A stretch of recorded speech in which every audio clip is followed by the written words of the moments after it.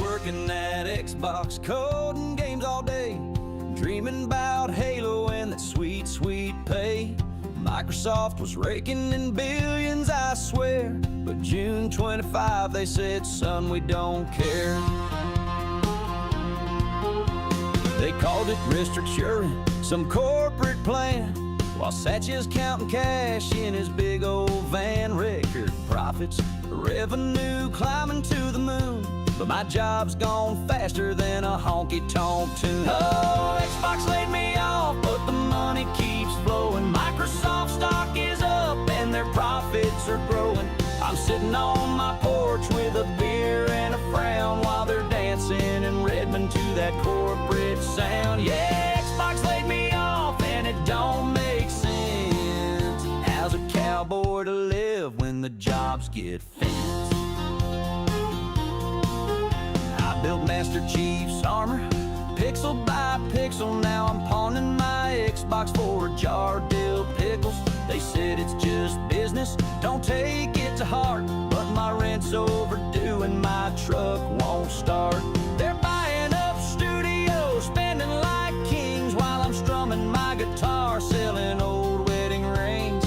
Game Pass is booming, they're living the dream, but I'm eating spam by the light of my screen. Oh, Xbox laid me off, but the money keeps flowing. Microsoft stock is up and their profits are growing.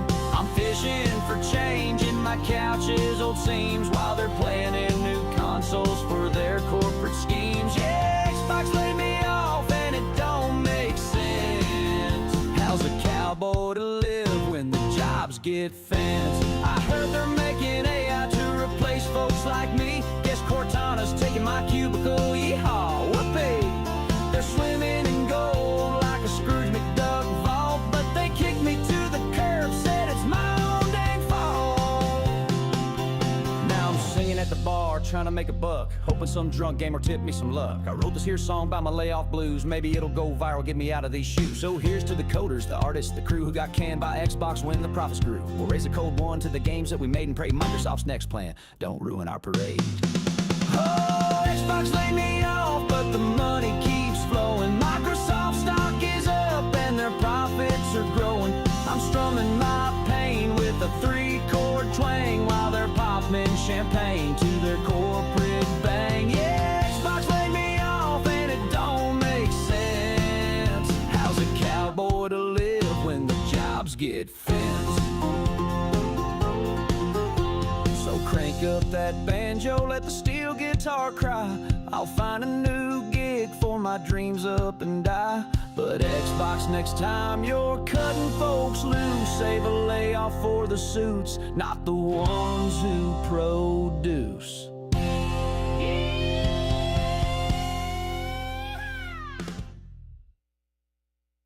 Time to play the game.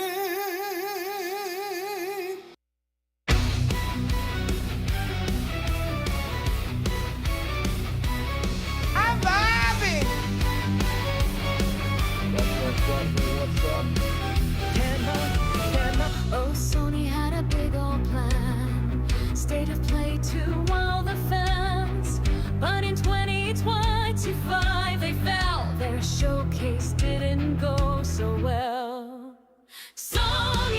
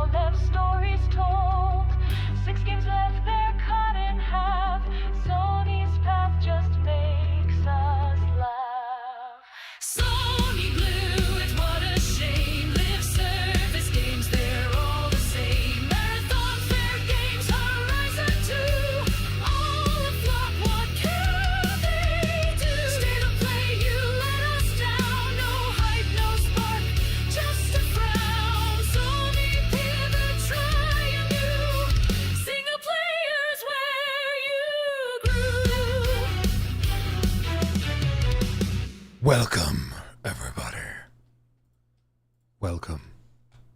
Glad to have you. Rocking and rolling here on a beautiful Friday morning. I'm him. The guy. It's me. Hi. We are here to talk about video games, have a good time, share with you a little bit of brain rot, and hopefully maybe even a snippet of an up-and-coming musician that you're going to fall in love with. It's going to be fascinating. We have a phenomenal mini review of Donkey Kong I also want to show you that Jacob found, so I'll share that with you as well. I also want to talk about a brand new game from FromSoftware that nobody knew about that apparently is so advanced that they could release as soon as next year. Like what?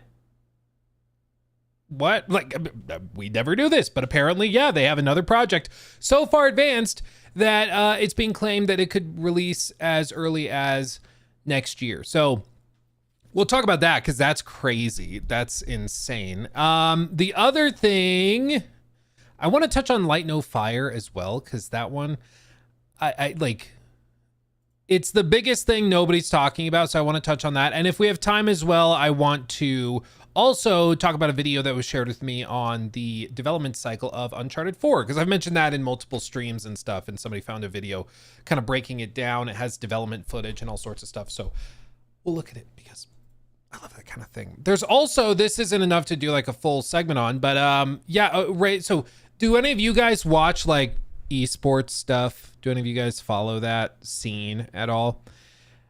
I don't really, I'm not super active into it, but apparently there's a Rainbow Six Pro called Sho Black Ray Hasawaga. Goes by Black Ray in the game. And he's been arrested by Tokyo police for allegedly kidnapping and coercing a man for 3 months. He and 6 other men have been accused of torturing the individual, pouring boiling water on him, beating him with a hammer, and stabbing him with a screwdriver. What? Like, Jesus Christ. Yeah, so apparently that's happening. That's happening. I didn't know who this guy was before. I'm sad to say I know who he is now. Yeah, what the hell did I just read, man?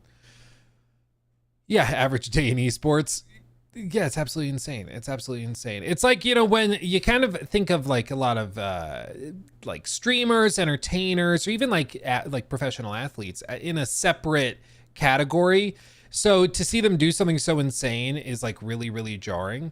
It's like, you know, it's like when of course I was not, I don't think it was 96. So I wasn't alive when the OJ Simpson thing happened. But when OJ Simpson was all of a sudden accused of like murdering 2 people in Los Angeles in, I think it was early 1996 is when it happened. It was so insane because like OJ Simpson at the time was not just like a former professional athlete. At the time, he was like an amazing athlete as well. Amazing legacy, but then also he went and was like starring in commercials and movies and stuff. Like he was huge, and then that happened, and it's just like, oh yeah, of course he's capable. Anybody's capable of anything. You just don't typically see people do it, but when you do, it's especially jarring. The juice was on the loose. Yeah, for real. I went down, I think we've all done it. I went down that rabbit hole of digging into like the OJ Simpson case for a while. And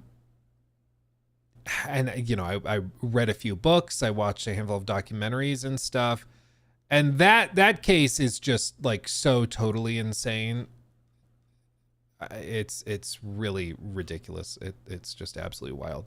It's also funny because like back in 1996, I think the stat was something like I think it was like 48% of people or 49% of people thought he was innocent and that the jury got it right. And then in I think the last time they did the survey was like 2020. It was something like only 4% of the population thought he was innocent. So like, it's just crazy. Biggest thing on TV at the time. Yeah, well, it was the start of like the real start of the 24-hour news cycle. So all of these news channels, because we're used to it now, but all these news channels for a long time, they weren't doing like 24-hour constant broadcasts where they had to have something to talk about perpetually. They would just hop on for the evening news for an hour, talk about the biggest stories and move on. But when you have 24 hours to fill, you got to find stuff to talk about. And so you just start to hyper analyze and hyper fixate on certain things. And that's what happened. That's what happened. Also, sorry I missed this at the end of the last stream, but they did share it with me. So one of you guys, forgive me, I don't recall who, mentioned that PayPal was strong-arming online stores into removing certain games off of like Steam and different stores. And I was like, how would they do that? Like, would they just not allow you to accept payments or whatever? But what somebody found was Steam has added a new rule disallowing games that violate the rules and standards set forth by payment processors and card networks or internet network providers. At the same time, many incest-themed games were removed from the store. So as you can see here, they added a new line: content that may violate the rules and standards set forth by Steam's payment processors, related card networks, banks, internet network providers, in particular certain kinds of adult-only content. Basically, if a company like Visa or PayPal or American Express or whatever, they're like, yeah, we don't want our cards to be able to be used to purchase like incest video games. We just don't want to approve that. So Steam is taking steps to remove those types of games. Which on the one hand, I guess my reaction to this is I'm surprised that this wasn't already a policy, but I'm also shocked that these games were real. Look at these games. Okay, these were on Steam. Okay, some of these, like Sex Village, sounds fun. Okay. Incest Tales, Sister and Mom.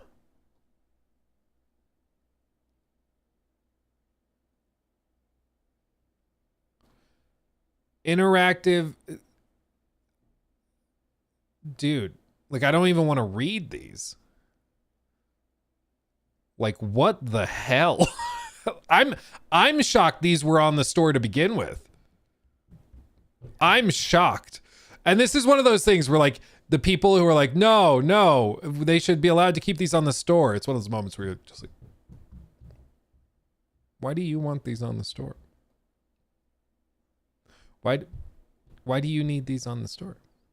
What's the deal? So anyway, yes, they are doing this. They are removing certain games. I hate to tell you, for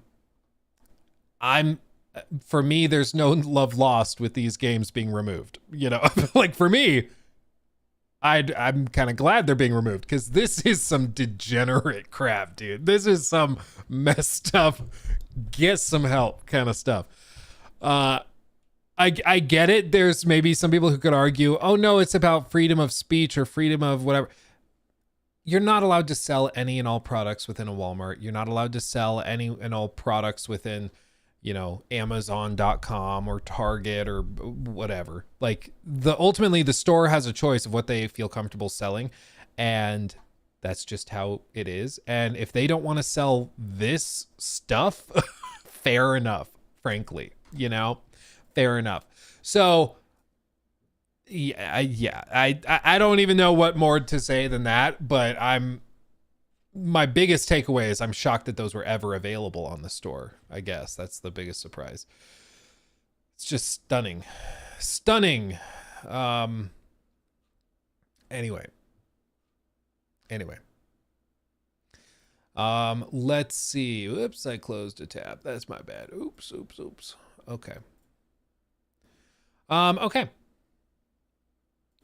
There we go. Anyway, so yeah, I wanted to touch on that because it was mentioned at the end of the last stream and then I kind of spaced it. And so, that's my bad, but we are here now. We're rocking and rolling. Real quick. Thank you to Luke for gifting a membership to the community. Thank you. Limit Breakers. Thank you also for gifting a membership. That's fantastic. By the way, everybody, I've heard from many of you that you would appreciate more members only videos. So that's what we're going to do. That's what we're going to do. The members only videos, to be fair, now we have a system for it. So it used to be that it was only YouTube members. Now what we can do is we can share it within the Discord. So if you are a Twitch sub or a YouTube member, you get access to it no matter what. So whether you're on Twitch or YouTube, if you're a member and you're in the Discord, you get access to it. And you know, sometimes these are just like studio tours. Sometimes it's me, like we did one where I was explaining my thought process behind one of our D&D sessions that I was running, and I was trying to brainstorm ideas with some viewers, so you guys were able to help me out with that. Other times it might be just me doing an I tried of a game that wouldn't typically get coverage on the main channel. You know, it's just not a big enough game for me to do it. Like back in October, I tried the Quiet Place game. So I tried that. We turned that into a video for members only. Really, really easy. Neato, yeah. Hot tub streams, maybe that's how I boost the member numbers. Is when we go to Arizona, I do a members only hot tub stream. Maybe that's how we do it. Yeah. Exclusive content. That's how you get it. Oh God. Oh my goodness. Okay. But I wanted to let you know that's happening. But again, the way you're going to find out about it is in the Discord. So regardless, get in there. As you can see, we've also invested in other hardware. So like, you know, this is the camera I brought to Minnesota. It's actually the same camera I use for the studio, which has high fidelity. So it works really well for our use case, and I got it specifically to be able to film more videos out and about and more vlog style content, but then also be able to just make more videos, period. So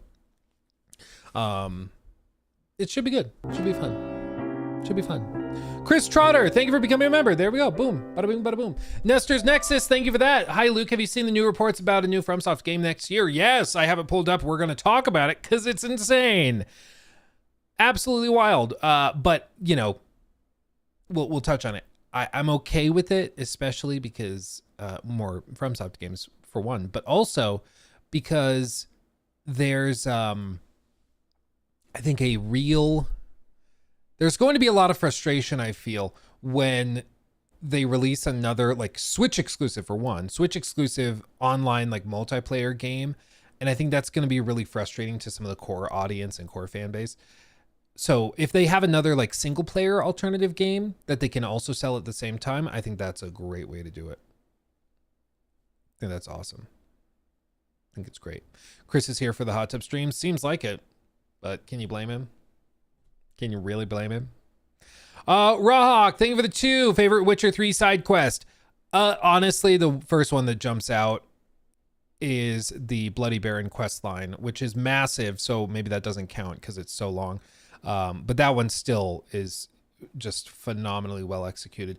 Beyond that, I think the quest line, the Dandelion quest line where you first meet Priscilla and it opens up with the music in the tavern, her song. Oh, still love that one.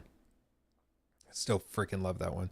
But there's a lot of good ones. The tower, with Kira Metz, where you go and she can meet her fate depending on how you choose to go. That one is also really good. I always just love the environment and the mood there. Yeah, there's a lot. There's a lot. I realize now that you asked for 1 and then I gave you 3, but hey, that's what we get. That's what we get, man. Okay. Also, let me see. I caught up there. Okay. Since I've subbed with Prime, do I get access to the Discord? And if so, how? Yes, you do, as far as I understand. All you do is you go to Discord, you go into your settings, and then there's a connections tab. You connect your Twitch or YouTube account to Discord, and then you give it a minute or two, and it should automatically add you to the server. Finally started Expedition 33 last night. I think I'm going to fall in love with it. Dude, it's one of the few games where you start it and within the first like minute, you're just blown away. It's just so impressive. It's so impressive. So good. Yeah, there's not many games where just from the very first instant you're hooked. But I mean, that's Expedition 33 for me. I still remember seeing that first trailer and just being like, this looks like something special. This looks cool. So, I mean, props. Okay.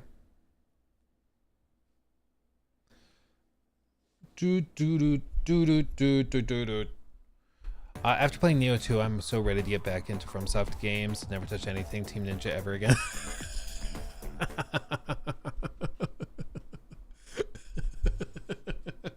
You're like, I did my time.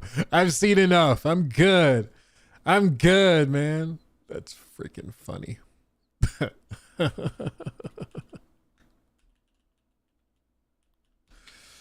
Alex, thank you for the 5. Hey, Luke, do you think Sony is so reluctant to, or why do you think Sony is so reluctant to remaster Bloodborne? They can easily sell 5 million copies in the first month. What we've seen is that the common thread, okay, let me back up. The consensus from people way smarter than me has been that there is something missing in our understanding of the situation. Because you're right, it makes way too much sense to launch a Bloodborne title, a remake, remaster, whatever, when they're remastering and remaking everything else. It makes too much sense not to do it. Like, the fact they haven't just is bizarre because it would print money. So the question is, what is the piece we're missing? Some suggest that they're just, holding it off until like the launch of the PlayStation 6, which I do think is quite possible, because if they're going to do it, that makes sense as in terms of timing. But if they don't do that, and I mean, at this point, there's still no rumors, there's no rumblings, like there's no reliable leaks or anything, which you better believe if there was any rumblings, any journalist who gets a whiff of it, they would publish it because that article blows up and does super well. So there's an incentive for them to talk about it if it's even just slightly insinuated it could be happening. But it's not. Nobody's done that, which suggests that it hasn't even started yet, which again suggests, because it makes too much sense like not to do it, that there's got to be some piece of the puzzle that's just missing. And I think the most likely piece that's missing is that there's some sort of legal or rights dispute or issue. It could be that FromSoftware, like while PlayStation owns the rights to Bloodborne, FromSoftware owns the rights to development and production, and so they can't make a sequel without FromSoftware, but FromSoftware doesn't want to do another exclusive game for PlayStation in that way. Or Miyazaki has other ideas and other things he's more passionate about, and so he's working on these other games. It's really hard to say. But I agree, it makes too much sense. Like, they should just do it. But the fact they haven't is weird. So there's got to be some missing piece of the puzzle. Because like I said, typically when there's anything in life, especially within like business, where money is the ultimate factor, like all these companies really care about at the end of the day is money. And so if there is something where there's a crap ton of money to be made and yet they are not doing that thing, you've got to pause and wonder, okay, what's going on behind the scenes that's causing that? Because all they care about is money. They could easily get it if they did this, and everybody knows they could easily do it if they did that. So why aren't they? There's got to be some hurdle. There's got to be some problem. Sometimes the answer is just blind incompetence. That does happen. Like, I think the fact that there's no Fallout games currently slated beyond this rumored and leaked Fallout 3 remake, the fact they didn't have any Fallout stuff from 2018 until now, that to me, I think is largely just incompetence. I think that they just didn't realize how big Fallout still was, and they didn't realize how big the show would be. And they also thought that Fallout 76 was enough, and it doesn't appeal to single players in the same way. So sometimes incompetence does it. But in the case of Bloodborne, I'm guessing there's some sort of rights dispute. So yeah. Did Miyazaki show interest in working on Bloodborne? Yeah, I mean, when he was interviewed, because I believe I know the interview you're talking about, he basically said, what you'd expect him to say. He's like, oh, it's a franchise we love. We loved working on it. We'd love to enter that world again. Things like that. which everybody's going to say about a game that they worked on that their fans love. So you can't really take anything from it. He didn't say, yeah, we're working on it. He said, yeah, I'd love to work in that world again. But a lot of people are pointing to the upcoming, what the hell is it even called? I already forgot. Bloodwalker's the other one. No, Dawnwalker's the other one. What is the name of that? Dusk Bloods. Dusk Bloods. So much blood. Yeah, this. Some people are saying that this is the spiritual successor to Bloodborne because it's also like a Victorian Gothic steampunk game. I don't know. Maybe this is his way of continuing to work in that sort of world. I don't know. But this is going to be the one that's most interesting to me in terms of performance. Because I'm sure the game will be solid and really good. But I'm genuinely curious how many FromSoft fans get converted over to the Switch 2 for this. Because historically, most FromSoft fans are playing on console, like PlayStation or Xbox and PC, because there's not historically been a lot of Nintendo type FromSoft games. And so seeing this one now exclusive basically mandates you buy the $500 console, probably a Pro controller, because you're probably not playing this with the little Joy-Cons if you're taking it seriously, and the game, which is probably going to be $80. And it's an online game, so you almost certainly need the Nintendo Online membership. So all told, you're probably in $700 for this one game, which is a lot, you know? So I genuinely don't know how many people are going to convert over. I think a lot, but I'm so curious to see how many hardcore FromSoft fans get converted over to the Switch 2 for this game. Because I think if you're big into FromSoft games, you're probably not playing Mario Kart. You're probably not playing Donkey Kong Bonanza. You know, this is your kind of game. So you'll play the crap out of this, but it'll basically be one device for one game for you. And so I'm just so fascinated to see how this goes. But this is why Nintendo, I'm sure, cut them a check for hundreds of millions to get this exclusive. I mean, it's absolutely wild that they got this as an exclusive, but I mean, I'm sure they just wrote them a blank check for it. You know? Good exclusives sell consoles, sadly, but bad for gamers. Yeah, well, and that's why I'm saying is I do think it'll sell consoles. I'm just genuinely curious how many. Because FromSoft fans are hardcore. They're very supportive of their games. We saw that with Night Rain. I totally missed the mark on my Night Rain expectations. I did not think it was going to blow up anywhere near as much as it did, but it really did. And it's just a testament to how strong their fan base is. But that was, you know, a what was it, $30, $40 game? How does the fan base show up to support something that's going to require them to spend like $700? That's the other, I mean, that's a whole other category, you know? That's a separate thing. So I'm just so fascinated by this. I'm so curious to see how this does. Yeah, I think when we did the survey, we did a poll on stream, and even amongst like our viewers, I think the poll estimated it was something like 70 or 80% of total viewers thought it was going to land somewhere between 30,000 and 100,000 peak concurrent on Steam. And they shattered that. I mean, they went to, what was it, 300 or something? It was crazy. It's crazy. Yeah, I chose 50K peak. Yeah, I mean, it blew us away. It really did. Night Rain, you know, definitely found its audience. But I'm very curious to see how this turns out. I'm very, very curious.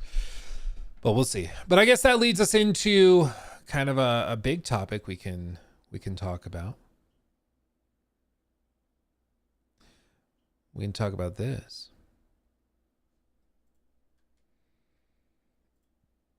Okay.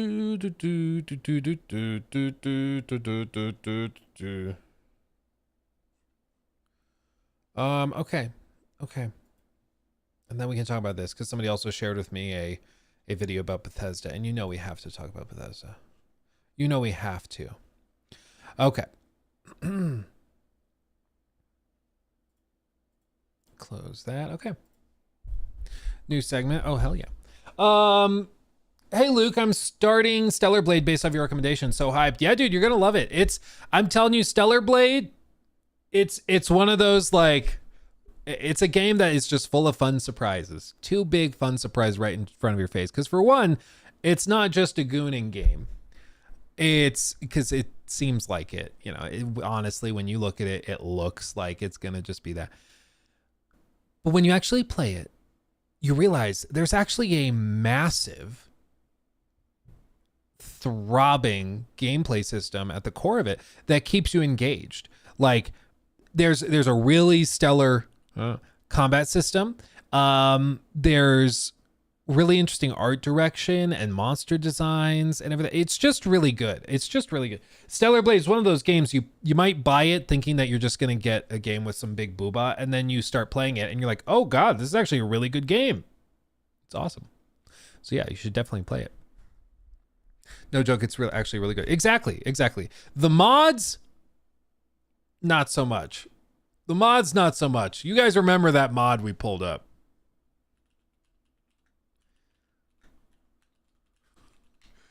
Talking about degeneracy.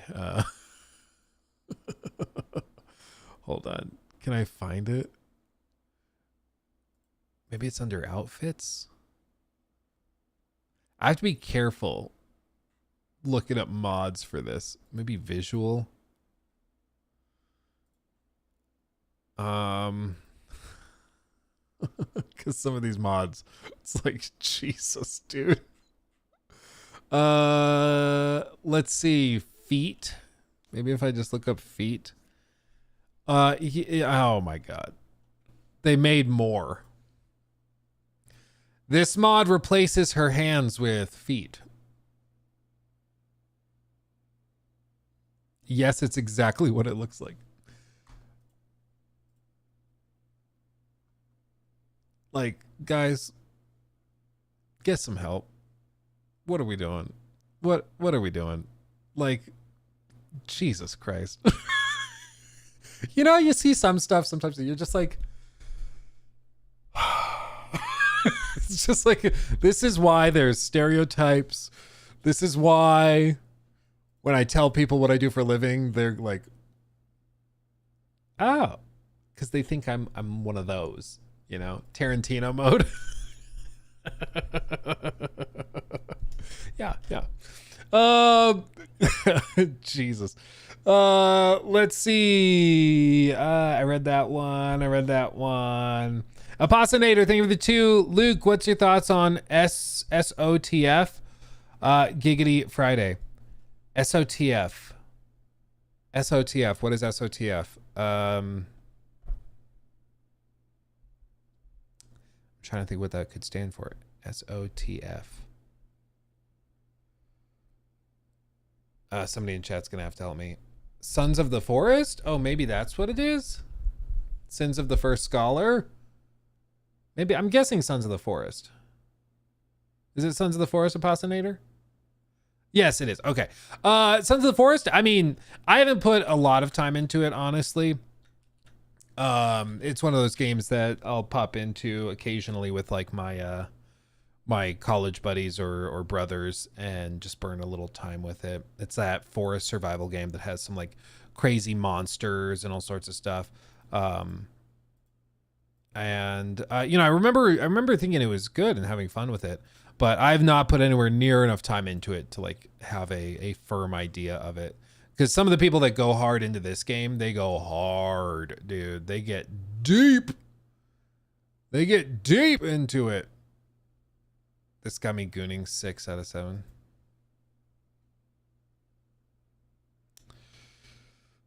It's a little try hard. It's a little bit of a try hard comment. Just being real.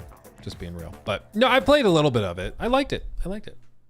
Jack donated $10 through Super Chat. Thank you, Jack. I think Kojima made Death Stranding 2 just to see Elle Fanning's feet. It is one of those things that's just kind of uncomfortable. Because like, especially the Tarantino thing, you know that like, he's like, who do I cast in this role that has to drink this, like whatever it was, like suck on her foot or whatever it was. It's like, you know, I'll do it. I'll do the role. It's like, Quentin, what are we doing? What are we doing? Control yourself. It's just uncomfortable. Everybody in the room knew what was going on there, and it's like just weird. But he's the director, so I guess he's allowed to do that. It's just weird. With Kojima, I mean, it's just like, oh yeah, well, I want her to be grounded. That's why she walks around barefoot all the time. It's like, oh, okay. Okay. Interesting. Sure. Whatever. But thank you for the 10. Yeah. I think the odds are fairly high. Yeah. Okay, let's talk about this. New segment. Oh my God, Caleb. Caleb donated $10 through Super Chat. You thought I forgot, didn't you, Luke? But you still remember. Cherry, big girl, Mr. Me. You want to forget, but I won't let you. We are cursed with this knowledge. We are. Was it a small bowl? What was the small bowl he rested on the back? Was it a bowl of nuts or something? A snack or something? What was it? Was it nuts? I think it was a bowl of nuts. I don't remember. Am I just inserting that? What does that say about me if I'm inserting that? A bowl of nuts and a beer? Okay. Yep. We'll never forget. We'll never forget. Dude, I swear to God, Mr. Me is going to pop into chat one day after taking a long break and just be like, oh, I forgot about that, but we'll still remember. We will. All of you who don't know what we're talking about, God bless you. You don't need to know. It was a crazy moment. It was crazy.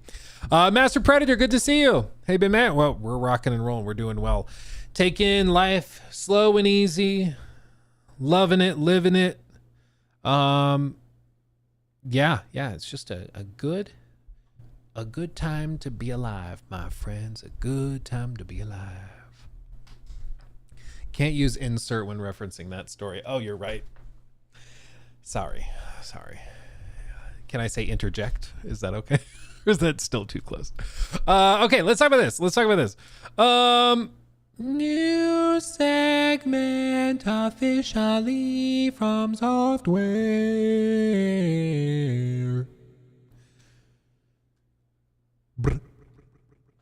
So, From Software has reportedly another unannounced game that, quote, could release next year. This is allegedly alongside Dusk Bloods. And just to be clear, in case somehow you've forgotten, Dusk Bloods is the game that is going to be exclusive to the Switch 2.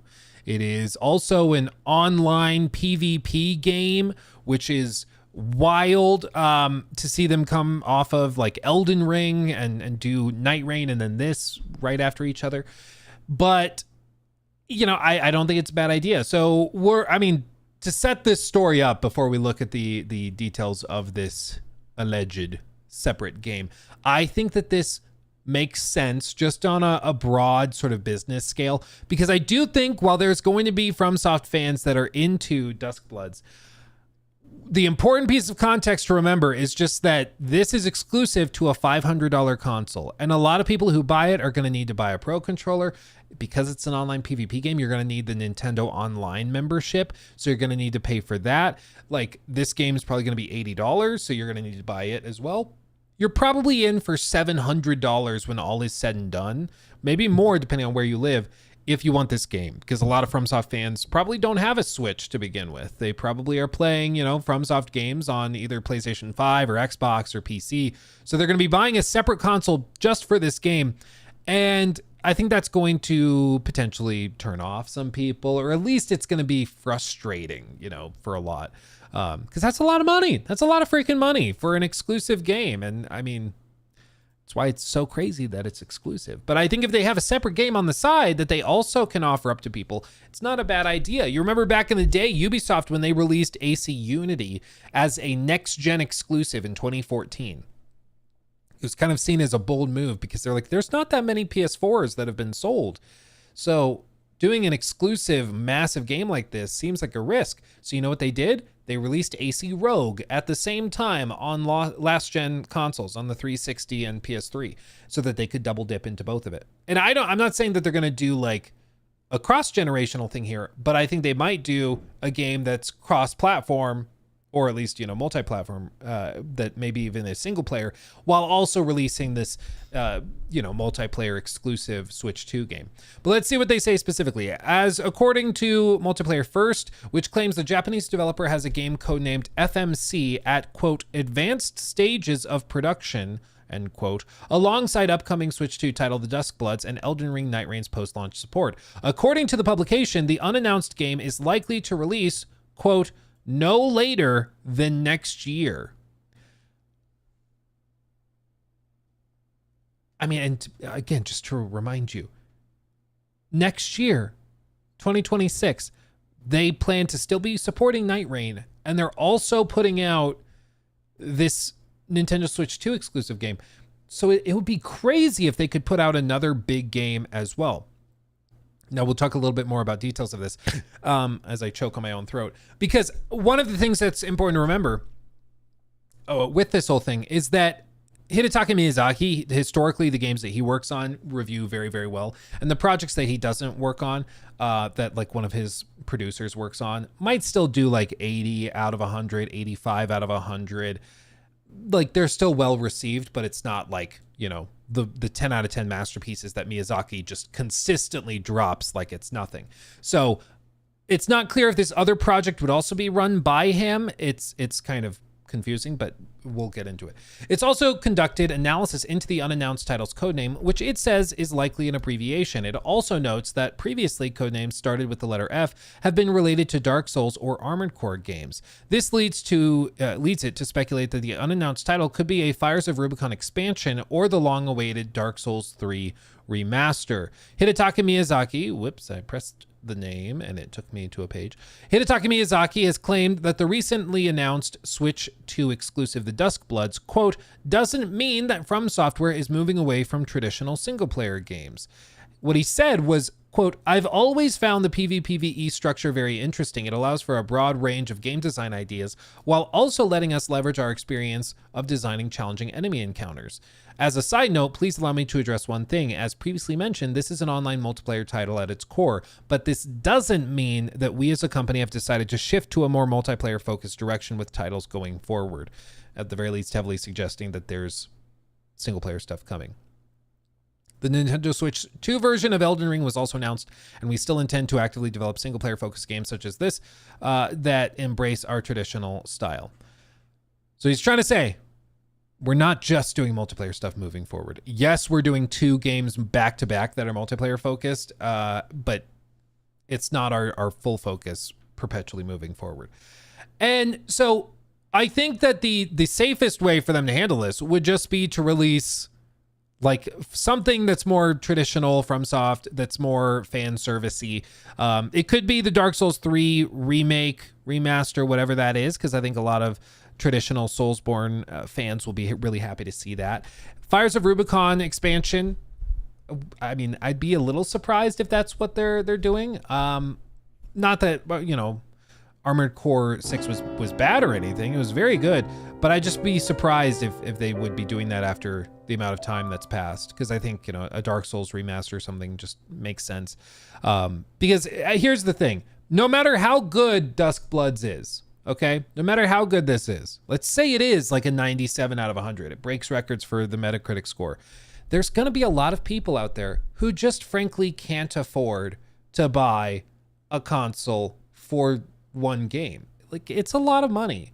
When you talk about a $500 console, especially if you're in other parts of the world, it can be even more.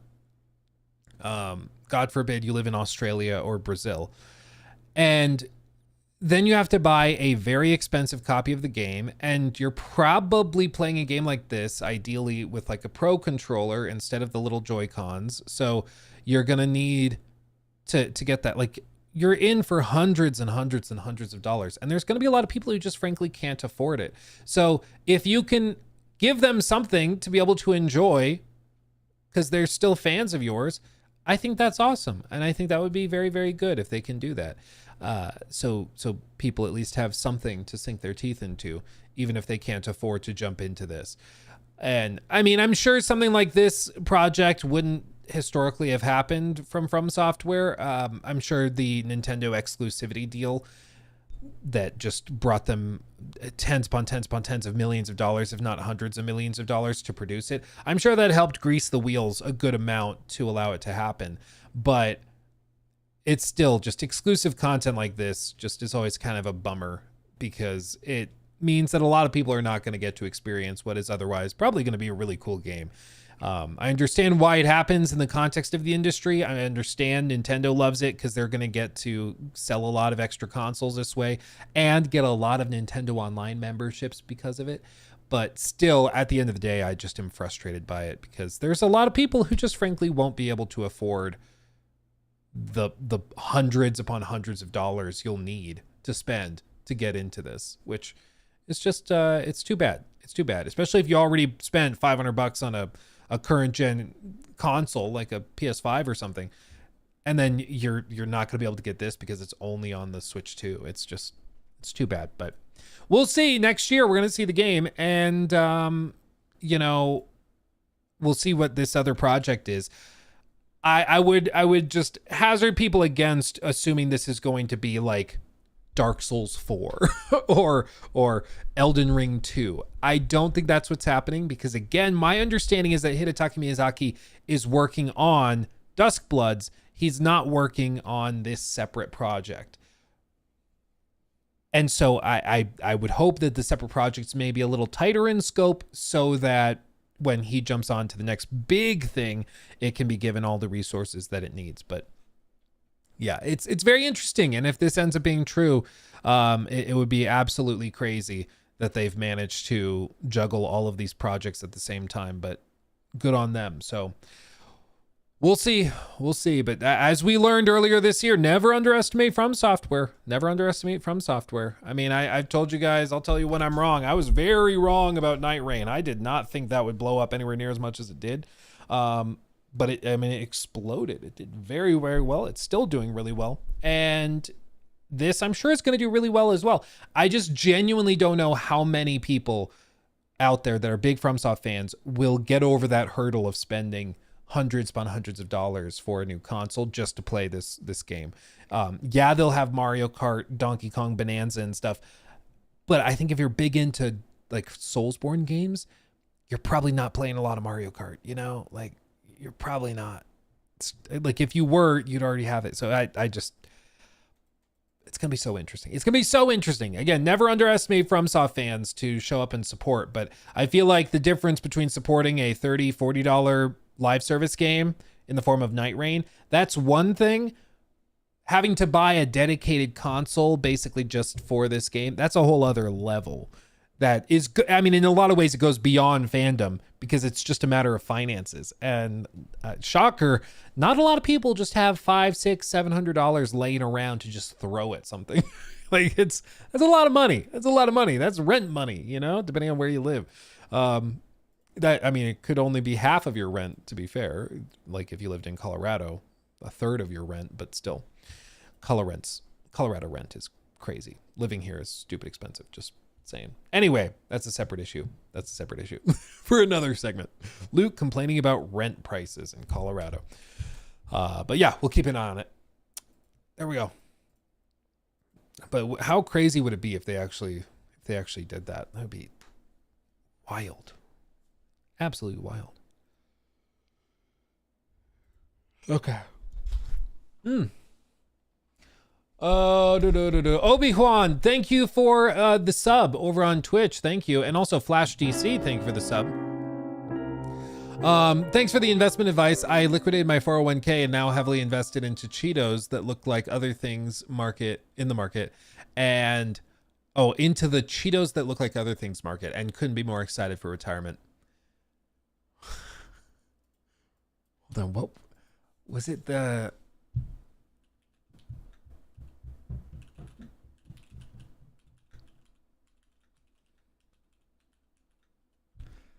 you guys remember that lady who found a grilled cheese Oh wait, no, this was the grilled cheese she thought had the Virgin Mary's face on it. That a grilled cheese sandwich with the face of Virgin Mary has been sold for a staggering $28,000. It was auctioned and... Yeah, we talked about this on stream a while back, which I'm sure is what you're referring to. But yeah, there was a lady in, I think, Florida, because of course, oh yeah, from Florida. She made the sandwich 10 years before. This is an article from November 2004. So she made the sandwich in 1994, saved it for 10 years because she saw the face of the Virgin Mary, and she sold it on eBay for $28,000 to Golden Palace. Only in Florida. Only in Florida.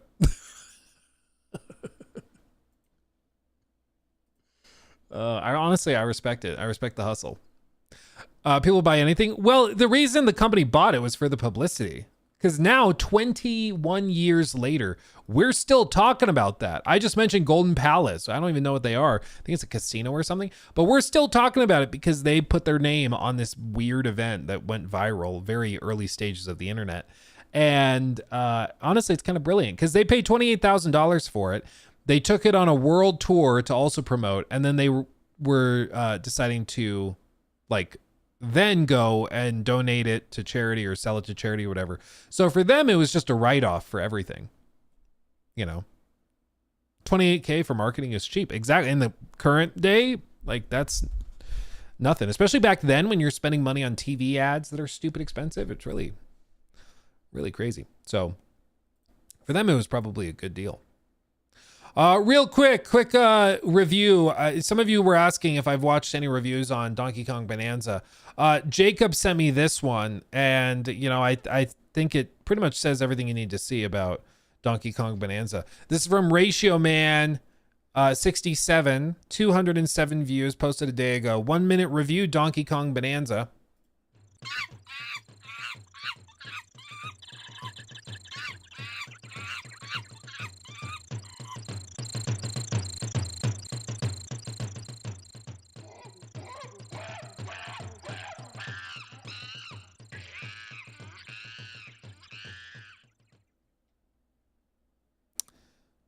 So, all told, seems pretty good.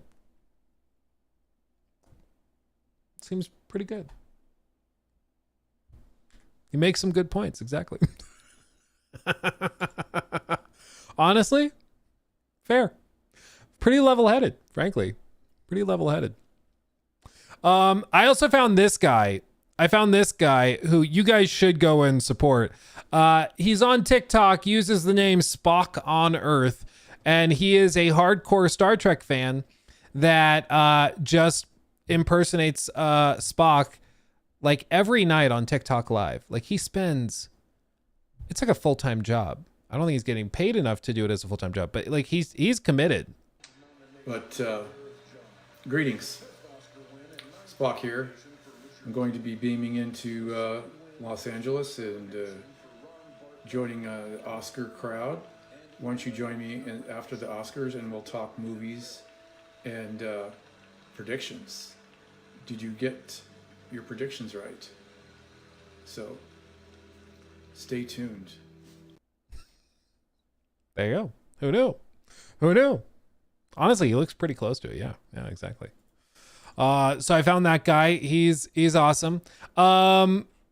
And what else? I had another one I was gonna show you, but I feel honestly kind of bad with it because I followed the guy. I have waited. And then he messaged me back and was like, "Hey, thank you so much for following me." Because he's like this older guy who does music and stuff, and I respect him hustling and getting the music. And I don't want to make fun of him or anything. I think it's honestly cool that he's still pursuing his dream of music, like in his later years. But I feel bad, you know, feel a little bad. This though, I did find genuinely funny. Do you guys remember back in the day, Rocket Jump? Do you remember Rocket Jump? Is his name Rick? No, it's a guy named David. But do you guys remember Rocket Jump with Freddy Wong? And then also if you've never seen it, there's what just happened? My window just disappeared. What on earth just happened? Oh, sweet. My Opera window is freaking out.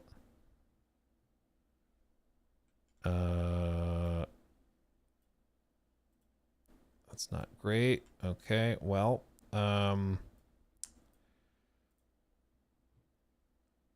seriously, my window just disappeared completely. I have waited my entire film career. There it is. It occasionally moves out of frame and then it like glitches out.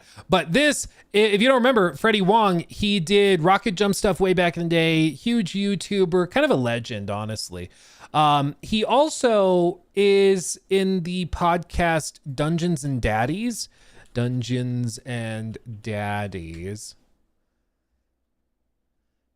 Which, if you've never listened to the podcast, it's actually really, really good. The first season's really solid. Really, really solid. Season 2, and then season 3 picks up a bit. But yeah, they do a whole thing. Funnily enough, do you know this guy? This guy? So this is A Small World, and I swear we're gonna get back to the core of it. But Dungeons and Daddies, it's the first season is hosted by Anthony Birch. Anthony Birch is this guy who worked for a long time on, I think he wrote Borderlands 2. And then he worked on some various TV stuff. But do you know who his sister is? Do you know who his sister is? Ashley Birch. Sister, or not sister. And she plays Aloy.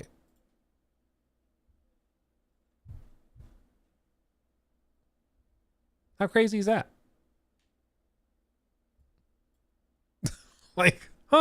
Small world, right? Tiny Tina, yeah. So it's a small world. So he is like one of the main, like he's the DM for the first season, and then he's a player for the others. But he also is the brother of Ashley Birch, and then he also wrote I think it was Borderlands 2. Yeah, lead writer on Borderlands 2. And it's just fun. It's like a small world, very small world. But they've since been working on other stuff, and Freddy's been working on a movie, and I saw this and I just thought this was a great way to handle piracy. See what he did. I have just came out today for digital download or rentals. I have waited my entire film career to be able to pull this move. This is our movie. It just came out today for digital download or rentals. I'm also putting it up on the torrent networks, but I've added something to the very beginning. Ahoy, matey! I'm Freddy Wong, and you're about to watch a pirated copy of We're All Gonna Die that I made. For in this day and age, it's impossible to prevent piracy, so if you can't beat them, join them. What you're about to watch has been coded off of the original 4K 10-bit 5.1 master files that we had made for the movie. So please, enjoy.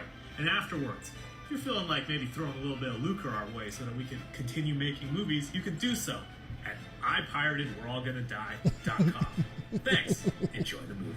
Pay what you want for this JPEG. I pirated We're All Gonna Die, and all I got was this lousy JPEG. Honestly, I respect it. It's cool. And I do think a lot of people who like the movie, they pirate it, they download it, they watch it, they might just go and be like, you know what, I'll throw them a buck. I'll do it.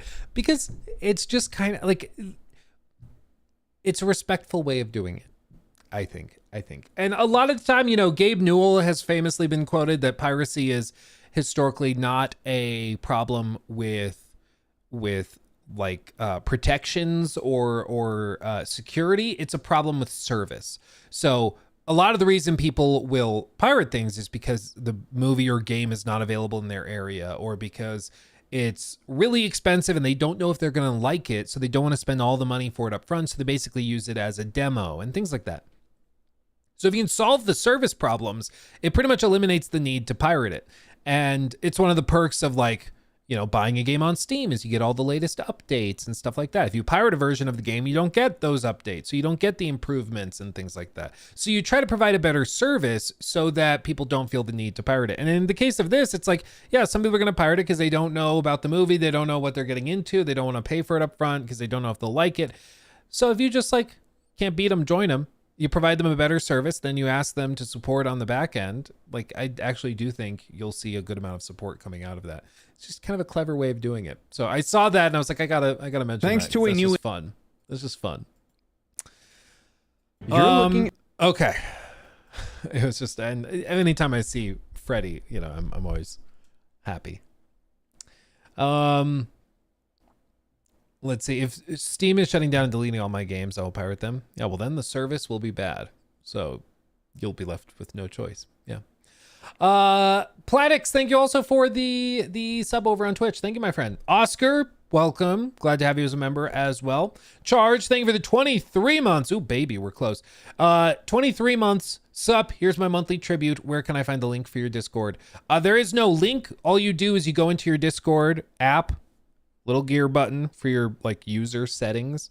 Then there's a connections tab and you just connect your YouTube or Twitch account to Discord. And then it'll see that you're a member or a sub and it'll invite you automatically to the server. Super easy. You just got to connect your accounts. Super easy. If you run into trouble, just Google it. Sometimes it can take like an hour for it to update and send you the invite to the server. Sometimes it takes a full day. It just depends. But yeah. It's relatively easy to take it out, knock it out. The Discord's a vibe. Oh, the Discord's good. And again, we want to use it. We want to use it more. Of course, over the summer, things are kind of weird because it's just like really slow. Everybody's kind of on island time, but we're gonna launch it into overdrive. We're gonna rock and roll. Let's talk about this. Let's talk about this. Oh, Arik, thank you. Luke, I shared with you a video on Discord. If you want to check it out, it might be fun to react to. Which one was it? Because there was one you shared, and I think it was like an hour long, if I'm remembering correctly. So it just depends on how long they are. Because if you haven't noticed, I tend to ramble. So like a 25-minute video can turn into a 2-hour react. It's a whole thing. It's a whole thing. But I can have Jacob check it out real quick and look at it. Yeah, we can check on it. I don't know, Jacob, if you want to pull it up and check on your end, see if it could work while we go through this, that could work. Okay. Have you seen the petition for devs to stop stop patenting game mechanics? I think I have seen that. There's been a couple of those that have gone around. People have tried to get that signed and put into place. The problem is, like, no game developer will want to patent their stuff. Historically, it's the company and the parent company and, corporation that does it. So you have to convince like Warner Brothers or Microsoft not to patent their technology, which they're just not gonna ever do. I don't like to be a pessimist with that stuff, but let's be honest, Microsoft don't give two craps about a petition. It's just, I just don't see it. I'm either dumb or you can't join the Discord if you're gifted a sub. Can anyone help? I think it should just be checking. It should just be checking to see if you are a member, period, whether you are a gifted or not. I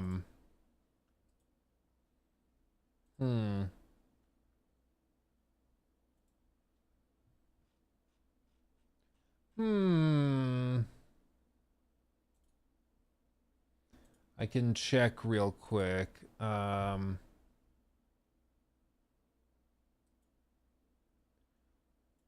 Grace period 7 days. Synced members. It says that you should be able to do it, even if it's a gifted. Okay. Well, let's see this. If you still have problems with it, we can try to figure it out. Try to mess with it. Okay. Let's touch on this. News segment. This is from Pounder. Maybe I don't start with that. YouTube might not like that name. Okay. News. So as you guys know, I talk about Uncharted 4's development cycle a lot when in like discussing the impact of crunch or the impact of really tough dev cycles on talent and retaining studio talent just in general. Because Uncharted 4 had a historically messy development. I mean, it was very, very difficult to get that game across the finish line, and it barely survived. There was infighting. The original director was basically welcomed to leave in the middle of development and booted out, and Neil Druckmann and Bruce Straley put in her place. It's a whole thing. It's a whole thing. And up until now, like, I've tried to do my best to kind of describe it and break it down, but one of you guys shared this video called Uncharted 4's disastrous 2-year development cycle. And so I figured we would talk about it and go through here. It's a video by Pounder McNasty, which is an amazing name. And I want to check this out because it seems like there's also a lot of footage of like in development footage. I love this stuff. I love seeing how games started and kind of evolved and shifted. But hopefully in this, we get a picture painted of sort of how this went down, because broad strokes, it's kind of amazing that Uncharted 4 existed at all. And it's really amazing it turned out being, you know, good. It's really shocking because they worked on it for years. And then after The Last of Us came out and was called Game of the Generation, won all these awards and stuff, Naughty Dog leadership and PlayStation leadership said, that's what we want our games to be like. And you'll see, we'll talk about it. There was a divide because Amy Hennig did not really like making games like that, but we'll get into that as we go through the video. As always, link to the original video down below, and make sure to show some support and love, and let's see how this is. Let's see. You're looking at an early prototype of Uncharted 4, a version that no longer exists. This build was scrapped after Naughty Dog went one of the most dramatic internal shakeups in its history. In April of 2014, Amy Hennig, who was the original creator of Uncharted and led creative vision of every single Uncharted game up until Uncharted 4, was in the midst of a massive power struggle within Naughty Dog, of which the victor would set the course of what type of developer Naughty Dog would evolve into the modern era. What began as a continuation of Nathan Drake's story ended up reshaping the identity of one of gaming's most beloved studios. Today, I will go over the development process of Uncharted 4 and show how the power struggle ultimately decided not only Naughty Dog's identity, but also wielded immense influence over the direction of the entire gaming industry.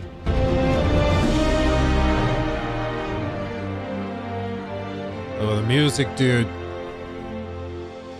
I still go back and I play Uncharted 4 regularly, and I still insist. I think if this game were to drop today, it would still be lauded for its graphics, even on the PlayStation 5. And like, I still think that it would be received amazingly well. That Uncharted 4 gameplay demo that they did back, it must have been like 2015... 2014? Oh, was it really 2014? Hold on. No, this is a later one, but this is gameplay that was shared at like E3 2014. Like, this is how good they got games looking back in 2014. And I feel like this looks better than a lot of games that are launching today. And this is what like Uncharted 4 actually would end up looking like. It was absolutely wild. Absolutely wild. E3 2015 is when they did this showcase that was unbelievable. Like, the seamless transitions from map to map, level to level, still to this day is remarkable. It really, really is. And this thing was running on base PS4s. Like, it's absolutely incredible. And just so silky smooth. So impressive. So impressive. And, you know, whether you love Naughty Dog or not, you gotta admit, this is absolutely ridiculous. This is a decade old. It's absolutely wild. That being said, what you need to understand for like just in general context is the person that's being discussed throughout most of this video is Amy Hennig. Amy, she, as mentioned, was the original like creative force behind Uncharted, absolute legend in the game dev space, and led Uncharted 1, 2, 3, and was very, very successful during that period. Her story kind of gets tragic after that point because she's booted out of Naughty Dog, as they'll discuss in a minute. And she went on to work on like a Star Wars project that went pretty far into development and was eventually canned, which is unfortunate. And they shut that project down. And then now she's working on, what's it called? Marvel 1943. And this is that game that's like the big Unreal Engine showcase piece that's just graphically stunning, but we know next to nothing about it. It's now been delayed out of holiday 25 into 2026, I believe. And so who knows what this will look like?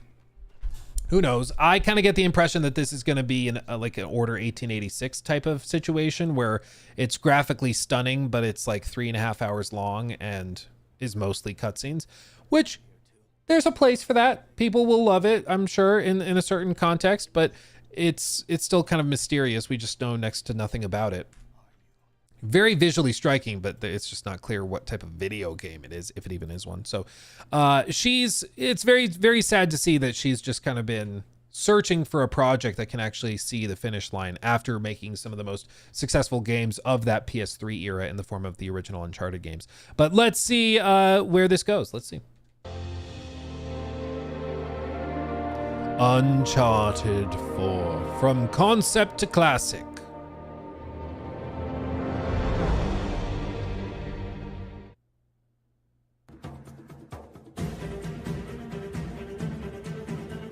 Before diving into the development of Uncharted 4, we have to take a look at how Naughty Dog was structured before they began working on Uncharted 4. In 2009, Naughty Dog split into two separate teams. One team was working on Uncharted 3, while the other team, led by Neil Druckmann and Bruce Straley, started working on a brand new IP, The Last of Us. The dual team model, while enabling high volume output, set the stage for creative conflicts and resource imbalances.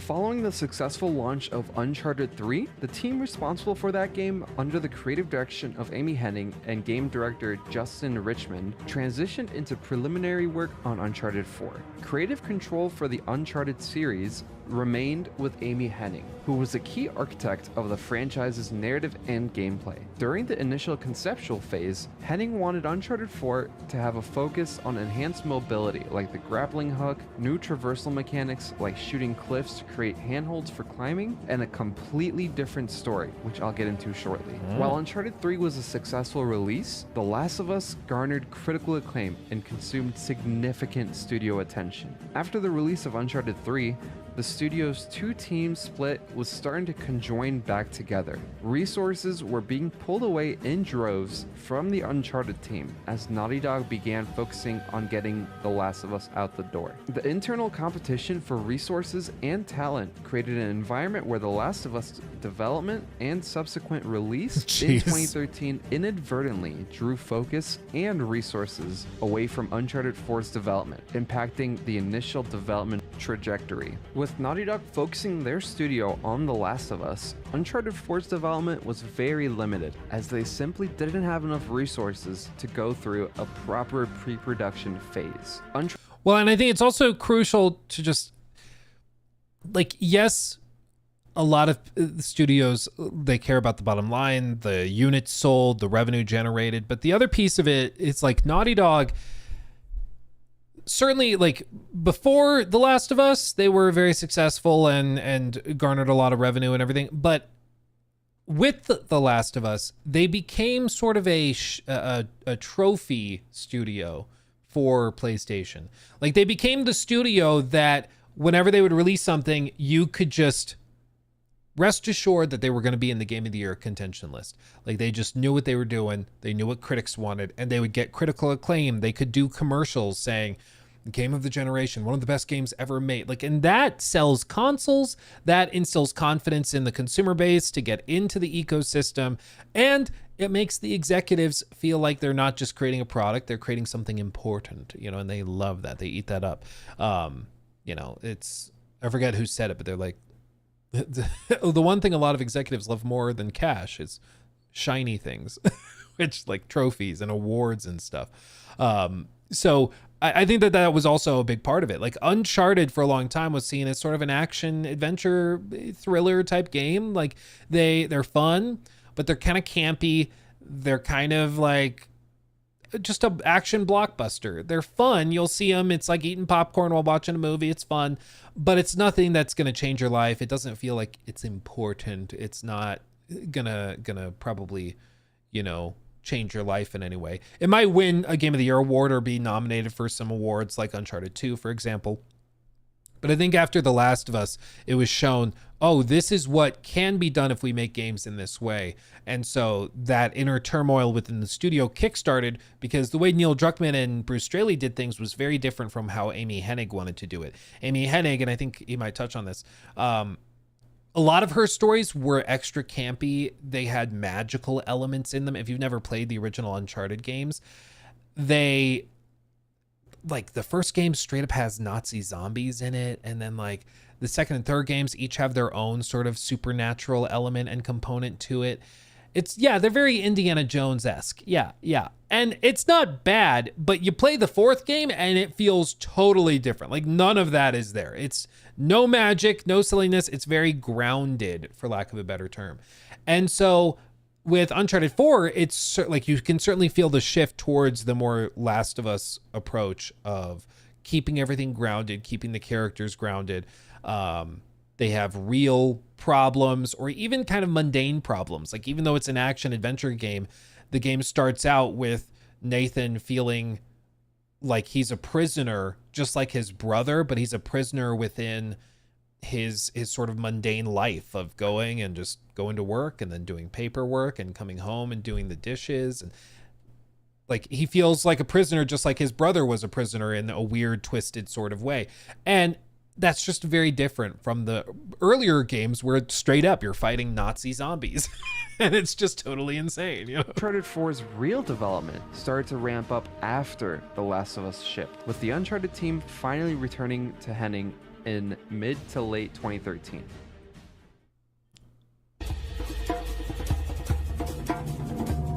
From November of 2011 to March of 2014, Amy Hennig and her teams actively developed preliminary concepts and gameplay ideas for Uncharted 4. Again, while these ideas were made, they couldn't really flesh them out due to resources being pulled into The Last of Us. But their original vision for evolving gameplay mechanics included the inclusion of vehicles and a grappling hook. The team also explored a unique combat twist, considering a period where Nathan Drake would primarily rely on melee combat, aiming to showcase a different facet of his character. They tinkered with prototypes of new traversal mechanics such as slide mechanic and the ability for Drake to shoot cliff walls to create handholds for climbing. A cornerstone of Hennig's narrative was the introduction of Nathan Drake's old partner, Sam. Hennig's original concept for Sam was not as Nathan's blood brother, but rather a figure who would be one of the main villains, who was bitter towards Nathan for being left behind during a Panamanian prison escape.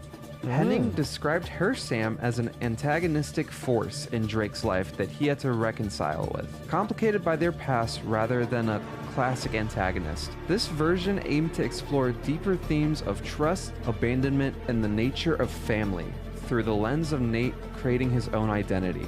Her story would have delved more into Nathan's mother's research and her death, which was largely glossed over in the final game. Hennig's vision did not include a character named Nadine Ross or the childhood flashbacks that became central to the final game. You're telling me Nadine was kind of shoehorned in by Neil Druckmann? What? I don't know, man. I know there are some Nadine stans out there that love Nadine. I've always felt like she was a really weird character.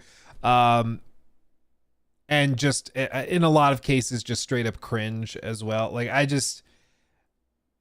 Proto Abby. I mean, it's kind of what it comes off as. Like, no judgment to Neil. No judgment to Neil. He likes his muscle mommies. He just does. He likes his big buff women who beat up dudes. Like, he just does. And no judgment. Who's the pro wrestler?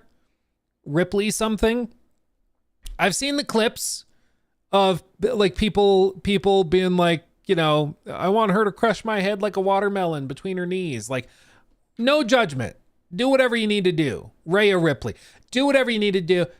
No judgment. That's fine. But I'm allowed to kind of chuckle at it. You know, that's them's the rules. You know, them's the rules. Ronda Rousey, yeah, that was what was that? Like, I think that was when I was in like high school or right out of high school. Like 2014 era, 13, 14, 15, something like that, when Ronda Rousey was big. I guess now she's in the WWE too, right? I think maybe she retired. I don't know. I don't know what happened to any of these people. After you leave the UFC, I kind of lose track of them. Like, you remember, I just saw a TikTok of this, Sage Northcutt. Do you remember that kid? He was at like UFC 200. I totally forgot about him, but he was like this freaking crazy dude who could do backflips like nothing in the middle of fights, like a 20-something dude. And then he signed with Pride and got like his orbital bone shattered. And so he was out of commission for like 2 years. It's insane. Like it's the whole thing. Now it's Rhea Ripley. Oh, well, there you go. There you go. Luke, like you graduated in 1995. Thank you. If I shaved my beard, you'd be like, oh, you just graduated middle school? I have a baby face whenever I shave. It's a problem. Moving on. As development was officially in full force by summer of 2013, Hennig and her team were already falling behind. The game was originally supposed to be released in 2015, but the deadline was quickly approaching and the team was still in the prototype phase of development. The game was failing and it was very far behind. But despite the catastrophic setbacks, Naughty Dog publicly announced that they were working on the next Uncharted game with a teaser trailer which was released in late 2013. They didn't tie an official release date to the game yet, but this is what the game looked like around this date. Seeing this set the higher-ups at Naughty Dog into high alert. Something had to be done and it had to be course. Where's that teaser? Uncharted 2013 teaser? Uncharted 2013 teaser. Oh, is this literally all it was? November 2013.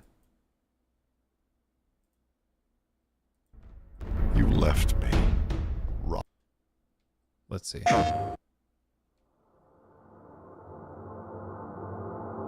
Some chains can never be broken. I lost 15 years. Buried alive. Erased. You left me. So that's supposed to be Sam. In that hellhole and never looked back. Doesn't sound like Troy Baker. You can't outrun the past. And when it catches up, when all your lies collapse around you, I'll be there, sifting through the wreckage. You owe me.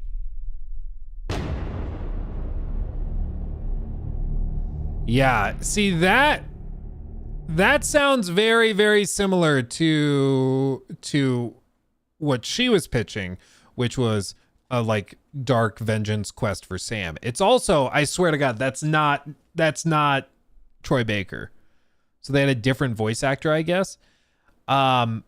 Which, I mean, one thing Neil does is he tends to work repeatedly with the people that he likes working with in terms of actors and actresses, which I like that. There's no problem there. That's totally fine. It's very common. A lot of directors do it too. Like you see one Wes Anderson film and then there's like the next one has basically the same cast, just rearranged. Like it's totally fine. There's nothing wrong with that. But it is interesting that they had this guy and this dialogue that's just not present in the final game. And this, again, this was November 14th, 2013. So this, like, what, 2.5 years out from the game releasing? That's crazy how different that is to what it actually would end up being. Absolutely wild. Corrected fast. But before we dive into what the higher-ups did, I just want to take a moment to talk about today's sponsor, Surfshark. Surfshark is a lightweight, easy-to-use VPN that helps keep your browsing private and free from the dangers of public internet use. Surfshark is built from the ground up to not only protect your internet traffic, but also comes with a built-in ad blocker to stop trackers from harvesting your data. With over 3,000 servers in over 100 countries, it's incredibly easy to protect where you're at. I thought the E3 2015 footage was first footage of the game. I mean, I can understand why they like the 2013 trailer has kind of been buried because it, I mean, you look at that trailer, it doesn't sound or look anything like the final version. I mean, they pivoted hard. It's just, again, amazing that they knocked out, or they shifted so much in 2.5 years. It's also available risk-free. It's absolutely crazy. 30-day money-back guarantee. There's no risk. That voice actor's name is Darius Odia. I found it. Did he say that he was just cast for that trailer, or like was he originally playing Sam and then he was recast? Maybe he'll mention it in the video. Of Surfshark VPN, and a quick thanks to Surfshark for sponsoring this video. Okay. In March of 2014, a pivotal moment in the development of Uncharted 4 was about to happen. Amy Hennig abruptly exited Naughty Dog with no context to her departure. Her departure was followed by that of game director Justin Richmond and several other long-standing veterans of the studio. Here was the creative director of one of PlayStation's most successful franchises, leaving in the middle of development of what would become Uncharted 4. So, what happened here? Well, the official statement from both Hennig and Sony is that there was creative differences in the project. Hennig is bounded by a non-disclosure agreement, so she can't tell us the exact reasons why she left, nor do I think we'll ever know. But the unofficial story, however, gives us some clues and helps paint a bigger picture. In 2014, IGN reported that Hennig was forced out by Neil Druckmann and Bruce Straley based on verified sources. Naughty Dog immediately refuted these claims by saying this: "We feel it's necessary to clear up a very important point that was unprofessionally misreported when the story broke." Evan Walls and Christopher Ballistra, the studio's co-presidents, said in a joint statement on Naughty Dog's site. Bruce Straley and Neil Druckmann were not involved in what transpired. That's also my understanding, and there's been discussions over the years. Like there was, I forget which one it was, but there was a stage panel interview or something where Neil Druckmann was talking about the development of Uncharted 4 and everything. And I think it was a panel for The Last of Us Part 2 maybe, but I don't recall. But in that panel interview, he was mentioning how they finished The Last of Us and then they kind of wrap that up. They ship it out. Everybody's applauding them and they come into work and they're like, yeah. So the leadership of the studio brings them into a conference room and it's like, so we're having major problems with Uncharted 4. You guys clearly know what you're doing. You just nailed The Last of Us. Are you able to take over? Like if we were to clear out the leadership space for you to take over, could you get this across the finish line and fix it? And I think that that's probably what happened. I think the leadership at the studio, the president, the CEO, like the head honchos there, they were looking at, they're like, Uncharted 4 is super behind. We just had this other team led by these two guys that is being called one of the greatest games ever made. So why don't we just scrape off the leadership and then put them in charge and let them deliver another amazing game? Why not do that? And I think that that's probably what transpired. It's been twisted by some to suggest that like Neil conspired and got them to fire Amy because he hated Amy. And that's, by all accounts that seemingly know what they're talking about, that's not what happened.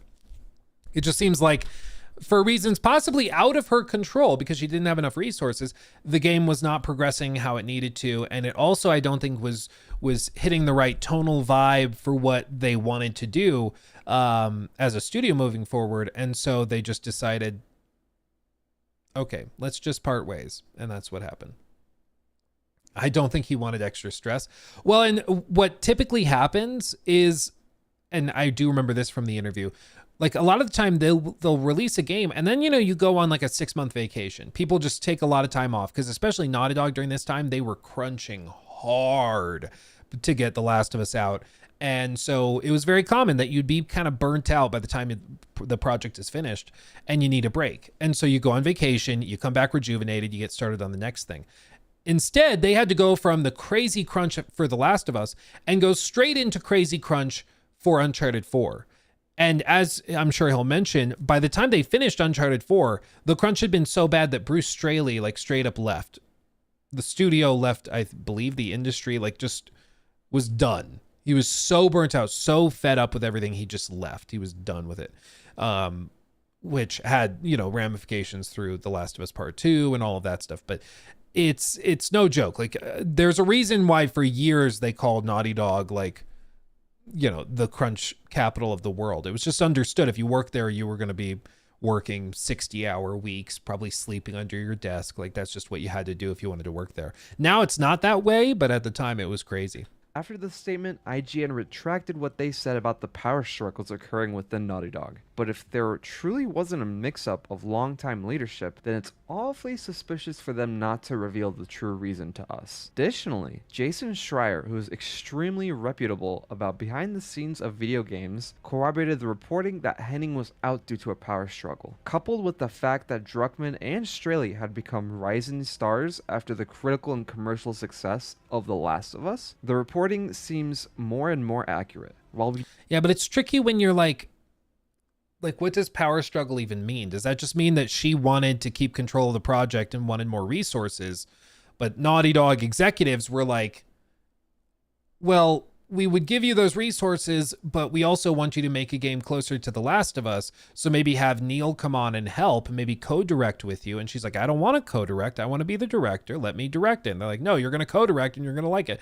And then finally she just says, no, I'm out. I'm going to leave. And a bunch of other people left with her. Like it's, with all these things, it's super messy. And I'm sure there's, each side has, truth in their perspective. And it's just the truth. The actual truth is somewhere in the middle. Where Amy felt like the project was being taken from her, because it kind of was. And then from the other guy's perspective, they're like, yeah, we didn't really want to be put into this position, but we were told by the leaders of the studio we had to, and they're our bosses, we kind of have to do it, and so we got put in charge of it, and that's just kind of how it settled. We don't know the real reason why Amy Hennig, the mother of the Uncharted franchise, abruptly left the project. We do know who took over the project. Can you guess who is in charge of the game's development now? Neil Druckmann and Bruce Straley were brought on to the project immediately following Amy's departure. A defining decision made upon their arrival was to scrap 100% of the story and a significant portion of the work that had been completed under Hennig's direction. According to Nolan North, Nathan Drake's voice actor, almost 8 months of work was scrapped and rewritten under the new direction. Druckmann and Straley effectively restarted the game's narrative and much of its gameplay from scratch. The decision to scrap 8 months worth of work and implement a 100% change in the story represented an immense financial and creative cost. For a AAA title, this level of rework is highly unusual and inherently risky. The complete creative overhaul and the unprecedented decision to discard a significant portion of development content directly caused Uncharted 4 to be delayed from its initial informal 2015 target to a confirmed 2016 release window. So, now that the original project was starting over from scratch, what did the new leads actually change from Amy's original vision? And how did they rebuild the game with a completely new narrative and design? Carefully. Was it a good choice? I feel like it was. Well, here's the thing. Like, as I've said with game cancellations, we don't know what we don't know. But historically, like games that get canceled, which like Amy Hennig's version of Uncharted was basically canceled. It was scrapped and then they started over with a lot of it. They don't tend to cancel stuff that they think they can make a lot of money on or that will be received really well. Sometimes they're mistaken and a game would have been received really well, but it was canceled for budgetary reasons, or they just didn't have money to finish development or whatever it is. But a lot of the time, when something is canceled, it's canceled because it just wasn't working. It just wasn't good, or it wasn't going to come together. And in the case of this, like, I think it's reasonable to suspect that Amy's version was just not jiving with the direction that the new directors wanted to take it in. They didn't see her vision. They had their own vision for what it was going to be. And so they just decided, you know what, we need to scrap a lot of the narrative stuff. Because you heard in that 2013 teaser how different that vibe is. That Sam is like saying that Nate owes him. He's going to get revenge. And ironically, it kind of sounds very similar to like the Last of Us Part 2, where, you might have Nate kind of running from somebody who feels betrayed by him and that wants revenge against him and things. But it's still a bold choice to scrap all of that and start over with basically 2 years to throw the game together. I mean, that's absolutely ridiculous. It's wild. The decision. I don't know. I do like Uncharted 4. It's a good game, but a lot of it felt like a rehash of 3 with a new coat of paint. Well, I think one of the weird things is that there are some weird... There's some pieces of it that don't feel like they click together super well, and one of those aspects is Sam, just in general, where his character kind of comes out of nowhere. And I understand he's set up to be like the plot twist, you know, halfway or 3/4 of the way through the game, where it's like, oh, he's been lying to you the whole time. You know, and of course, what are the odds that Nathan would never mention his brother in the previous 3 games? Like, that doesn't make a lot of sense that he just never mentioned it. But I think for them, you know, there was a lot of work done on this, like on the NPC stuff, on the combat system, a lot of animations for fighting with other characters alongside you in melee combat. And so they had all these things they had developed, and they're like, okay, so we should probably just put Nate in the game. They had just finished working with Troy Baker, so they're like, oh, let's give Troy another role. Let's cast him in this. And that'll, you know, provide him some stability before we need him again for The Last of Us Part 2. And, you know, I think that they just tried to strap it or, you know, take the pieces and put them together into something that sort of made sense. And that's why, again, I insist that Uncharted 4 is really a remarkable accomplishment given all of this background. Putting that game together in basically 2 years is ridiculous. That's insane, especially when you see now it's been 5 years, going on 6 years since The Last of Us Part 2, and we're still probably like a year or 2 away from Intergalactic, the Heretic Prophet. Like, they could have put out 3 Uncharted 4s in this time. It's crazy. The decision to effectively restart development in 2014 meant that Druckmann and Strelly had less than 2 years to complete a game that had already been through the conceptual phase and the prototype phase. The game was originally targeting a 2015 release, but was thankfully pushed back to 2016 once the shakeup occurred. Sony officially revealed Uncharted 4 alongside a release year in E3 of 2014, just a month after the internal struggle. The new creative direction from Neil Druckmann and Bruce Straley aimed for Uncharted 4 to be the definitive final chapter for Nathan Drake, adopting a darker tone and a more character-centric conclusion for the series. This drastically compressed the timeline, coupled with the imperative to meet numerous deadlines, forced the studio into a massive rush and overdrive in production, as 70 to 80% of the existing work was scrapped, including levels, writing, and voice acting. Only certain elements remained, like the Madagascar chase scene and some basic character concepts. They restarted the game with a completely new tone. Like I said before, it was darker, more introspective, and character-driven in the style of The Last of Us. This reboot meant they had to build a brand new AAA game in about 18 months, which is unheard of in the AAA space, even at the time. Pressure from...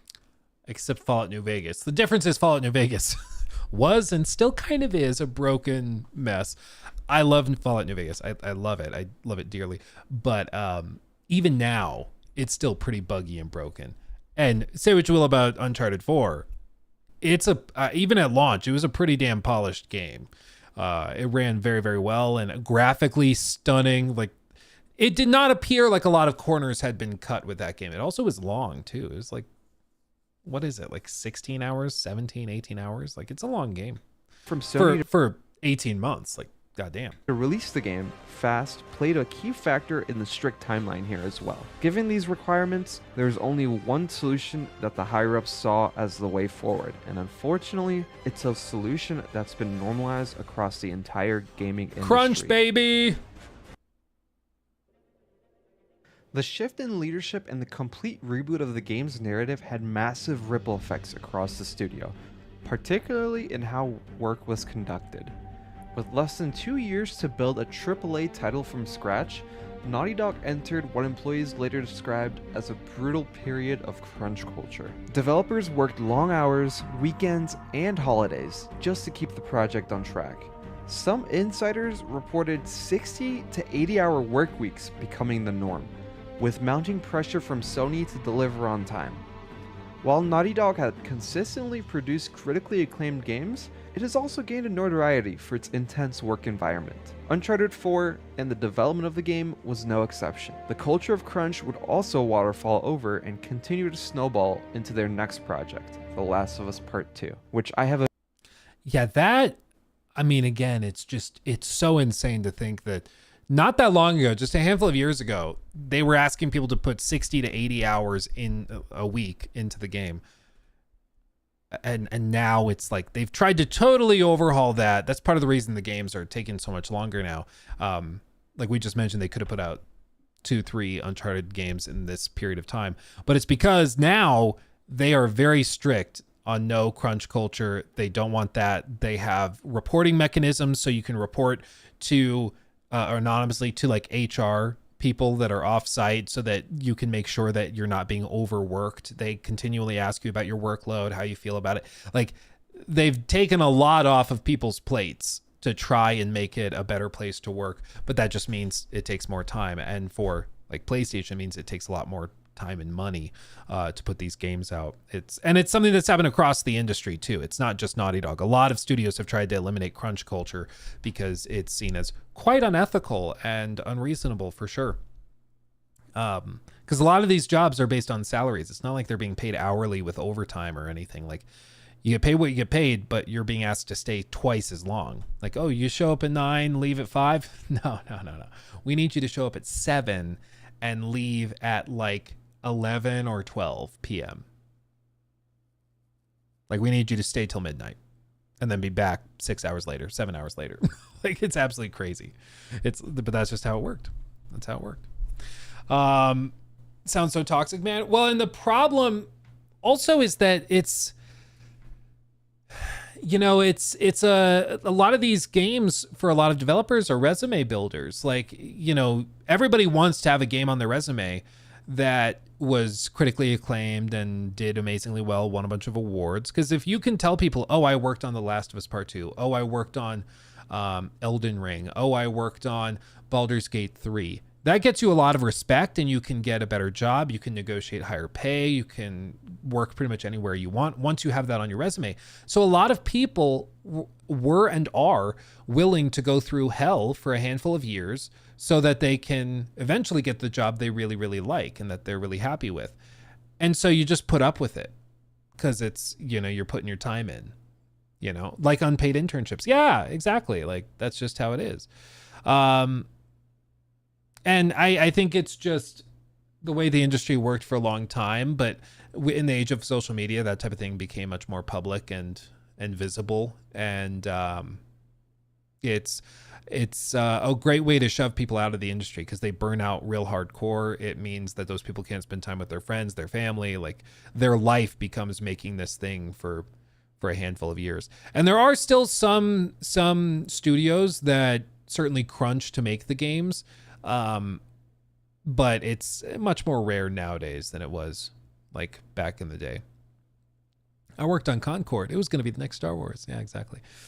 I referred to it being grounded. I said it was more grounded than Amy Hennig's version because Amy Hennig's versions of Uncharted historically had like literal magic, like actual magic, Fountain of Youth stuff. Like it was actually magical. And in Uncharted 4, there's basically none of that. As far as I can think right now, there's like nothing magical. And so they tried to make the narrative much more grounded. We can point to like, oh, well, you're being dragged behind trucks in mud and somehow not dying. Yeah, it's a video game, but like the narratively very, very different from Amy's version. Very, very different. They've been crunching on GTA 6 for years. I mean, I don't know specifically about Rockstar's approach, but I mean, it wouldn't surprise me. Wouldn't shock me for sure. Grounded is Neil's motto. Yeah, well, and it came at a time that these types of games started really popping off, character-driven narrative games that tried to focus on like the emotions and the stories themselves instead of just on spectacle like that. They started really popping off during this time. the video about if you're interested in. A quote from a developer who worked on Uncharted 4 really highlights how chaotic the reboot of the game was. A normal work week for us was 10 a.m. to 10 p.m., 6 days a week, and we didn't really have any choice about it. Jeez, dude. Okay, so look at the top one to begin with. During crunch time, which lasted many months, we could be working anywhere from 60 to 80-hour weeks on average. I remember hitting 100 plus hours the final week of development on The Last of Us. 100-hour work week. That's insane. That's crazy. And again, like, there's always going to be some people, like I just saw somebody say, well, working in the games industry is a privilege, man. You should just suck it up and deal with it. I think if you believe that this is what should be considered normal and that this will lead to like a healthy industry, I think you are sorely mistaken. Like, I think that, yes, you can cram out a product crunching 100 hours in a week. Yes. But you're introducing a lot of misery. You're potentially destroying marriages and families. Like, it's not, there is a human cost to that. Okay. And my view is like, if you need to delay the game to not put your developers through that, if you need to, delay by 6 months or 3 months, whatever it is, and that adds cost to it. And you know what? If you need to charge an extra $10, go from 60 to 70 in order to eliminate crunch culture within these studios, I personally am willing to pay that extra fine or fee so that people can live decent lives that are not that miserable. Even if you love what you do, 100 hours in a week on whatever you love is a lot. That is a ton. So yeah, I think it doesn't make you based to think that people should just suck it up and get used to working 100-hour work weeks. Like, it makes you like kind of a corpo bootlicker, It's like, that's ridiculous. 100-hour work week means you sleep 4 hours in a day. That's nonsense. It's a little crazy. I'm not a little, that's crazy. One person even recounted working 24 hours straight. Quote, a normal work week for us was 10 a.m. to 10 p.m., 6 days a week, and we didn't really have any choice about it, they said. Sometimes we'd stay until midnight or 1 a.m. At the end of Uncharted 4, we started doing 7-day work weeks for a little while and even did some 24-hour shifts where we'd come in at 10 a.m. and leave at 10 a.m. the next day. I didn't really have a life outside of work for 8 to 9 months during the big crunch. Dude.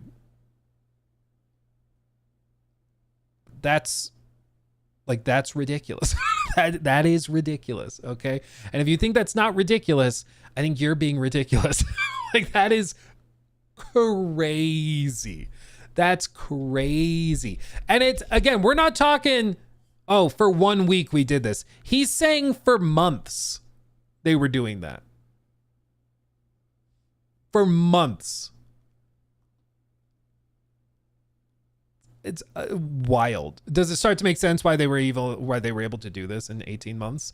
It's because, yeah, it was 18 months, but because they were crunching so much and getting so many hours of work out of people, it was effectively like taking 3-4 years because they got that amount. If you think, we get 40 hours a week out of each person. If we can get 80 hours a week out of each person, we can do twice the work in half the time.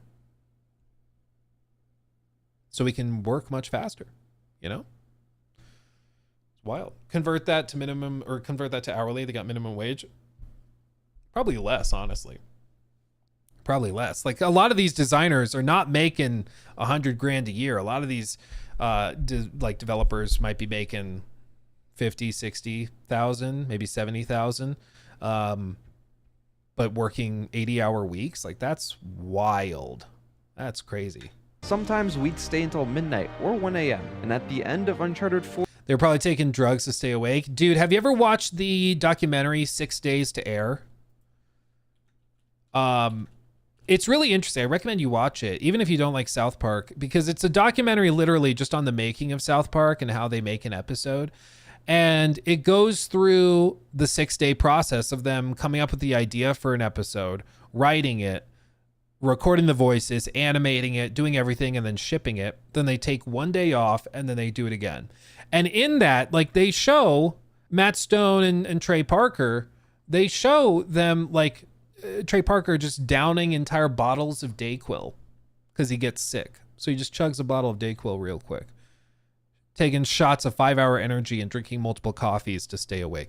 But that's just what they do for, like, you know, a 3 to 4 month run of a season just to get it done. Now I don't think that's how they operate, because now they're doing these longer, like, almost movies instead of, or specials, I guess, instead of doing the traditional season run. But I mean, that's how they did it for years and years and years. That was very normal. But yeah, in order to maintain that level of work and that pace, you have to do stuff like that. Or, like, I remember, last tangent, I remember when I worked in real estate, and it was kind of, it wasn't anywhere near this bad, but I've told you guys the story 1,000 times before, where I had to leave for work at like 7 a.m. It was about an hour and 15-minute drive down to Denver to start work by 8:30. So typically I'd arrive at like 8:15, ready to go in and work at 8:30. And you'd work all day and have your meetings or whatever. And it was, you know, you could leave at 5. Yeah, you could leave at 5. But everybody knew that the owner and boss would do a walk around the building at like 7, 8 p.m., somewhere in there. And if you were seen at your desk still cold calling people, trying to get deals, he would make like a little mental list and you would get a little check mark, because he knew you were devoted. He knew you were hardcore. So if there ever came a time for him to like promote you or give you an opportunity, give you a deal that he didn't want to manage, which could represent a $50,000 payday, like he would hand it off to the guy that worked late, that was committed and was staying there. So you didn't have to work late, but if you're a team player, you would, you know, and that it was that sort of passive aggressive peer pressure thing to get you to work later. And I remember during that period, like, for me, I would take 4 shots of espresso in the morning. I had a little espresso maker on my kitchen counter, and I would make 4 shots and I put it in a little thermos, and I'd hop in the car and I'd drink that on the drive down to Denver. And then when I got to Denver, I would then get a quad campagna, which is 4 shots of espresso with a dollop of whipped cream in it, because there's a Starbucks right next to our office. I'd get that, and that would be how I started the day at like 9 a.m. And then later in the day, I might need another pick-me-up, say like 1 or 2 p.m. I might need a little bit more caffeine just to keep going and like stay awake, because I wouldn't get back home on like a lot of days until 8, 9 p.m. And then you might try to relax for an hour or 2, but then you got to go to bed because you got to be up at 6 the next morning to get ready to leave at 7, you know? And that's just how we had to pump it out, you know? You just had to grind it out. What was my biggest commission? I think my biggest commission ever, I think my take home was like 10,000. But that was like months and months of work. So, you know, effectively it was like $2,500 a month, you know, for how long I worked on it. But my bosses, like my 2 sponsoring brokers, they each made like 50 grand. And then the owner of the firm made like 75 grand. Like, yeah, it was a lot. It was a lot. So I've never had to do, as far as I'm aware, I've never had to do a 100-hour work week. That's crazy. But I've experienced crunch in my own way in a different industry. You know, it's a different thing. But yeah, that's a great way to burn people out. And I know firsthand the human cost of that. One of the reasons I left that job to do YouTube full time and try to make this work into something that was profitable and could pay the bills was because Nikki was pregnant and my first son was on the way. And I was like, I can't do this with a kid at home. I literally will not see my child 5 days a week. Like, I won't see him until Saturday, maybe, unless I have to work on Saturday, in which case the same cycle repeats there. So I will see him maybe 1 day a week, because I will wake up before he wakes up and I will be home after he goes to bed. And I was like, I can't do that. I just can't do that. Like, so I had to leave. Like, it just didn't work. It just wasn't going to work. So yeah, I know the cost of crunch all too well. We started doing 7-day work weeks for a little while, and even did some 24-hour shifts where we'd come in at 10 a.m. and leave at 10 a.m. the next day. I didn't really have life outside of work for 8 to 9 months during the big crunch. That's crazy. Uncharted 4's reboot suffered from a chaotic production cycle where features were being built and tested simultaneously with level design. The need to finalize systems like the grappling hook, sliding, and open-ended exploration in Madagascar, for example, put enormous strain on designers and QA alike. It's worth noting that these gameplay features were holdovers from Hennig's original vision, but had to be reintegrated into an entirely new story framework. While the final product was loved by critics and fans, many team members walked away from the project completely burnt out. In fact, several key developers like designers left the studio after the game's release, citing the unsustainable pace of work. The situation with Uncharted 4 ignited broader discussions within the games industry about the toll of crunch and the lack of protections for game workers, an issue still mostly unresolved across much of AAA development. Despite the internal struggle and controversial development cycle, Uncharted 4 launched in May 2016 to critical acclaim, winning multiple Game of the Year awards and selling over 15 million copies. It is widely regarded as one of the finest entries in the franchise, and perhaps the strongest narrative closure in any PlayStation first-party series. But the cost of achieving that success fundamentally changed Naughty Dog. Following Uncharted 4, Bruce Straley left the studio in 2017, citing burnout and the need to reclaim his creativity outside of the demands of AAA games. Neil Druckmann, meanwhile, became the face of Naughty Dog, elevated to vice president and now serving as studio head of Naughty Dog. Yeah, I think because Neil was willing to put in the crazy grind and then stay with the grind for The Last of Us Part 2 immediately after, I think that's how he got rewarded by getting promoted so much, and to the point like where now he basically just runs the whole thing. And it's because he was able to put up with it and to grind it out. And it was only after The Last of Us Part 2 that they decided to overhaul and like change as a studio, because it was so toxic, it was so dysfunctional, that even after The Last of Us Part 2, they're like, we can't do this again. We just can't do this for another 4 or 5 years. Bruce Straley isn't acknowledged enough, man. So there's been some reporting, if you don't know Bruce Straley, that's been, referenced a handful of times. Bruce Straley was the gameplay director on The Last of Us, or on The Last of Us and on Uncharted 4. And so he was well known for that and clearly very successful there. You can see video games. He worked on Uncharted 4, and then he worked on Gorogoa, which is a puzzle game. He got a special thanks there, and he was a story consultant on Chained: A Victorian Nightmare. After that, though, I mean, you can see he did some other stuff here and there, but like some films, some fun and serious video game festival, whatever that is. Like, he's largely stepped away from active development as far as we can tell, despite having been so heavily involved in The Last of Us and Uncharted 4, but it burnt him out of the industry basically. And there's been a lot of discussion over their relationship with each other, because what's been said and suggested by some is that Bruce restrained Neil on The Last of Us Part 1. And he had a lot of ideas for what he wanted to do with the first game that Bruce talked him out of and kind of kept him level-headed on. And so their collaborative efforts kind of bounced back and forth really well with each other. He had somebody to tell him, no, that won't work. No, that's too much. No, that won't be fun. No, that'll just be depressing. No, that's, he had somebody to tell him no. And on the flip side, Bruce had somebody that was taking a narrative approach and could ground everything in the story, because I think, every designer has their strengths and weaknesses. Neil's strength is dialogue. He's really freaking good at writing dialogue. He knows how humans talk to each other. He knows how to communicate something with a sigh or with a glance. Like, he gets it. He does. You might not like the story he's telling, but he's good at telling those stories, at least in the minutia. Maybe, there's some times where the story, I think, is ineffective because of who he puts in the story.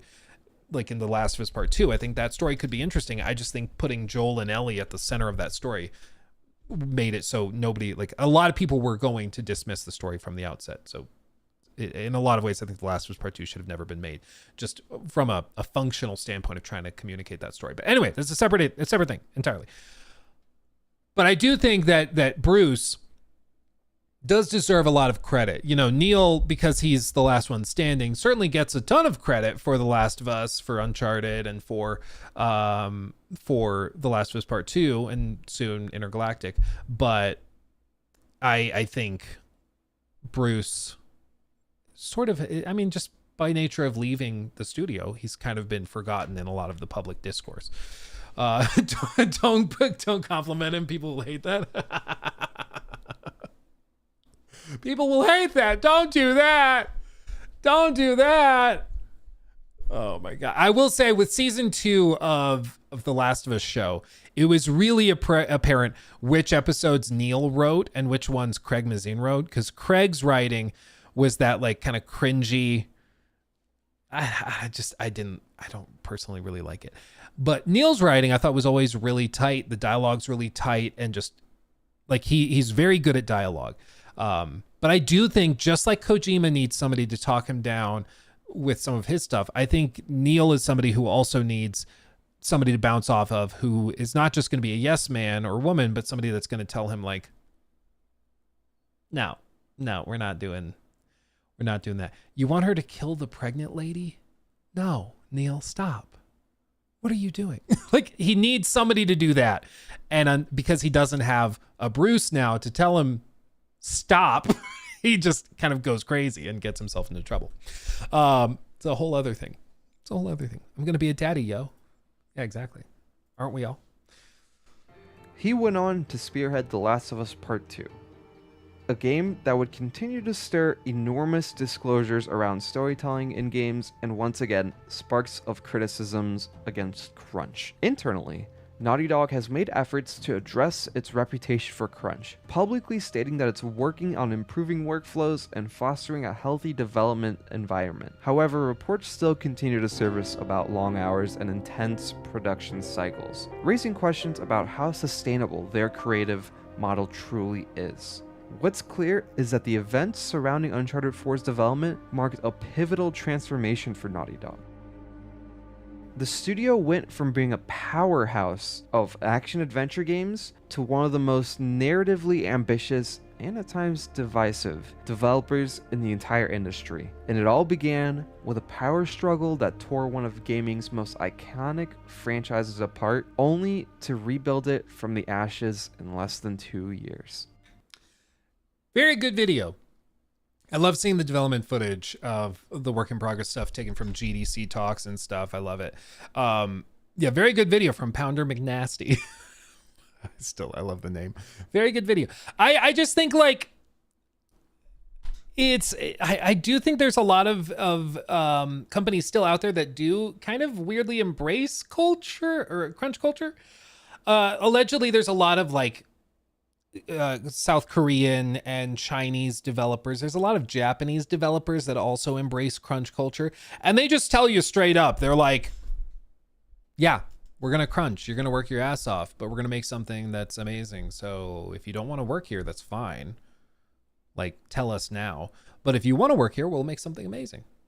You're just gonna be miserable for part of it, but that's what we're doing. And, you know, to a certain extent, I guess I can respect it if you're upfront and clear and just like, yeah, you're going to work 80-hour weeks and that's what we're going to do. That's just what it is. But, you know, it's the same thing where like the stereotypical thing, even some of you guys said it in chat, you hear about the 80-hour work week, 100-hour work week. And you're like, oh, it's like a Chinese sweatshop. It's like, it's kind of a stereotype that in the East, there might be like a lot of crazy, dangerous or unethical workplace practices and stuff. But I think in the West, that stuff is mainly being phased out. And maybe, you know, I saw one person, there was an article I read, I think it was on Seeking Alpha, I think. But it was discussing specifically Black Myth Wukong.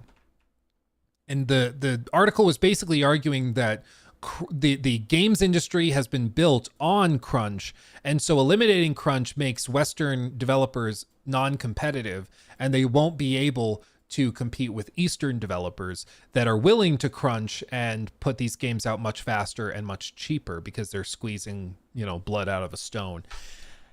And I thought it was interesting. And I'm like, I don't know if that's going to be the case. I mean, I would hope the industry is more resilient than that we're able to have an industry that doesn't have to bleed people dry in order to get products out that are profitable. But in the next 5 years, we'll probably find out if that was true or not. Oh no, human rights. Exactly. It's like the industry as we've built it cannot sustain treating people like people. So we've got to continue treating them like animals. That was basically the conclusion of the article, was like, well, the way things are now, we just have to keep abusing our employees. There's no choice. It's like, that can't we change the industry? It's like, no. Jimothy, thank you for the vibe. So Luke, have you been enjoying the new Grok AI waifu? Don't worry, we don't judge. When is your review coming? Well, there's no review, but there is a marriage planned, a wedding. So I'll let you know. We'll figure it out. Thank you for the 5. Intergalactic Pirate, thank you for the 10. Not gonna lie, I feel like it's gonna read it. Oh, it might read it in a second. I'll let it read it. My Icing, thank you also for the membership. That's a scary name. I don't want to think about that name. My Icing. Why isn't it reading this one? It should be reading that one. Anyway, not gonna lie, I feel like the gaming industry needs a reality check akin to the crash in the market, or akin to that of a crash in the market. Gaming today isn't nearly the same as it was when we were younger, early to mid 2000s. It isn't the same, but it's also changed a lot, and so have player tastes and desires. So for example, nowadays, the expectation, we just saw it with Mafia earlier, when we did the segment the other day, where I was like, how many hours would you need to be comfortable spending $50 on a game? And how many hours long would a game need to be to spend 60 or 70, full AAA price? And the standard has just shifted and changed. Like Uncharted 2, for example, was 10 hours long. For a lot of people, this would be considered unacceptably short. Nowadays, that would be considered way too short. Or what's another example? Just Halo, maybe. Halo Infinite's maybe not a great example.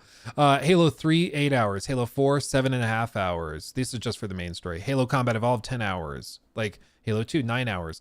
So in terms of length and size of the content, things have gotten much more constrained. What about Fable? I'm actually curious about Fable. I don't remember how long these games are. 12 hours. Fable Anniversary, Lost Chapters, Fable 3's 13 hours. Fable 2's 13 hours. Games, these big AAA games, especially narrative ones, used to be much shorter. Much shorter. And because they were also much tighter in scope, there was not as much variety within the gameplay. There was not as much not everything was open world. Everything was much more linear typically. And there weren't these crazy high expectations in terms of performance. It was considered acceptable to release something running at 30 FPS, for example. Things just were different. Players now demand a lot more because the industry's grown and changed and evolved and the technology has advanced and all of that. So expectations are higher for sure. And on the flip side, as we've tried to make the workplace environments healthier for employees, it also means that dev times and cycles are going to take longer. It's why also companies like Microsoft are so giddy to hear about AI advancements, because they're like, hey, if we can fire people to let AI do the work, that saves us money there. And AI don't get tired. You can crunch with an AI bot. Who cares? You just have to pay the server costs, which are a lot cheaper than dealing with, somebody's health care. It's why all of these executives are so giddy at the idea of having these AI bots that can do a lot of this stuff. Yeah, pesky humans. Yeah, exactly. AI rights coming up, bro. Yeah, when that happens, we'll be truly screwed. Wouldn't that be funny if the AI's unionized? That would be interesting. That'd be very, very interesting. Oh my God. Oh man. Yeah, I think the industry probably does need some sort of adjustment, but I think more than anything, the adjustment needs to come from production schedules. I think scope has gotten largely out of control. All of these games trying to be the latest, biggest, massive open world, everything like that I think just doesn't work. And I think if we can normalize maybe tighter run times for sake of shorter production timelines and then also more polish and performance, I'd be okay with that. Like, not every game needs to be 50, 60, 70, 80 hours. You can have games that are 10, 15, and that's totally fine. But I think it's just those expectations and adjustments in those expectations will be slow to come. But the industry just changes and evolves. It just happens. Just bloat in general for games. I mean, I think games in general have started to bloat, and it sort of was a self-reinforcing thing because studios realized development costs were getting really high, and so we need to provide more value in our product to gamers to make them justify the high purchase price more. So we're going to make the run times longer. So we're going to put more stuff in it, like more side quests, more tedious stuff to bloat that gameplay time to make it more valuable, I guess, or a better value. But I just fundamentally, I don't tend to prescribe value to hours. Like, if I can get 200 hours out of a game, that's awesome. But I don't necessarily put like a dollar value on that. It's not how my brain works. I might put 100 hours into Marvel Rivals, but does that mean I'm willing to spend like $100 on a copy of Marvel Rivals? Not personally. Like, I can get a lot of hours out of it. It doesn't mean that I necessarily value that experience at that point or at that level. Does that make sense? It's the same thing with like food. Like, just because you can give me a bucket of popcorn doesn't mean that's worth the same price as a nice ribeye, of which there might be less. But, it's much better. So for me, I'd rather a nice steak to a bucket of I was going to say chicken fries from Burger King, but those are fantastic. Then a bucket of Arby's beef and cheese melts, Yeah, the movie theater would beg to differ. Yeah, I guess the movie theater does price them fairly close. Pretty close, yeah.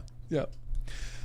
Reminder that Fortnite and Candy Crush are free and they make billions. Yeah, well, and part of it is that they get the game free, and so they get a lot of players to come in. And then also, beyond that, there's a when you get something for free, you feel better about spending $1 here or there. Because like, well, I didn't pay $20 or $30 for the game, so I can spend $1 and it's fine. Because I got the game for free, and I've played it for a while, so I guess it's not that big of a deal. But people will do that 500 times, and they end up spending way more than if they had just paid $10 for the game anyways. Yeah, the $1 turns into hundreds. Yeah, because people have a temporary, short-term memories. It's too bad. It's dumb. You don't like Arby's beefaloni? Dude, I do like Arby's for that first bite, and then I feel just so sick afterwards, and I just can't contain myself. That's where I get into trouble. I'll tell you what. Because we've all been there. There's a moment where you have that first bite. And it's like, this is amazing. This is the best beef and cheese thing I've ever had. And then you have the second bite and you're like, oh, I'm starting to sweat already. Then you have the third bite and you're pouring sweat and you feel the blood in your veins thickening up and you're like, what is happening to me? You take your fourth bite and it feels like your skin is covered in cheese whiz and you just start to die slowly. That's called guilt. Yeah. It's like if there was a way to just have an Arby's sandwich, but it's nothing but the first bite, that works. That's fine. An American moment. Yes, truly. It's a remarkable feeling. I recommend you try it. Yeah. Phantom, I know you hate Nintendo, but Monkey Game is quite good. Good. Good. I am glad Monkey Game make you happy. I'm glad. Arby's sliders. Oh, that could work. Is that a thing? Liver free or die hard. The beef and cheese isn't bad, but boy, does it make you feel greasy. Yeah, when you pair it with like the greasy curly fries and stuff, like you'll finish that meal. You put the bag down and you just lean back. You know that pause, that exhale. Oh, the smokehouse brisket. Is that the thing they released like 2 years ago? I remember I tried one. We had like just moved into this house. And I was like, I'm going to go get, it just sounded so good. We had been like moving stuff all day and it just sounded fantastic to get like, you know, a good barbecue brisket sandwich or something. And I got it. And it was a similar thing where like the first 3-4 bites were amazing. And then like the meat sweats hit and you're like, oh God, you know, you just start to lose it. I want a Five Guys burger. No, you know what we had like a handful of weeks ago? We had Freddy's, and Freddy's, they make those like smash burger things. Yeah, these. If you're not from America, you won't appreciate this, but my God, nothing hits as hard as this thing. After a long day when you've been working and carrying heavy things all day, sweating your ass off, something like this, you get a malt with it. Oh God. It's something else.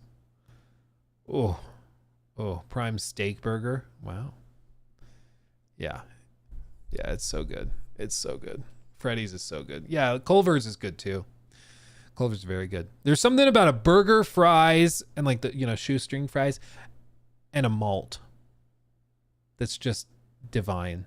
It's just fantastic, you know. Freddy's has malts. Yeah. It's so good. ASAP heart attack is what they call that. Yeah. Well worth it. Well worth it. In-N-Out has awful fries. Dude, I didn't say it. I know some people go hard for In-N-Out. They lose it. They love it. But I much prefer Freddy's fries. Come at me. I much prefer it. There used to be a barbecue place in Milliken called Rubbin Butts. Good brisket, but it's gone now. Rubbin Butts. That's funny. Oh man, I kind of wish I could come up with a witty name for something like that. We saw one place recently. Oh, I wish I could remember it. It was like the floppy torta or something. It was a food truck, and I saw the name and I was like, that's just funny. But like they had to decide on that name and stick with it for weeks and months, and then decide to put it on the side of a massive van. Like, wow. Ayo, what? Yeah, dude, I'm sure it was pretty good. I didn't get the food there. I got the food from we went to like this food truck festival in Fort Collins, and there was a schnitzel food truck. They had pork schnitzel. Yeah, it was very good. They had big German pretzels as well with beer cheese and everything. It was very good. It's like, I need this all day. Yeah, schnitzel is so good. We also went, do you know the Biergarten?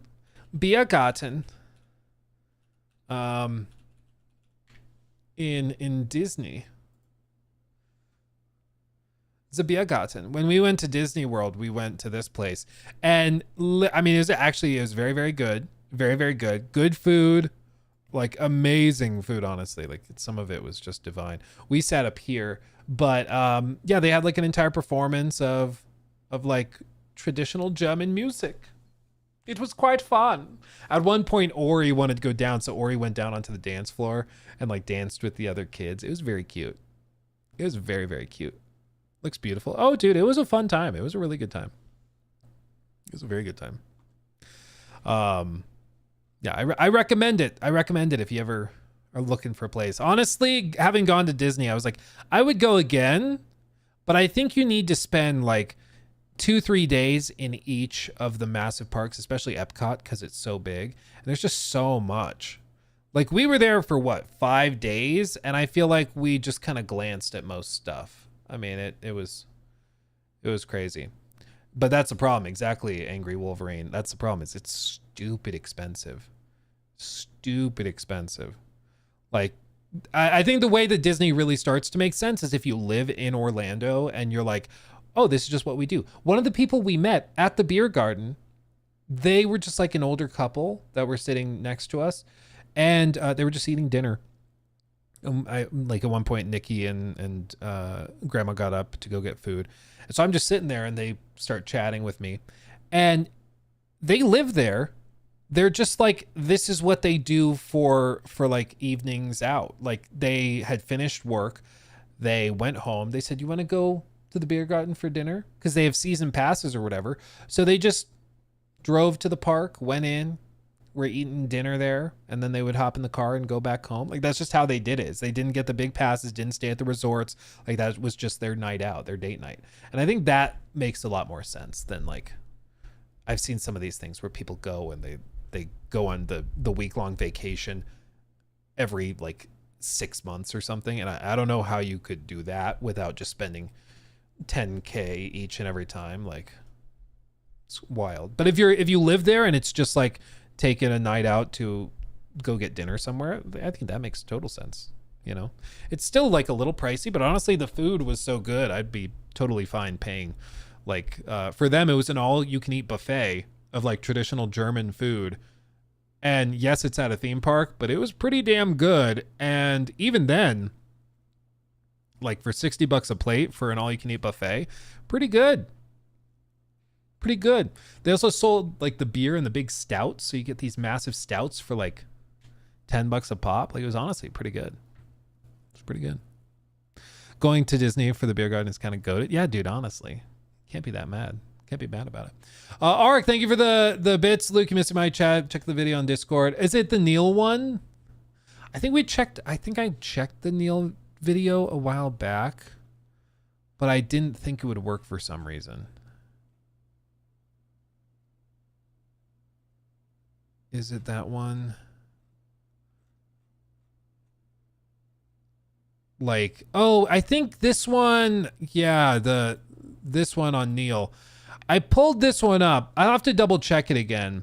But basically, I wanted to double check some of the claims in it because I felt like it, narratively, the video made sense. But I wasn't sure how many of the claims, oh my God, how many, sorry, it's like a jump scare. I wasn't sure how many of the claims made in the video were backed up by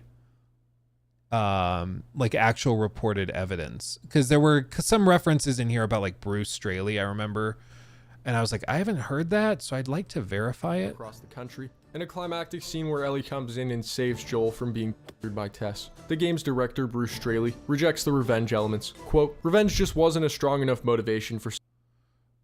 Yeah, like here, I read somewhere that Tess was considered to be a villain, the last of us had an anti-hero, now she is this true? In the simplest way I can express here, we had a road movie set in a post-apocalyptic setting, and it was really hard, if not impossible, for us to buy Tessa's motivation to track someone down for an entire year across a destroyed United States. Nothing could really motivate those actions while making her into a cartoon character. We couldn't really up the stakes in a realistic way. Also, she had to have a crew of 56 people willing to make this truck with her, so we'd have people to fight. Yeah, too much. Cut it. Redo. Do over. Ship it. Story structure. I wonder, does anybody know where this thread came from? I wonder if I can ask Grok to find it. Like this Reddit thread. I wonder, because that could be really interesting to read. I'm just going to ask it, find this thread on Reddit It's a Q&A with Naughty Dog developers. Let's see if we can find it, because that could be really interesting to read through. I think that's where a lot of these references are coming from. But I mean, I guess we could watch it. If I remember why I didn't initially do it, we could do that. I don't know. Where's the waifu, Luke? Like I said, I have a dedicated iPad that's just for her, and she's currently sleeping up on the bed, so yeah. Can't let Nikki find her. She said it creeps her out and is unacceptable and weird. She doesn't get it. She doesn't get it. It's searching. 2014 AMA with Neil Druckmann and Bruce Straley about The Last of Us and Left Behind. Oh, did it find it? It might have found it. Yeah, kind of narrow-minded. That's what I'm saying. Come on. Come on. You can do it. Contains the exact quote. Look at that. Dude, it found it. A thread from 12 years ago. Wow. This is cool. This is cool. Don't you love it when Grok actually like works? And this is their proof, the status that they're going to do an AMA. Dude, look at the babies. They're such babies. They're so little. That's funny. Okay. Yeah, look at this. The relationship of Joel and Ellie is most genuine and touching in gaming. That's a given. I also consider it, however, one of the greatest relationships in fiction. Let's see. In Grounded, it's mentioned that the story wouldn't be different if it were a man or a boy or a woman and a girl. Is it mentioned that creating The Last of Us 2, the genders of Joel and Ellie were rather irrelevant, and they were just characters? And saying this, was the story always going to be an adult with a child/teen? And then Neil said it was always adult/teen relationship. I don't remember why we settled on those two. Maybe it was just a gut thing. Dude, there's a lot. There's a lot. My goodness. Okay. Yeah, I mean, we can look at it. We can look at it. Now that I found the Reddit thread, boom. Okay. Okay. Now we can reference it. We can reference it. Okay. News segment. Okay, Arik shared this video over on our exclusive Discord for YouTube members and Twitch subs. If you are not a member yet, you should join because we have a great time over there. But Arik suggested this video, suggested I watch it and check it out. It is from Sir W, posted about a month and a half ago. Simply titled, The Most Hated Game Dev. I'm curious. Let me see. Let's see what's up. Let's see what's up. The year's 2025 and the gaming world is at war. On one side, the general public, who doesn't get what the big deal is. For if there truly are people that are dropping off of the show, they're cowards. They didn't like. Sorry. That's funny. I wonder if that's out of context or if that's actually what he said. If you're not watching the show anymore, you're a coward. What does that even mean, dude? It's just, it got bad, dude. Like, what do you want from me? The show started being bad. Like, I'm sorry. This is funny. It took me off guard. I was not ready for it. If there truly are people that are dropping off of the show, they're cowards. They didn't like strong women. They don't like a lesbian. And on the other side, gamers. Well, the attacks on gamers are just beginning. The wokest episode in television history. At the center stands Neil Druckmann. That seems like a claim. I don't know about that. And all I'll say is at the end of the day, you're way less important. And some of you are not important at all. It's laughable. We send it to each other as jokes some of the time. The beta male, the male feminist. A once universally respected visionary. Now, the most divisive figure in gaming. This is hilarious. I saw this on Reddit. I'm gonna kill your kid in front of you. How vile. Turning a game studio known for only making classics. Yeah, I mean, some of the stuff that people said to Neil and sent to... I remember seeing the story of some of the stuff that was sent to Laura Bailey after The Last of Us 2 launched was unbelievable. It was crazy. It was crazy. Things I would never even like repeat on stream, but yeah, I mean, some of the snippets that he just showed are some of the stuff that were said to Neil. Yeah, people were so toxic and crazy with these games. Into one that only makes remasters and news headlines. This to me does feel actually disrespectful, and I mean that legitimately. And to think that okay, if we're okay, if we're using sources and references that are like well-known rage baiters, I'm starting to remember why I might not have done this video as a reaction. It's a well put together video as far as I can tell, but I think like when you're using people who are self-admitted rage baiters that will openly like lie and present things falsely in order to get engagement and engagement farm, it gets tough to take the arguments seriously, even if the arguments are well based and grounded. It's like the sources do matter, you know. Just read the Reddit AMA. It has all the info without the culture war crap. Oh yeah, we could do that. I mean, I'm down. I just like, there's no way, unfortunately, to discuss like the culture war crap without also getting yourself covered in crap. And so it's really tough to have a reasonable conversation about it. So yeah, I'm starting to remember why, because I like, again, you can make well-reasoned and rationed arguments, but if you're putting, like, you're framing it with a lot of out of context quotes to be funny, that's it makes for an entertaining video, but it also makes it really hard to actually break it apart in a way that's productive, you know. Let's see. I'm trying to find the original threads with like Tess. Oh, here's this one.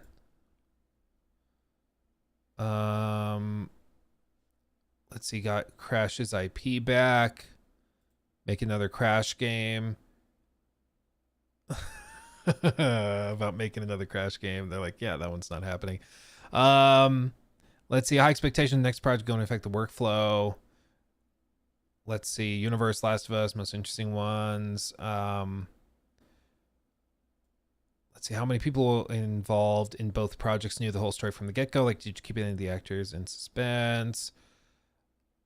Making David Gay still stares the crap out of me.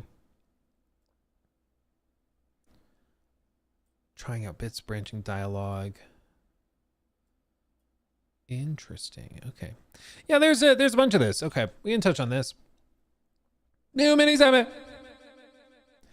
So we found this thread. I can close some of these.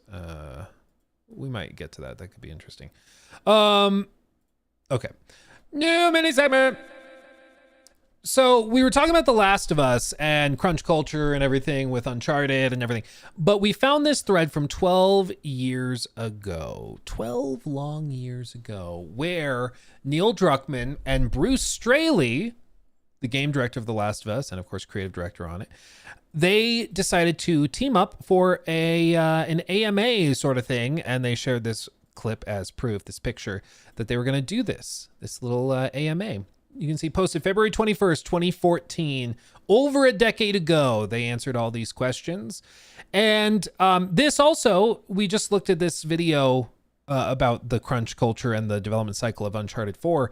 And what's interesting is that this happened like in the midst of the infighting with Amy Hennig and everything that was going down there. So they'd put The Last of Us out, they put Left Behind out, and now they were about to take over the Uncharted 4 project and deal with that and throw that game together in about 2 years. So it's very interesting, very interesting. But what is interesting about this thread is that there's a lot of like inner details about the development and about some of their design choices early on. And some of these little tidbits have been taken and extracted and extruded into broader stories about like Neil as a game developer, about Bruce as a game developer, Naughty Dog in general, and all of that.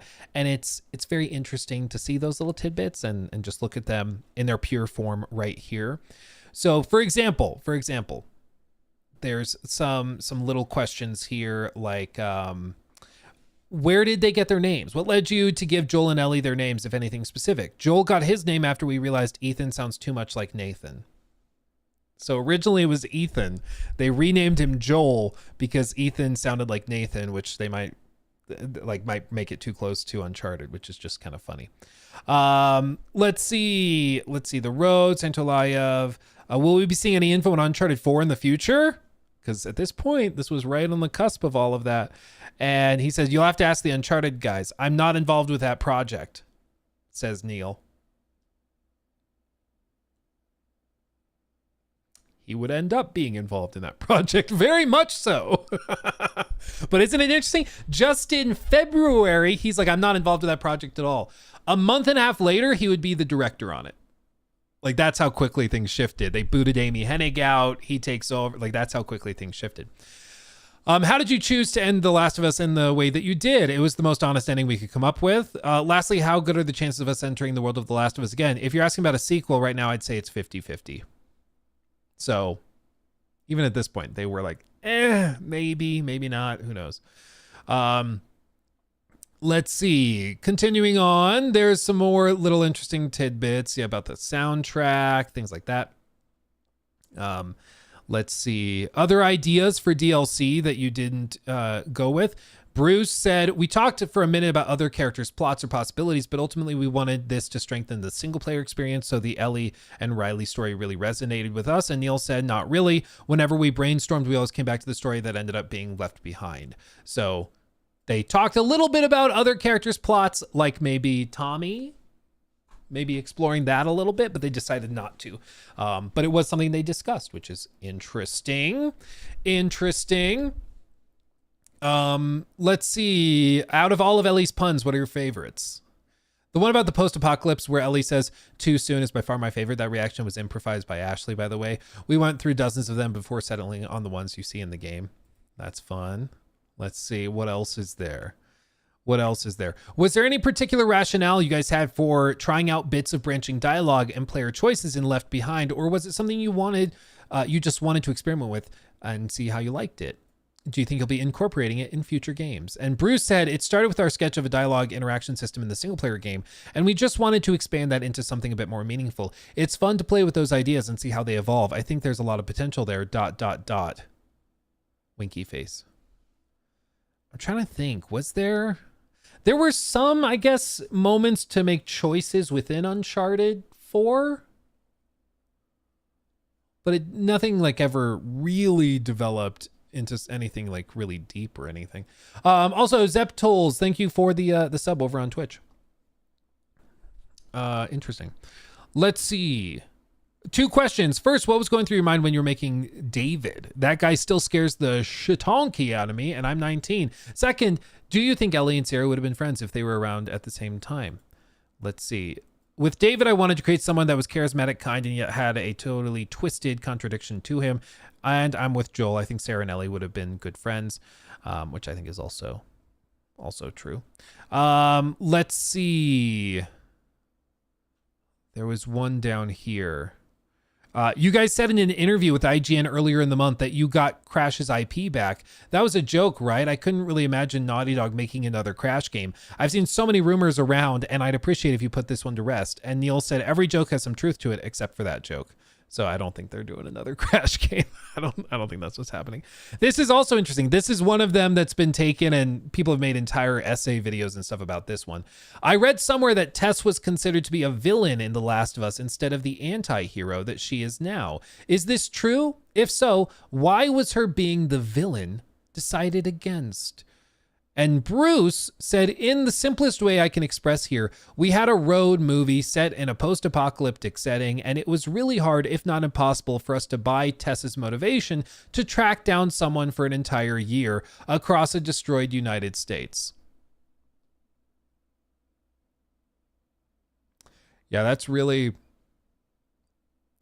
tough to buy that motivation. It's really tough to believe that somebody would trek across the country to find someone. It's really hard. Nothing could really motivate those actions without making her into a cartoon character.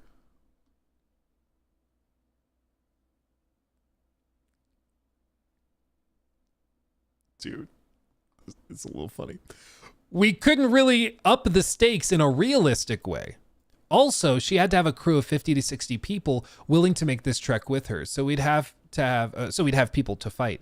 Yeah, too much. Cut it, redo, do over, ship it. And Neil said the story structure with Tess as a villain, while having some great moments, was overall too contrived. Removing that aspect gave much more believable and honest motivations for the characters. And honestly, like, I don't know what the revenge plotline would have been with her, like, chasing Joel, I guess. Maybe she was like upset that he would have taken Ellie and she wasn't going to get paid for delivering Ellie. I don't know. Maybe there's something there.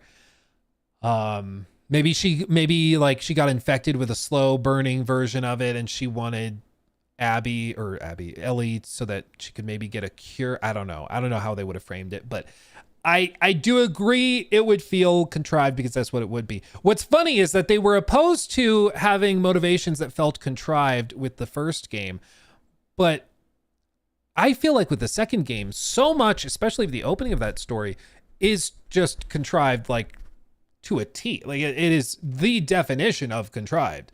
It's like, even to the point where Abby just happens to run into Joel while running through a snowstorm away from infected. She just bumps into him. Isn't that kind of funny? That's crazy. And then they happen to find their way into this like house where they've been staying. She happens to be able to convince Joel and everybody to go over there. And it's just totally fine. It's whatever. It's not a big deal. It's just, it's very, very contrived. Very contrived. And I don't know, it's very funny. It's very funny to hear them say it would be really difficult, if not impossible, for us to buy Tessa's motivation to track down somebody for an entire year. I think the motivation of Joel being killed in front of Ellie is a better motivation. And I do buy that Ellie, in like this uncontrollable rage, wants revenge and is willing to pursue it. So I believe that. I don't think I would believe it if 50, 60 people were willing to go with her. Even Dina going with Ellie felt like a little bit of a stretch in the second game, but still possible, especially because they framed it as her going after Tommy. And I think that's how they got around it, is it wasn't a revenge mission going across the country. It was a rescue mission crossing the country. So they could still get there. But you do, like, looking at this, I feel like in just the responses, you can see Bruce break it down exactly why that doesn't work. And then Neil's like, yeah, it worked better without it. But I think Neil still wanted to do it. So it's very interesting to see their different responses. And I do think, I do get the impression that when they set up the story for the second game, Neil, I'm sure, was thinking about all of this. This, I'm sure, is a conversation Bruce and him had repeatedly. And he was like, I really want this to be what happens, so we're going to just find a way to work it. And to his credit, I do think setting it up as a rescue mission for Tommy, but Ellie actually just wants to get Abby, that does work better and is more believable. It's still kind of stupid to go across the country just for that, but it's not impossible. But it's still very contrived. And it's just funny seeing that at the time of the first game, he's opposed to things being contrived. By the time of the second game, the entire narrative, start to finish, is extremely contrived. This is kind of funny too. It's funny how last year people were saying GTA 5 would sweep the Game of the Year awards, and The Last of Us ended up sweeping. How do you guys feel about The Last of Us having over 240 Game of the Year awards? I mean, it beat out Skyrim. So far, it's the most awarded game in history. And he said, it's crazy. We're happy for the team that all their insanely hard work is being recognized. I mean, yeah, we kind of forget about it, but yeah, GTA 5 launched the same year as The Last of Us, 2013. That's wild. That's wild. Bruce ironed out the story that fleshed out the better parts and left out the parts that didn't work.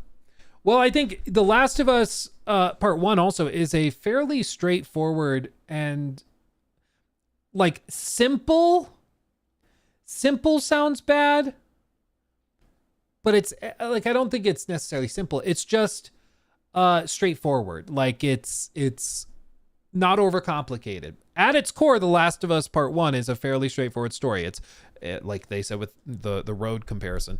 It's this guy gets this person bonded, They go from point A to point B. Along the way, they grow closer. There's some challenges along the way, some threats to their survival.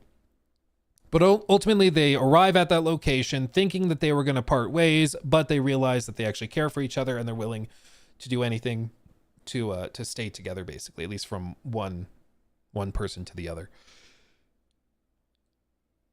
And, you know, you add in some extra wrinkles of Joel kind of adopting Ellie as as his daughter in a way. Like, that is a fairly straightforward story, but it works really well and it allowed them to execute and fill it in with a lot of nuance. I feel like The Last of Us Part 2 was constructed from the very outset as this very complex and tangled web. And then instead of taking a step back and finding a way to make it work more reasonably, they were like, well, this is what it's going to be. Let's find a way to untangle it to the point where it can work for what we want it to do.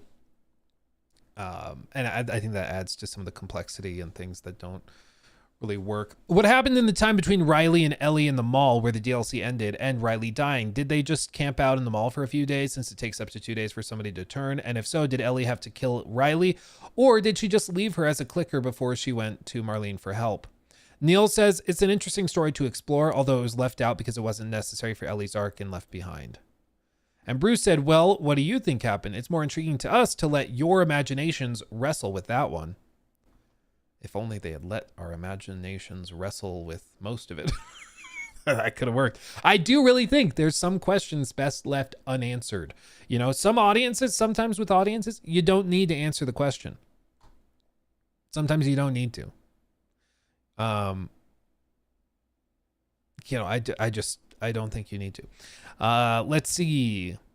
Hello, my question is related to the only real complaint I have with the game. Was there a story reason as to why there were only male hunters who fight Ellie and Joel, but no female ones? It's not a massive problem, but I thought it was quite strange to me.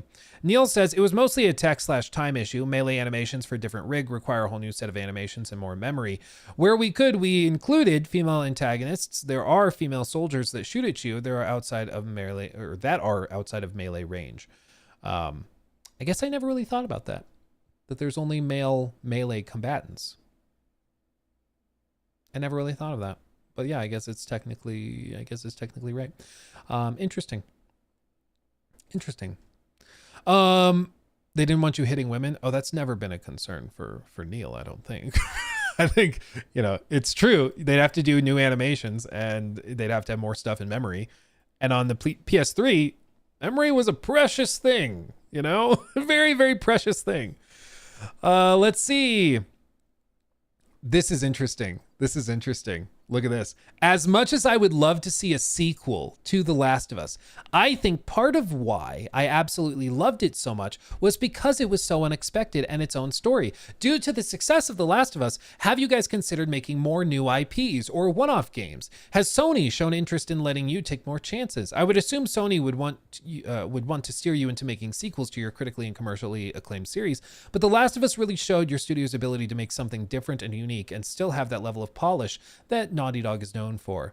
And Sony, he says, Neil says, Sony has complete trust in us. It's really up to us to come up with something that will keep the team inspired for the next several years, which is why we don't take the decision of what we'll work on next lightly.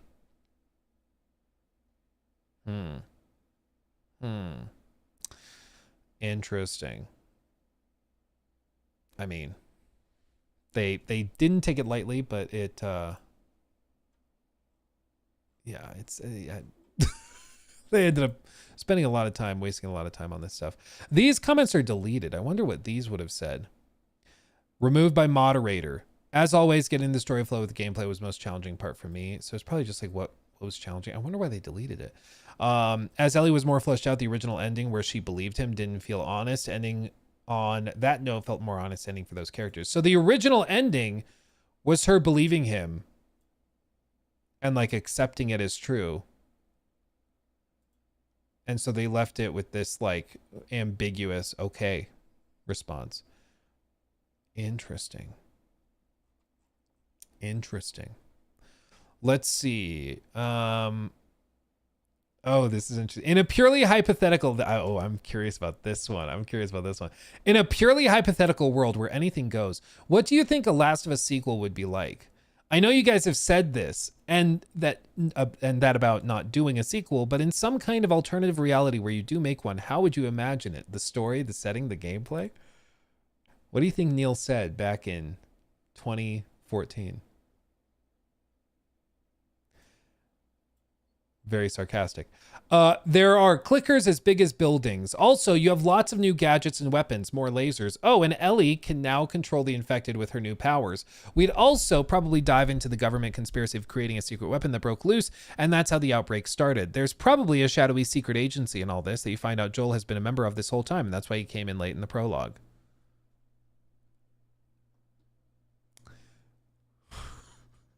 The Last of Us U.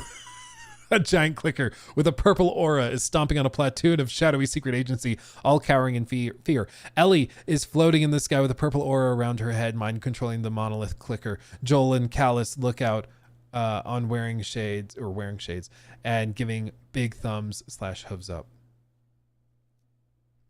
I think you've been watching too much Attack on Titan. Dude, it probably would have been received better by the average gamer. The critics probably wouldn't have loved it as much, but still. If you could have changed one thing about the game after it was released, what would it be? This is interesting. One thing about the game, what could you change? I would have fireflies rush into the operating room and shoot you dead if you took too long to kill the doctor. Ooh. That's good. That's good. That makes sense. I wonder why he felt the need to rush players into killing the doctor. Did he have an idea? Did he know? Did he know what he wanted to do at this point? Did he know? I would have had the fireflies rush into the operating room and shoot you dead if you took too long to kill the doctor.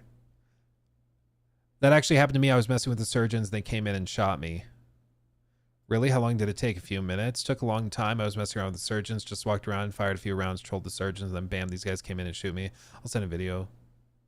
I'll post a video and send you the link. Oh, I wonder. I mean, the developer says that's not a thing in the game. So I don't know. Maybe it is. Bruce said, no, this is the other one. Where did it go? Bruce said, maybe add a character in Pittsburgh that's more representative for the hunters. Fix some bugs, whatever. Shipped it. Dude, I feel like Bruce is just, he's the level-headed guy who's just like, I don't know. It's a video game. We shipped it. We put it out. Whatever. I don't care. You know, he's just like, I don't know, put a character in there. They did end up doing this in the show, though. They did end up kind of expanding the Pittsburgh storyline out and having more characters there. So that's interesting. They did end up doing that. Let's see. Oh, this is interesting. Thanks for doing the AMA. Do you think that the high expectations for your next project is going to affect the workflow in the studio, such as being more picky, scrapping ideas that aren't perfect? Thanks for the compliments. And no, I don't think you could really get more picky than what we already are. Like they say, games aren't finished, they're released. Damn it. I added the damn it part. Neil, we came off of Uncharted 2. I feel like as long as we follow our gut and make games that we want to play, we'll be okay. Here's hoping. Yep. True. Let's see. Are there any other good ones in here?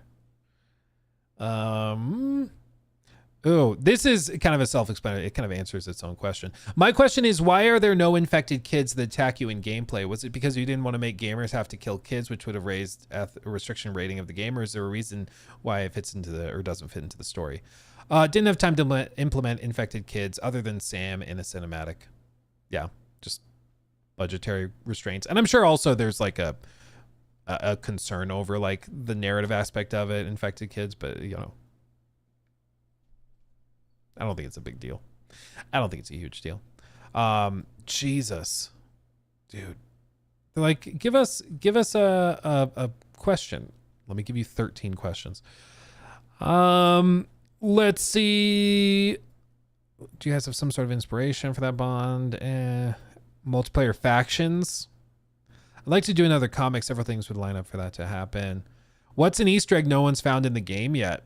The entire Uncharted 4 game is already complete and scaled down to 0.0000001 size. If you pick up the notes throughout the single-player campaign and left behind in a very specific order, the player scales down, switches to Nathan Drake, and you get to play all of Uncharted 4. It's amazing. You can see where Ellie got her palm tree t-shirt in Left Behind in the mall. Yeah, that is a good touch. That is a good touch. Let's see. Your games take years to make, right? How do you anticipate what the market will be like in 4 or 5 years when your games eventually will release? Easy. We don't. That's one of those things we can never know. So why focus on it? We just make a game we want to play. Fair point. This one, are there any other types of game mechanics you want to explore? We are always challenging ourselves to do something new. With Left Behind, it was to see if we can tell a romantic love story. Going forward, we'd want to explore something different, both in story and mechanics. You sure did. Golf. Who knew? Let's see. Favorite books. Oh, in 2013, what game did you guys enjoy the most, except for Last of Us? Papers, Please, and Gone Home from Neil. And Bruce said Papers, Please, and I played the hell out of Rayman Legends. Interesting. What is Gone Home?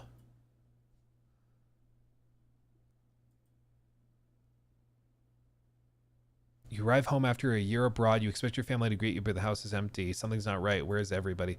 This was Neil's favorite game of 2013. Besides Papers, Please. I've never heard of it. Walking sim?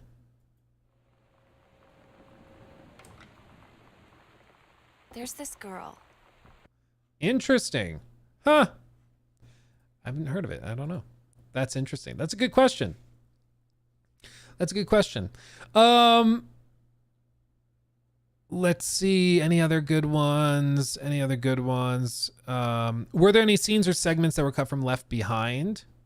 There were moments before the kiss that demonstrated the relationship much more overtly. Those were cut to make the storytelling more subtle and natural. Okay. Did you guys watch Breaking Bad? Yes, although I've fallen behind on Walking Dead, but how awesome does the new season of Game of Thrones look?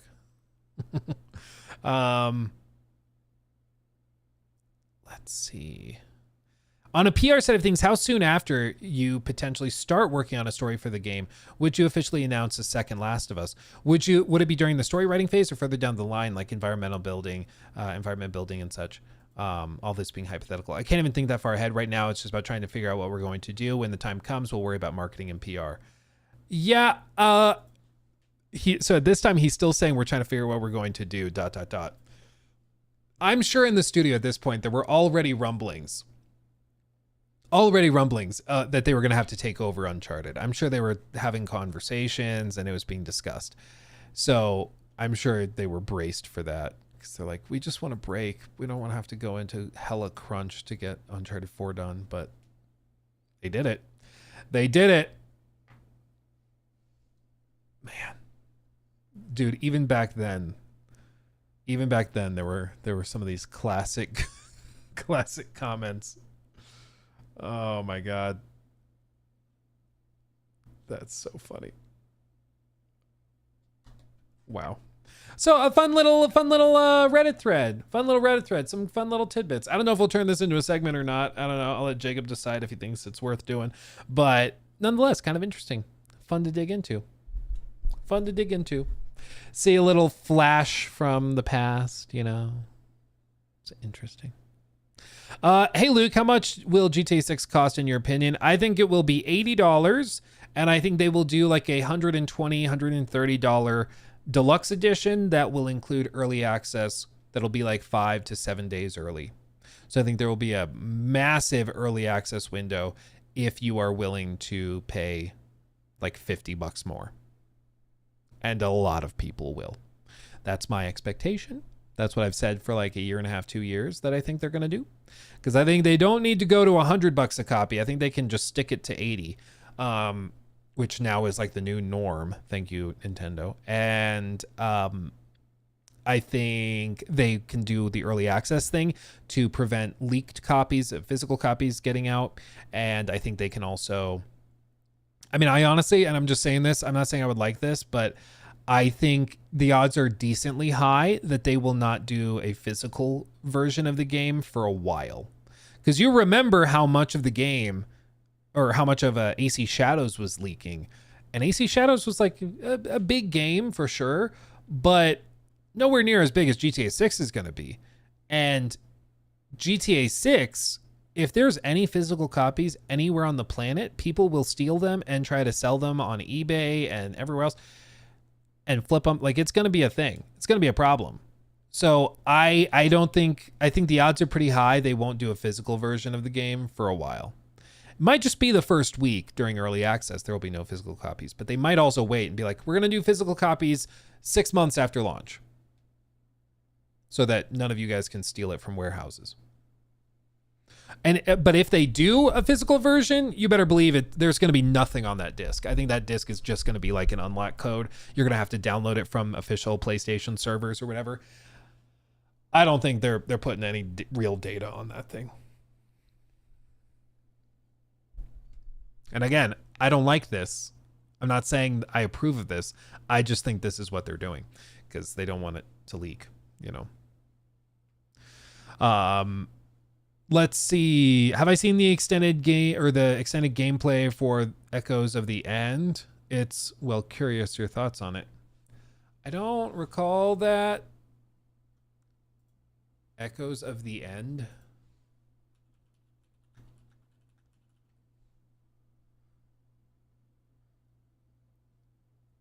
Let's see. What do I think of the Echoes of the End extended gameplay trailer? Let's see. Captured on PS5. You Ceruvians have never appreciated what you have. Your father seemed to me a man of vision, a man who understood the true potential. Forspoken 2. What a disappointment you must have been. You truly are a vestige. A slave to the shackles. Also, don't come at me. Just, yeah. I hope not. No. Whenever I see giant crystals and fantasy settings, I have flashbacks. Wait, I'll be your guide. Just please don't hurt her. Cor, be quiet. Molestin was my father too. I know this area. I can help you. Fine. Kill the vestige. Yes, sir. No! Come on, vestige.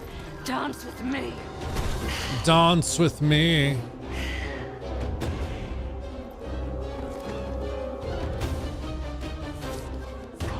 Okay.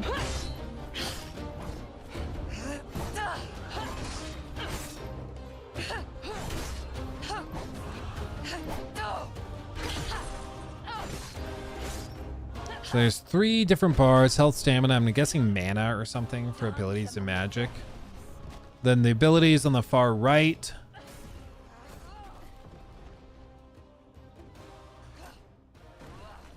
It's like a little chunky and you know, need some refinement.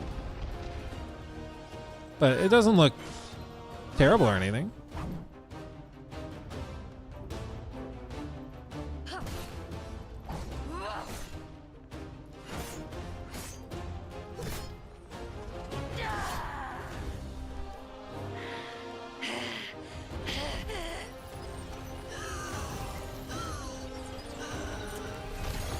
Why didn't you just start with that?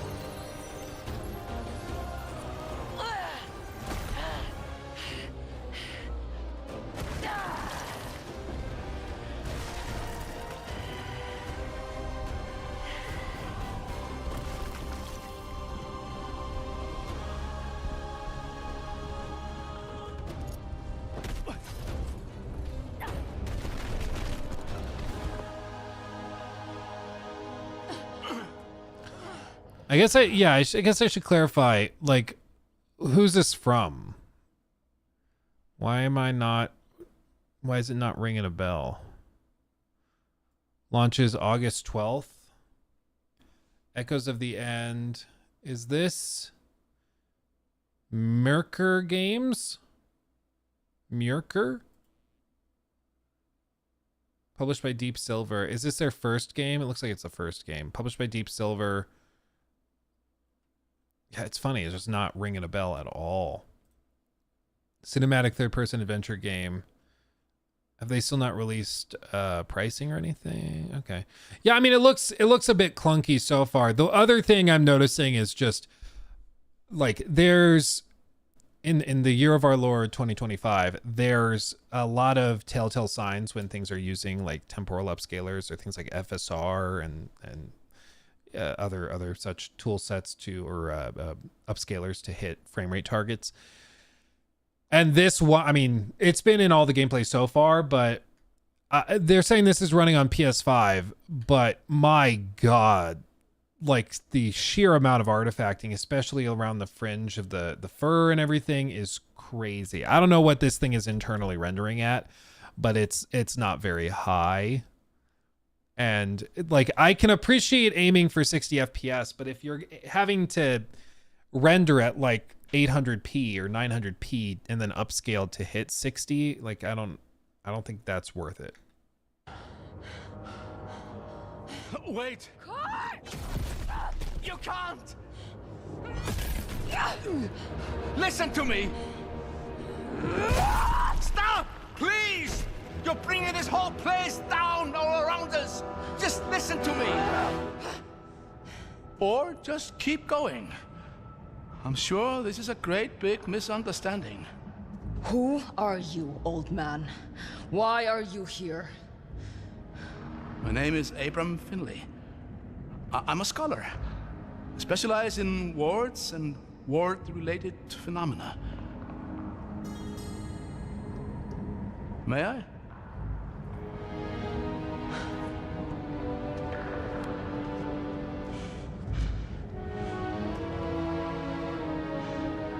I've been exchanging letters with this region's ward guardian for a while now. A few weeks ago, the letters stopped coming.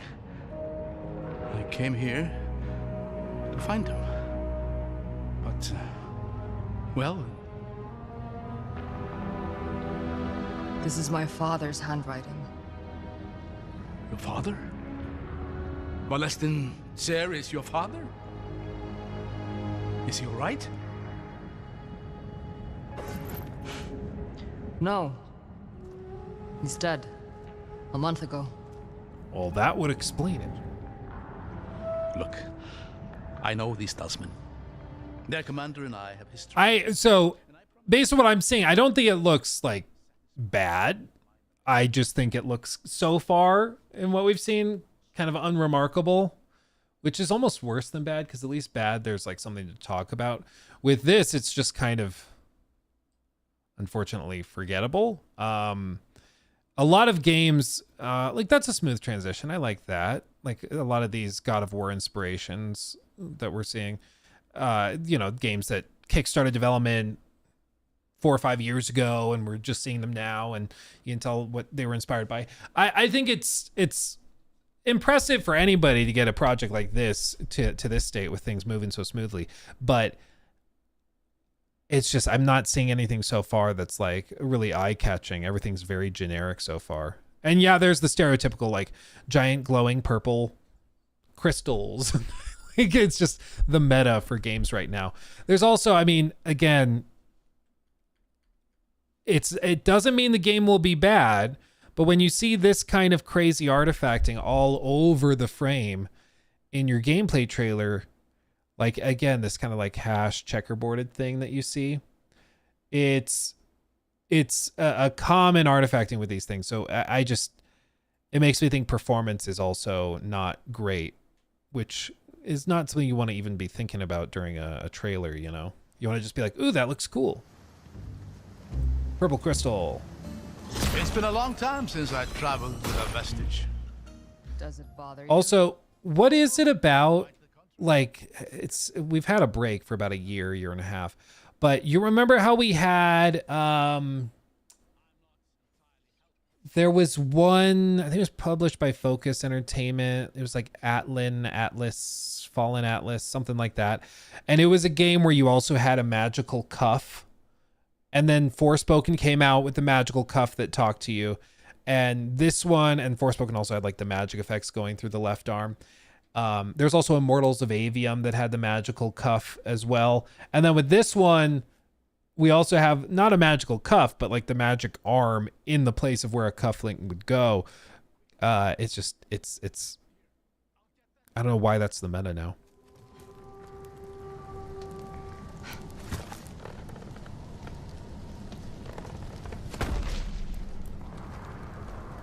I had that. I don't doubt it. But there's no sense in you wasting your strength. Save it for the glomery.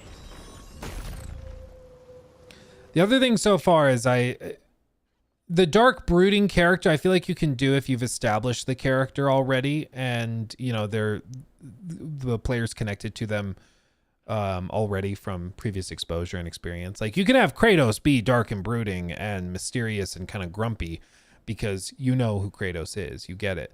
He's a well-established character at this point. But a brand new character just being dark, moody, and grumpy, they just come off as like kind of unlikable and annoying, you know?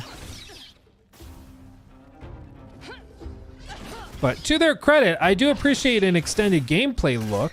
I appreciate them just like putting 15 minutes of gameplay up for people to see, uncut, unedited, just here's what the game is. Because not many developers will do that. At the very least, it lets you know what you're gonna get into. Some more combat, some more environments, more spider creatures. Moving big stones. That is something special.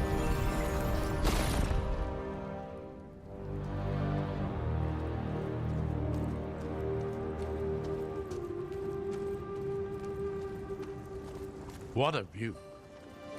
I was beginning to feel a little claustrophobic in there. Enjoy it while you can. We've got a lot of hiking to do. Do we now? And where are we headed? A little village called Barekart. There's an old watchtower there with a small garrison. I know the commander.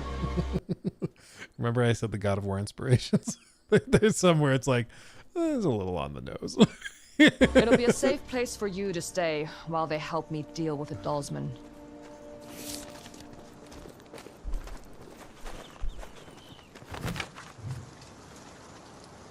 Okay. Some RPG mechanics.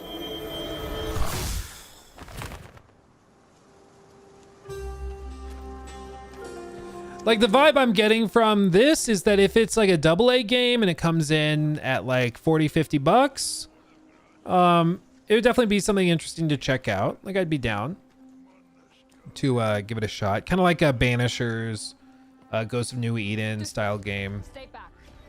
I can handle myself. That was cool, little magic swipe. Yeah, it's even dropping frames here though, dude. Like it seems like it needs a good amount of polish. Oh, that was cool. Okay, I'll give him that. Swing them into each other.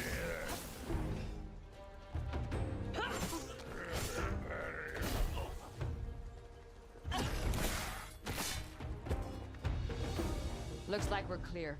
That was clean. Sturta really are persistent. They'll have plenty of Dalsman gear to scavenge before long. Some more running. A big guy with an arm. Oh, a shield.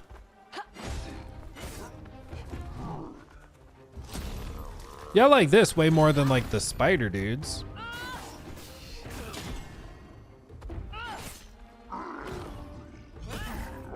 Okay, so that's good. I like that.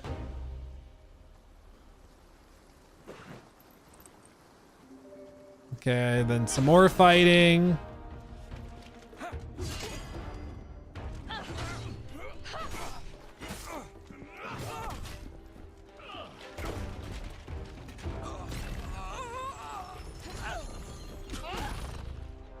Okay.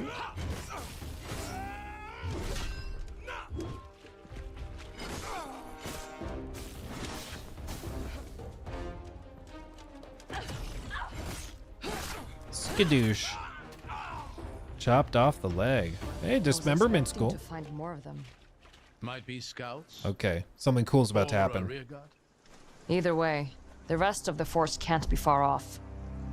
Lady, be kind. Stay close and keep your guard up.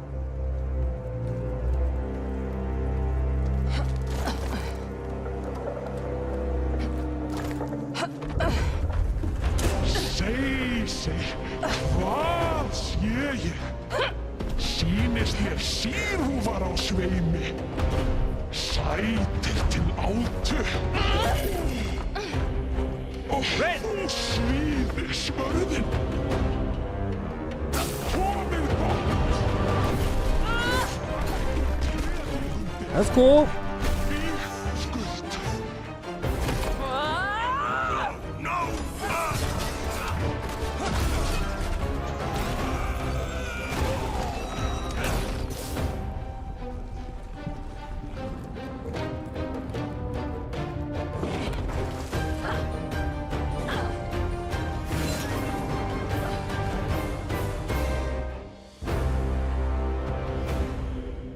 Huh.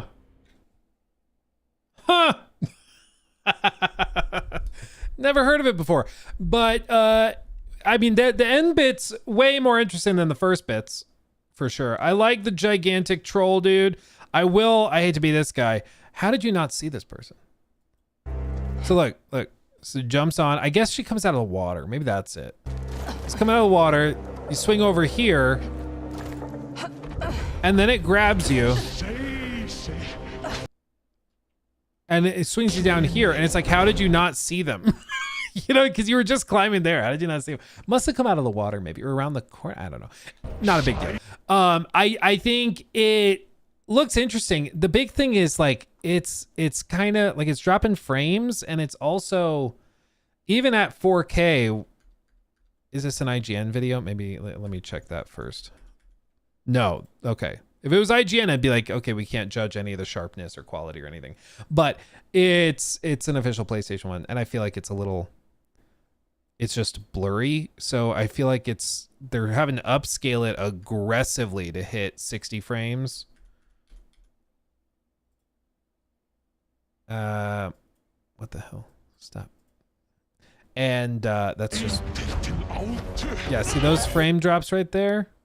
Like otherwise, I think some of this looks cool, but I think it's also a matter of framing, right? Like if this is a AA game, I think this works. I think it can be worth trying and checking out, because I think that there's some interesting elements here that are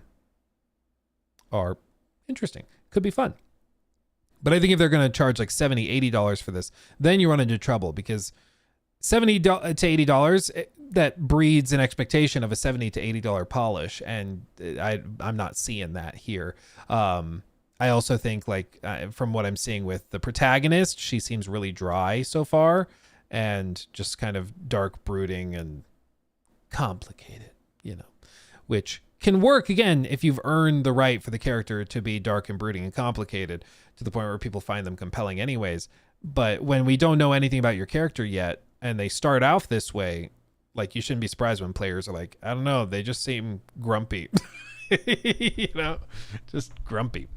But if it's like $40, if it's in that like dollar or AA spot, I think it could be interesting and worth checking out. I'm worried about performance for sure, but could be interesting. Could be interesting. I'm not getting the vibe it'll be like, you know, something insane. But yeah, look at this. So the Mighty Thor, my cousin works on this game. Can you believe it's only 40 people, with the majority making it in Iceland? Wow. Yeah, it's only 40. Is it only 40? Do we know that? I can't find it anywhere. Yeah, so people are still not finding the price listed. But if it is 40, I think that's a decent spot for this to be. And hell, I'll try it for 40. I'll buy it and download it. I think it seems interesting. If this was $40, it would look pretty awesome to me. That's what I'm saying. Like, it's so many of these things, these games that eventually flop and run into problems. It's like if they just understand their place in the market and where people will perceive them, it can find an audience. But you gotta, if your game looks like a double A game, you gotta price it there, because that's where people expect it to be, you know. 40, I think is fair. 40, I think is fair. 50's too much. I feel like a lot of people are feeling like 40 is a solid point for AA. 50 is for like small AAA. 50 to 60 is like small AAA. And then like 70 to 80 is for the biggest of the big. You know, 80 for some is just out of the question. But Is Banisher's combat better? I mean, we don't know where the end game combat is going to be. This they showed is chapter 2 that we're seeing here. Here they only have 2 abilities, or 3, I guess. So we just don't know what end game combat will be like. Banishers has a good amount of complexity by the end of it. So maybe, not sure. I would have paid 70 for KCD2. Oh yeah, dude, I easily would have.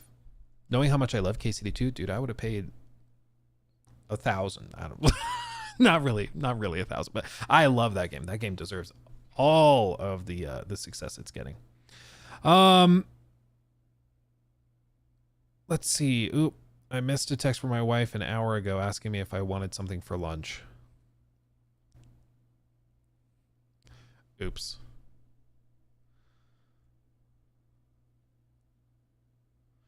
I'm guessing I'm too late. Oops. Oops. What are you going to do? Sounds like I'm skipping lunch. Yep. Dude, I had a salad for breakfast. I ate a bourbon bacon salad. What's wrong with me?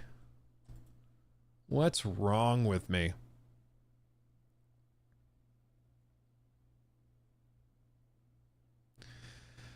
Man.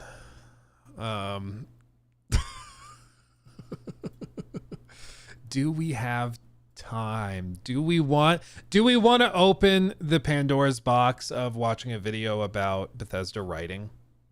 Do we want to even open that can of worms? I don't know, man. I don't know. Yes, do it. Open it. Let's do it. Okay, we can do it. Let me do this. Here, I'll play this snippet on our 3rd channel, actually, while I use the restroom real quick. This is taken from stream just yesterday about PlayStation's AI problems, okay? I'll play this little clip, and then I'll be back. I'm just going to use the restroom real quick, and then we'll rock and roll, okay? So enjoy Lukeception. I will hide my camera so it's not distracting. Okay, I'll be right back. You mentioned a handful of weeks ago that Sony has basically given up on approving or validating the quality of their store listings because they're starting to allow a lot of like AI generated crap and just not check it. My understanding was when you want to be put on the PlayStation Store, you submit your game and your marketing materials and all of that. They review it, they approve or deny it, and then you get put on the store if they approved you. Apparently not so much anymore. Radek posted this. I don't know how he found these, but look at this. The AI slop on the PSN Store has gotten so bad, man. Look at this. Brain Rot Fighting. $13.49. Just released in June, so brand new. It's rated E for everyone, 10+. For fantasy violence. And you want to know what this game looks like? You want to know what this looks like? He shared the gameplay.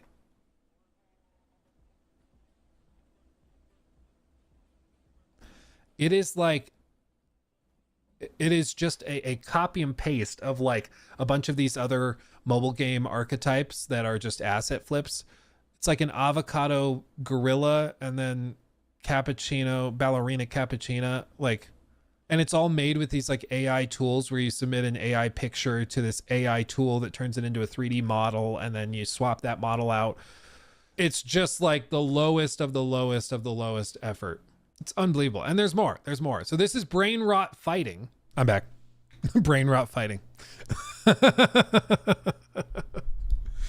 Let's be real, it doesn't get better than this. Lukeception, dude, Lukeception. Yeah, brain rot games that are just AI generated crap on the PlayStation Store officially. Officially, lock it in. Okay, you ready? News man. You guys know him. You guys love him. Emil Pagliarulo. Todd Howard's right-hand man. Been around since the Fallout 3 era. He is credited as being in charge of the writing on all Bethesda projects, whether it be Fallout 3, Skyrim, Fallout 4, Starfield. He's the guy at the core of it. Now, the writing on these games have often been called into question. It's like The games are really good and fun, but they lack a lot of depth narratively. It's often a weak point. At least it's perceived as a weak point. And so this discourse has kickstarted after Starfield, especially as we lead into Elder Scrolls 6, because he's also in charge of the writing there. And of course, expectations are going to be crazy, crazy high. And here's the deal. I think the gaming, like the games industry of 2026, 7, 8, whenever Elder Scrolls launches, is just fundamentally different than it was when Skyrim launched, for example. I think things have just changed. I think games like Baldur's Gate, The Witcher, have changed people's perception and expectation of what should be possible in a narrative RPG. And I don't even think that's like a crazy thing to say. I think that's pretty reasonable. And the one thing that I think everybody kind of agrees on, even Bethesda fans, is that the writing quality has been, at the very least, stagnant over the last 2 decades. Like it's not grown more impressive. It's, if anything, gotten a little more shallow and hollow. So this is something we've talked about a lot consistently. And AVV Gaming did a video 9 months ago breaking down why he believes Bethesda's writing has declined. And this was shared with me by one of you guys asking me if I could check it out. So I'm always down. As always. The video will be linked in the description box below. I recommend you go check it out, show some love, and let's see what he says about the writing in Bethesda games. Let's see. Great American novel. It's going to be, let's say, okay, we're going to write the great American novel. It's going to be this thick.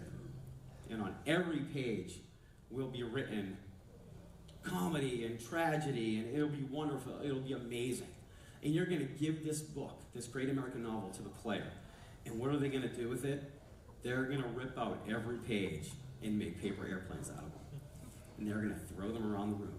And they're never going to see your story. Because the story is there, right? But they are going to spend 30 hours making shacks. Okay? What you just heard is a quote from Emil Pagliarulo, Bethesda's lead writer at the time, explaining how even if he wrote the greatest story in gaming history, it would be wasted on fans as they would ignore it, instead opting to spend time building shacks. I agree with this representation of it, because I've listened to that whole talk. You can see it. It's like a 43 minute talk that Emil gave. And I don't know how to interpret that statement and the rest of the talk in any way other than like they do not look at their audience very highly. Like they don't think their audience is capable of appreciating and understanding a high quality story, because they're like, a lot of people are just going to like screw around building forts. A lot of people are just going to look at notes or skip the notes entirely. And it's just basically setting up this, what feels like an excuse to not try very hard.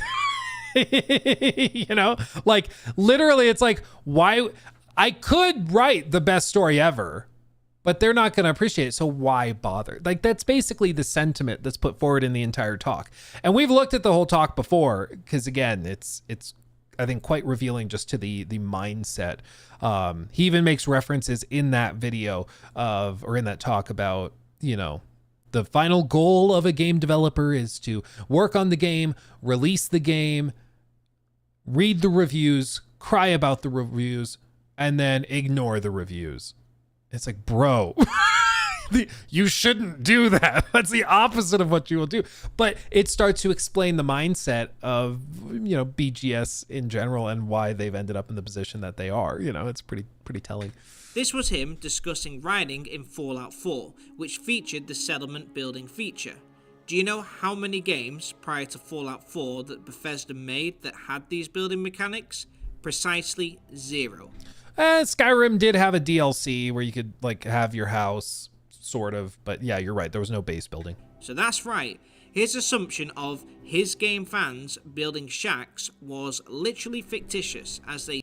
Well, in Emil's defense, what he was trying to say was that you can write an amazing story, but players will still end up screwing around doing other things. They'll spend 30 hours building bases. They'll spend 20 hours going and crafting. They'll spend 5 hours going and hunting. They'll do this and that. Like, he's just trying to throw things out, activities within Fallout 4 that they'll busy themselves with. But it's also true in Skyrim. Like, a lot of people will just go through procedurally generated quests repeatedly instead of engaging with your super intensely written narrative. Like, so... yeah. They never provided that option in their previous games, so he wouldn't know if that's how they would rather spend their time in a game. And that, by the way, was at the time the lead writer of Bethesda Game Studios. It's almost him saying that there's no point in writing anything good, so why bother? Maybe. Yeah, I mean, it literally is what it... like, I don't know how else to interpret it. I've seen some BGS fans come...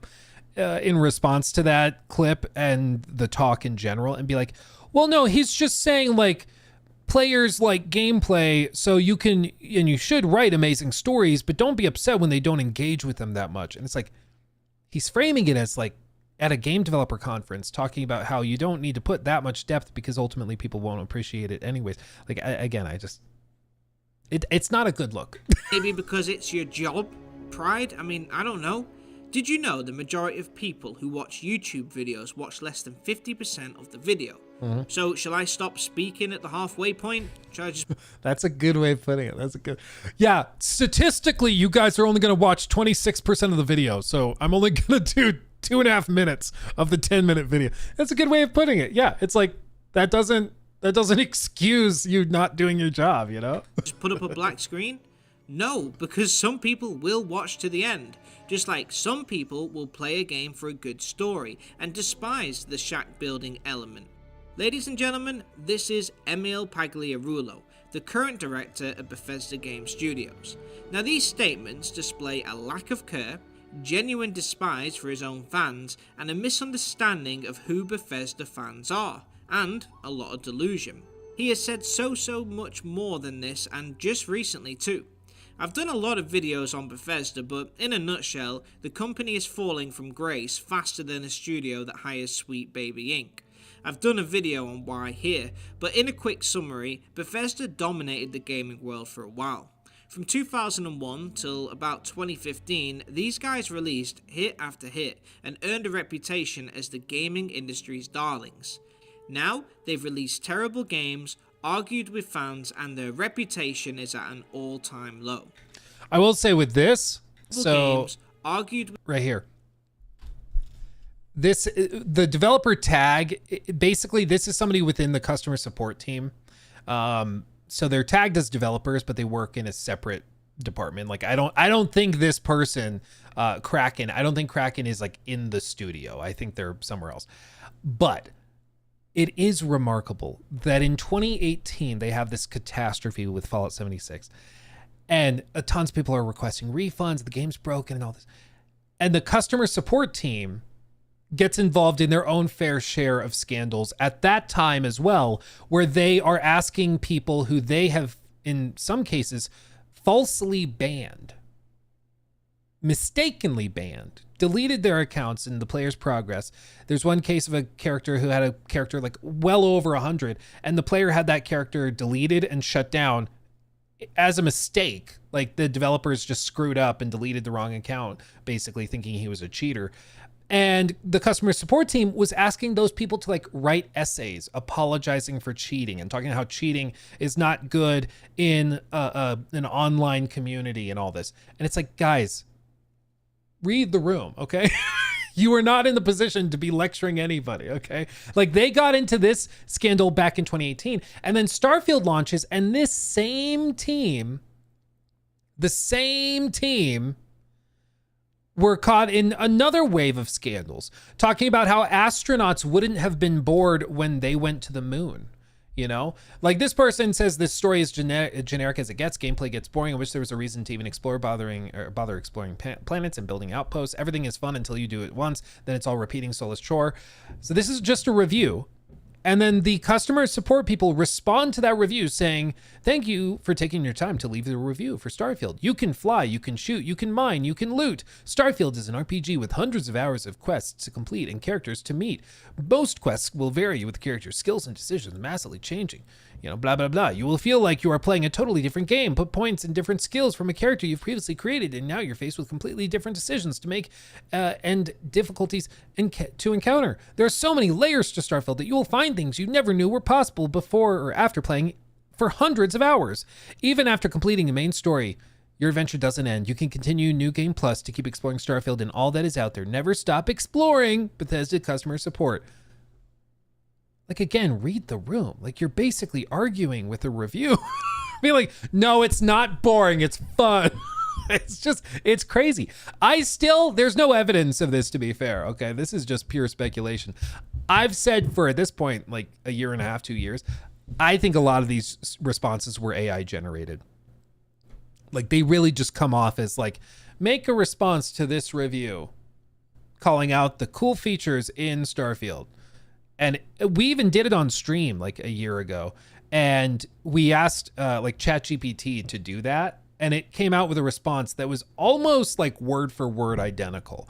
So I don't know if there's a way to test it and see if there's like AI like behaviors or characteristics to the post, but I still think that a lot of these were AI generated because human beings don't talk like this. Somebody had to sit down and write this out, and each of the responses is different. They weren't even copy and pasted. They were all different. So either they have staff that are spending like 20 minutes responding to each and every review, or it's just AI generated stuff. I don't know. Either way, it's dumb. Either way, it's crazy. Whoever's in charge of the customer support, like, they've across 7 years, or I guess at the time it was 5 years, they've had multiple scandals related to just the customer support team's response to the developer screw ups. It's very funny. With fans, and their reputation is at an all-time low. You can ask anybody, and most will say that Bethesda is going through a tough time. Everyone, that is, except for Emil. Emil and Todd. So in the interviews, I think it was the one Maddie did with Todd, Todd was framing it as, well, Starfield has the most players of any game we've ever made. It has the most engagement of any player or of any game we've ever made. It has the highest average play time of any game we've ever made. And he pointed to all these stats, which I'm sure are true. I'm sure they do have the highest total number of players and stuff like that, because of Game Pass and all that. But I don't think there's any way to deny the current status and reputation. I think I don't think you can ignore that. I think it's pretty obvious that they're not in the same position they were 10 years ago. In the lead up to Fallout 4, I think their company reputation was much different than it is today. And I think denying that is silly. And I don't know if Todd would agree with that maybe now they're viewed more skeptically or maybe suspiciously, but either way.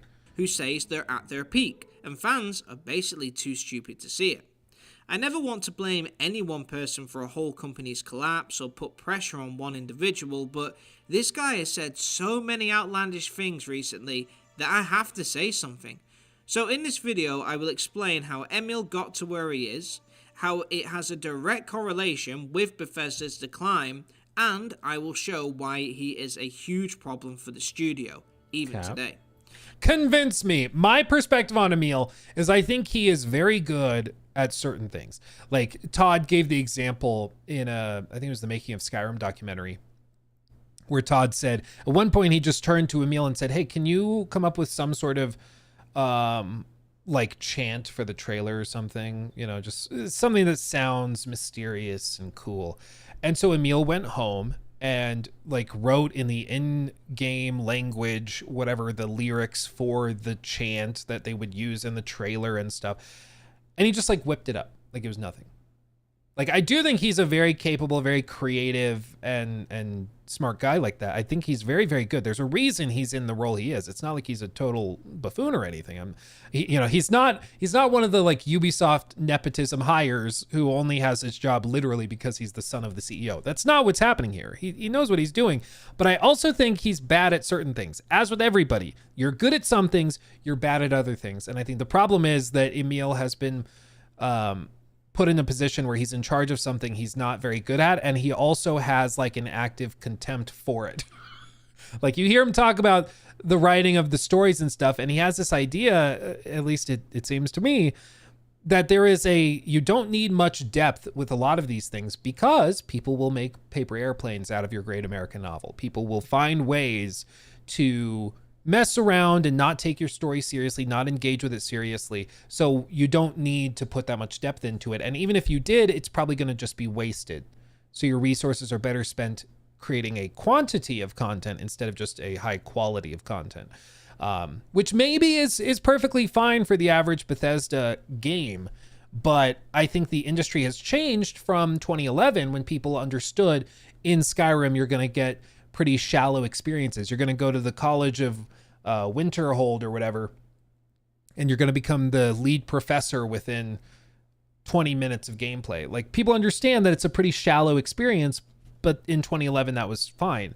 I think in 2025 and moving into like 26, 27, 28, when we get Elder Scrolls 6, expectations are higher. People are expecting Witcher 3 quality, Baldur's Gate quality. People are expecting Expedition 33 quality writing. And when they don't deliver that, they will be chastised and critiqued against it because the industry has changed. It's just like when Baldur's Gate 3 came out and everybody was like, you remember hearing the developer say, don't let this game raise your expectations too much because this game is exceptionally amazing. Don't let it raise the bar. And it's like, no, that's what happens. The bar gets raised because we've seen it is possible. It is possible to achieve this amazing thing. So that's what we're going to expect now. I think the bar has been raised, but I think BGS has largely not raised the bar in response, So kick back, relax, and let's get this one started. Quick side note, if you're new here and you enjoy video game discussions, please consider subscribing. Yeah. That is all. So first of all, let's cover the story of Emil Pagliarulo. He is Bethesda's lead writer and helped write stories in Fallout 3, Skyrim, and Fallout 4. Originally involved in the development of Thief 2, The Metal Age, he then moved over to Bethesda Game Studios, helping in the Elder Scrolls 3 Morrowind expansion, Blood Moon. At Bethesda, his first task was creating miscellaneous quests for the Blood Moon expansion. He then worked as a designer on the Elder Scrolls Oblivion, largely for the Arena and the Dark Brotherhood. After his successful writing in Oblivion, he was elevated to lead writer on Bethesda titles, and in 2011 he served as a senior designer on the Elder Scrolls Skyrim. After this, he went on to write in Fallout 4 and Starfield. Pagliarulo also worked on Fallout 76 as a design director. In 2022, it was uncovered by Kotaku that the development of Fallout 76 suffered massive mismanagement from top-level executives. No. No. With one developer stating that during development, our design director, Emil, didn't seem to want to be involved with the product at all. He didn't want to have any contact with it or read anything that we put in front of him. Pagliarulo refused to comment on Kotaku when asked to give his side of the story.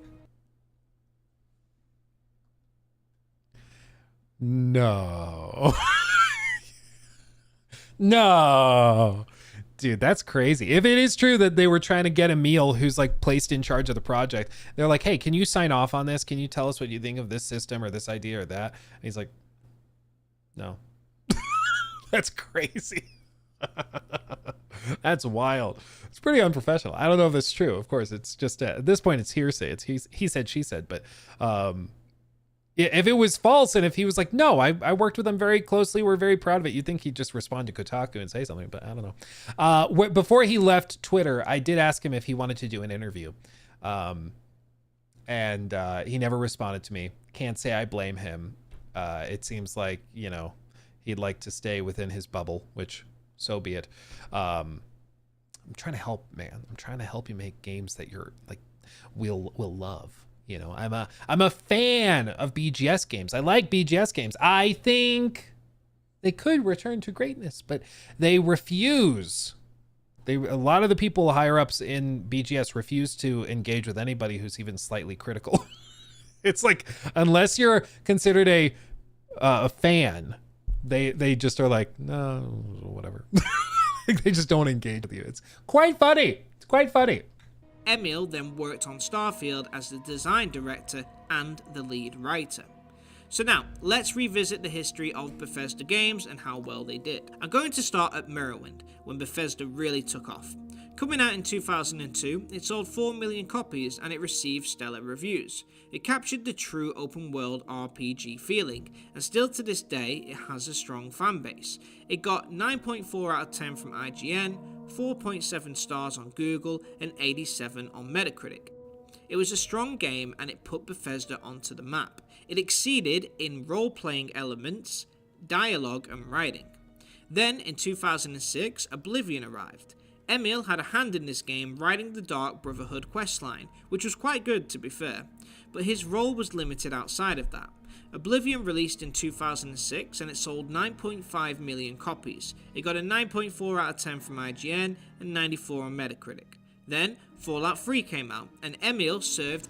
Dude, never forget just how green Fallout 3 is in its vanilla form. There are some mods that fix it and like remove the green filter over everything. But dude, this game was so green and still is if you down it. It's crazy, man. It's like, you remember back in the late 2000s, every game kind of had that brown hue. Everything was brown. It was really weird. I don't know why this was the meta to just make everything green. We did watch one video where I think they were describing how it had something to do with the TV technology at the time, where on our displays, the color like representation is much clearer, but on like CRT TVs and in older TVs, like even plasmas, it didn't appear this way to their eye at the time. Like the image just appeared differently. I don't know. Either way, very green. As the lead writer for this game. Oh yeah, the piss filter. Yeah. It sold 12.4 million copies and scored well. And then Skyrim would come out 3 years later and represent the peak of Bethesda games. Again, Emil was the lead writer for this too. Now, something I want to mention about Skyrim. There was already a ton of lore established at this point. Emil did not need to create any of the backstory, characters, factions, or world building as it was already established. He would use those tools to write storylines and quest lines. Now, most people would say Skyrim is a magical game for its open world, exploration, role-playing elements, but very few would say it's for its writing. Most characters were forgettable, most quest lines were too, barring a few good entries, and the main story, well, most people never actually finished it. Why? Well, the writing doesn't keep you hooked. In fact, many argue that Oblivion's writing was much better than Skyrim's. They would say that Skyrim improved on almost everything Oblivion did except for its writing and role-playing options. So I think Skyrim in a lot of ways, I think it did what few games managed to do, but it pierced the veil of mainstream appeal. And not many games can do that. You know, when you think of games that do that, I mean, Call of Duty, of course, can do it regularly. Fortnite can do it, you know, World of Warcraft, of course. A great bellwether is whether it's mentioned in like a South Park episode. That's a great way. So like Red Dead 2, they had an entire episode about Red Dead. And, you know, if they can pierce the pop culture veil and get into the mainstream, your game's going to sell gangbusters no matter what. And in the case of Skyrim, it definitely did that. But for the time, you know, it gave everybody exactly what they were hoping for. It was just a vast, expansive game. It was an open world game before open worlds were really the meta. It's part of the reason open worlds became the meta. And, you know, it was just exciting. It was open-ended. It was free. And it was just, it was a remarkable game for the time. But I do agree that the writing and the depth of narratives and stuff was never the strong suit. There's some interesting quest lines. There's some interesting ideas there. But, I mean, I think you play the Bloody Baron quest line in The Witcher 3. That story will stick with you for the rest of your life. Whereas recalling specifics of, like, certain quest lines within Skyrim's main story might be kind of difficult, you know? And I mean, I know some people have referenced, you know, knowing somebody who hasn't finished the main story of Skyrim. The stats show not a ton of people finish the main story in Skyrim, even though it's only like 30 hours. But I know, like, some good friends of mine from high school who have put hundreds, or I think he said he put like 1,200 hours in or something, and he's never seen the credits roll because he just like swaps mods out and plays different mods and stuff within Skyrim, and it's just kind of like a playground for mods for him. So I think that that's a big part of it too. Part of the long-lasting and ongoing legacy of Skyrim as well is that as a mod platform, it's very robust, and that means that a lot of people can still engage with it and have fun with it, even if they're not engaging with Bethesda content within it, you know. So, Skyrim was not a very good game in terms of writing, I would argue, but it excelled at everything else. But the lore held it together. The Mages Guild, great concept, great lore. The Mages Guild questline, not so good. But no matter what, when the writing was done, it was held up with a well-established lore to help make the workload easier. If you think I'm wrong, let me know in the comments. And then in 2015, Fallout 4 dropped, and this is when the problems began to surface. Emil was the lead writer and director for this game. Now, it scored pretty well across the board, but it held a user score of 7 out of 10 on Metacritic. Now, I've done a video on why Fallout 4 is divisive, but I'm going to summarize it here. The gameplay was better than 3, the world was bigger, quality of life changes were better, the modding community had more, just in general, it was a better game than 3. But not so much in writing. Fallout 3 was known for outstanding character writing, riveting side quest stories, and a really good main quest. Fallout 4 followed the pattern of Skyrim in terms of writing. It wasn't great. Well, I think Fallout 4, I think, you know, with Skyrim, with Fallout 4, they take an approach that is, again, quantity over quality, and then I think it's also a general approach of like a popcorn writing as opposed to like trying to make an entree. They're trying to make appetizers. They're trying to make little things that you can take. Ooh, that was good. Let me go over here. Ooh, that was good. A little bit of this. That was good. That's what they're trying to do with like Skyrim and Fallout 4. And even Starfield to a certain extent. But the problem is sometimes players want a steak. Sometimes players want a beef Wellington. Sometimes they even just want a big old burger. They just want something greasy and dirty, but there's a lot there, you know? And I think that's been one of the points of weakness for them has just been, I just saw that, Jacob, has just been that they've really struggled to deliver on what the expectation is. And so there's just a lot of confusion. I've said repeatedly that I've gone back and I've actually had fun playing Fallout 4 again. I played through it on my ROG Ally again and had a pretty solid time.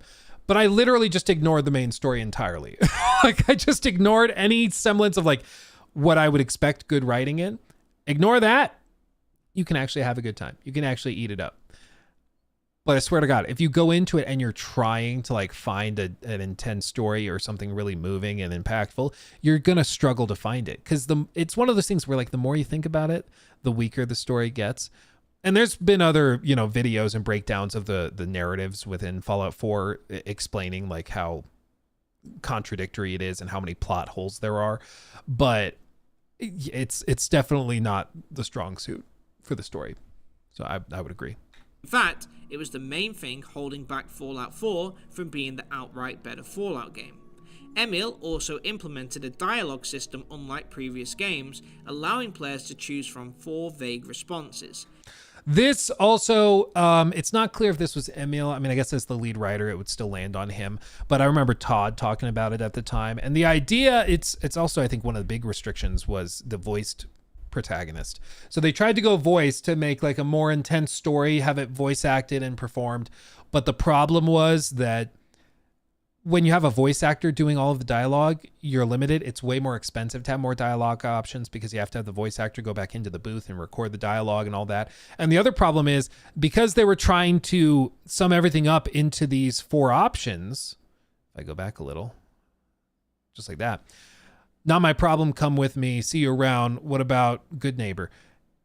They only have 3 words for each of these.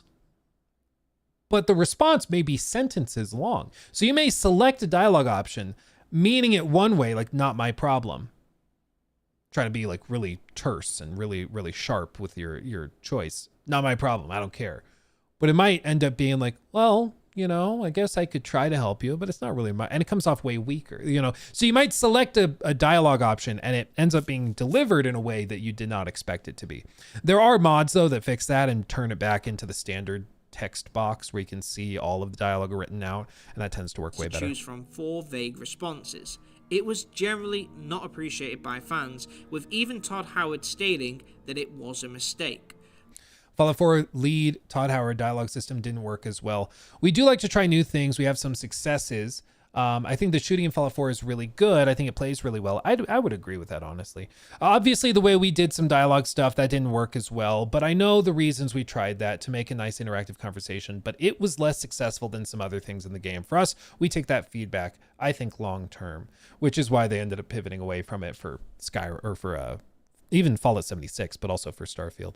But in this same video that I showed you earlier, Emil created this dialogue system and claimed to be proud of it, despite Todd disagreeing. Oh. Another thing that hurt Fallout 4 was the release of Fallout New Vegas in 2010.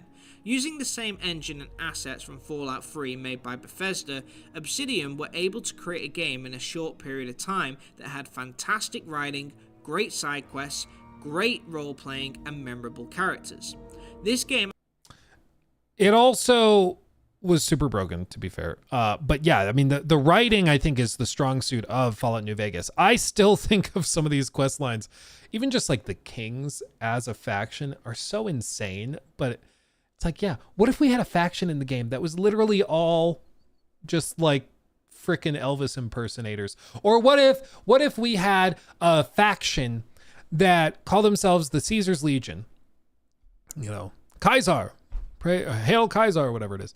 And they got all of their outfits from the Caesar's like casino, and they go live off in the wilderness, but they have like just straight up Roman military procedures and everything. What if we just do that? Like, it's just brilliant. So much of it is just fantastic. It was not perfect. It still isn't perfect. It's why I've said I don't think a remaster of New Vegas works. I think they'd have to remake it and retain all the writing and stuff, but just polish it up. Like, imagine Fallout New Vegas, but with the shooting mechanics and gameplay and stuff of Fallout 4. I'm in that. I'm in for it, you know? I'm in for it. That would be amazing. Identified the issues with the writing from Bethesda versus other game studios. After Fallout 4, Witcher 3 released the same year and blew that game out the water. At this point, gamers were used to stories being weak in a giant... Interestingly, though, it was technically Witcher 3 launched in May. Fallout launched in, I believe, November. And so it was very interesting. The Witcher 3 launched actually quite buggy. But people forget that. Because it launched, it received great reviews. A good number of people played it. But The Witcher 3 really blew up after Fallout 4 because a lot of people were expecting like an intense RPG and narrative, and it wasn't there. And then people were telling through word of mouth, go play The Witcher 3. People went and played it, myself included. And we were like, oh my God, this is so much deeper and the writing is amazing. And by that point, it was polished up and refined and it was incredible, you know? So The Witcher 3 actually kind of benefited from slowly swooping up into notoriety and success because people initially kind of slept on it. I mean, it did very, very well, reviewed very, very well, but I think the mainstream appeal hit after Fallout 4 did in like November and December, especially once it won Game of the Year. That really helped, of course, blow it up into popularity. So it's all part of it, but yeah. Open world game. Usually you could either have a great story like The Last of Us, but in a linear experience, or you could have a giant open world with hundreds of side quests, but the writing wouldn't be as good. That was sort of like an unwritten rule. Then Witcher 3 came, then Red Dead Redemption 2, then other games, and the standards have changed. But even then, Emil had a lot of lore to fall back on for the Fallout games. Now, if you ask Fallout 4 fans what they love about the game, it's usually the lore, the open world, exploration, the modding community. Very rarely is it the writing or the dialogue options. Sound familiar? Unless you're a fan of like Fallout 1 and 2. If you're a fan of those old like isometric games, the writing in those games is actually pretty intense and quite good. But yeah, those are old school. The pattern is being formed where the lore is protecting what is not really such great writing. Now let's fast forward to Starfield. This game dropped and it was Will Witcher 4 be buggy in a buggy state too then? Hopefully not, because the thing is, Cyberpunk having tech issues at launch was sort of foretold in the scrolls, because The Witcher 3 also released pretty buggy, and they kind of got away with it because it started slow, and then they patched it up by the time most people jumped into it. But the hope is after Cyberpunk's launch, they learn their lesson and will polish the ever-living hell out of it before launching it, which I think they will. They say they're developing it from scratch with 60 FPS console targets, so I think they'll probably be okay.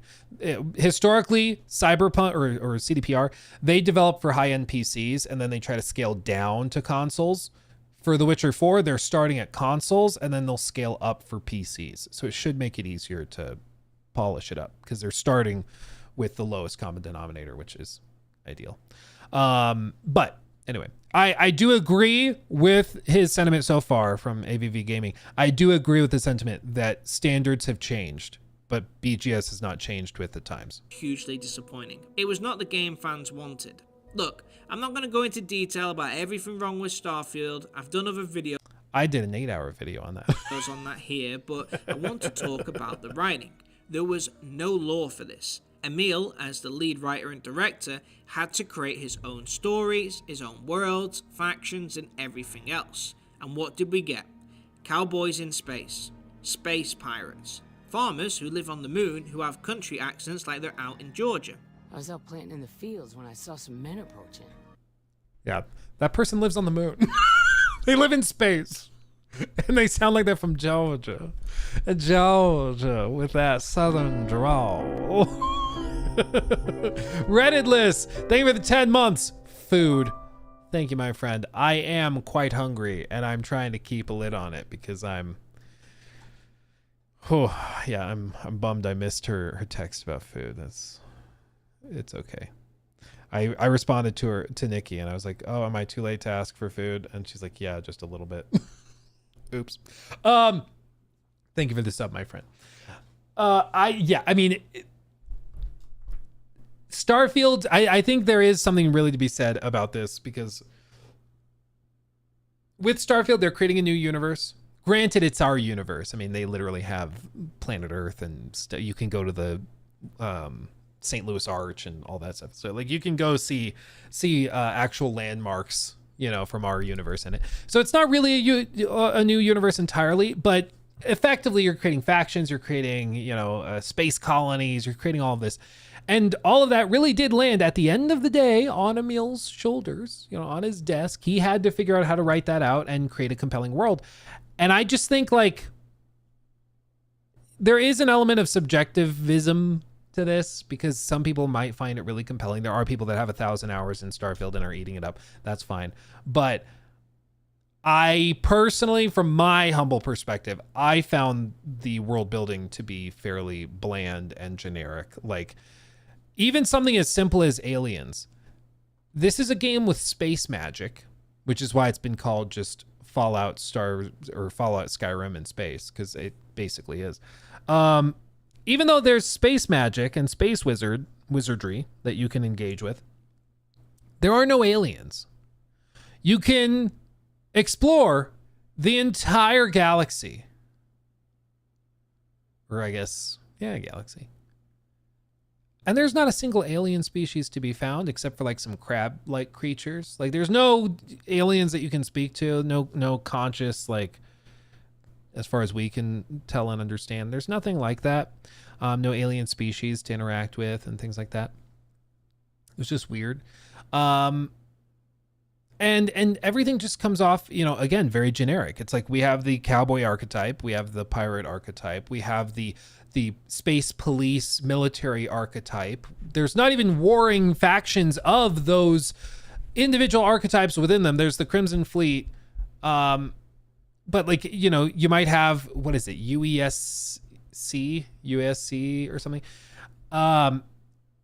they have like this faction, but there's not like, oh, over in this other star system, there's another governmental faction that's fighting with this one or that doesn't want this to overlap. Like, it's all just very isolated, very generic. You might hear rumblings, or you might hear dialogue mentioning another faction that used to exist or that does exist. You just can't see them and interact with them. It felt so bland. They look like soldiers with uniforms and weapons and such. This is when the true writing skills of Emil and Bethesda were finally brought to light. It was poor. Compared to a game also set in space, Mass Effect had different races, aliens, backstories for planets, lots of different histories to explore. Starfield, only humans. And here's the thing. Some people say, well, Luke, it's supposed to be hard sci-fi instead of soft sci-fi. So it's supposed to be more realistic, believable sci-fi, which is why it's like NASA punk instead of the more futuristic, shiny Mass Effect design. So we chose not to do aliens because we just, that's the route we chose to go, is that alien life that's intelligent is extremely rare, so we're not going to do that. That's fine, but it's still more boring. Like, it is more boring to have just humans than it is to have a bunch of alien species. It's more interesting to have a lot more alien species, to have to learn about them, their cultures, their ways of life. Like, that's just more interesting, It's like Nikki and I, in the last month, we've been watching The Orville. I don't know if you guys ever watched The Orville. It's from Seth MacFarlane. He sort of did a spiritual successor to Star Trek: The Next Generation, and it's got some like light comedy. It's also kind of a drama. It's interesting. And I've been pleasantly surprised by it, honestly. It's actually quite fun. It's like nothing that's going to win any sort of Golden Globes or Emmys, I think is for TV. It's not going to win anything like that, but it's good. It's solid. It's fine. But even like the world of The Orville, I feel is way more interesting than all of Starfield. And it's made by the guy that did Family Guy and American Dad and like sing songs. I find it way more compelling than anything I ever encountered in Starfield. I would love to see an Orville mod for Starfield. I think that would actually be kind of compelling. Basically, there were only a handful of planets with life. Factions included the Constellation, who were just explorers, United Colonies, who were like a republic, the Freestar Collective, who were libertarians, who are literally cowboys in space, Crimson Fleet, who... They literally wear cowboy hats, yeah. It's like, even though there's no reason for that. And it's like, in New Vegas, there's reasons, narratively, for the kings to look like Elvis. Like, it's established in the world, it makes sense within that. Or for the people in Good Springs to dress and act the way that they do. They're Brahmin farmers. Like, that's just what they do. Or for Caesar's Legion to dress and act the way that they do. They live that way. Everything follows from it. But in this, it's like literally it's just, oh no, they're in space flying spaceships, but we're going to have them wear cowboy hats and they all have Southern accents for some reason. who are literally pirates in space, and Ryujin Industries, who are a megacorp. That's it. Then the side quests were dreadfully dull. For the Ryujin questline, you have to go and get a coffee and bring it back to your boss. That's literally a main faction quest. You have an entire galaxy that you can write stories in, no limit, and we get, go grab me a Starbucks please, charge it on the company card. So many side quests were fetch quests. Yeah. Thank you, Jack. Thank you for the 5. Very generous. Thank you. Literally doing a coffee delivery quest in a main story quest line for Starfield. I also this is supposed to be a big hub, like the city of Neon. And I'm sorry, this is also where the standards just change. If you're going to create a city, there are certain expectations in the modern day for what that city is going to be like. And having a small corridor with 35 people in it does not feel like a city. You could get away with that in Whiterun in 2011. Nowadays, people expect Novigrad. People expect Oxenford. People expect Baldur's Gate. People expect the massive expanse of a city. The standards have changed, The expectations change. They expect Night City, exactly. Doing it in this old school way, it's understandable if you're making a AA game, but when you're making a AAA game and you're framing it as that, it doesn't work. Where you'd meet someone on a planet and they'd say, hey, about 15 galaxies over that way, there's a bar in a city on a planet that sells this awesome root beer. Can you go grab me one? I'm not joking. This is a real quest in that game. And the characters were so... Hey, in 5 solar systems over, can you go get me a root beer? It's like, yeah, that makes sense. That checks out. It's like, it is so stupid.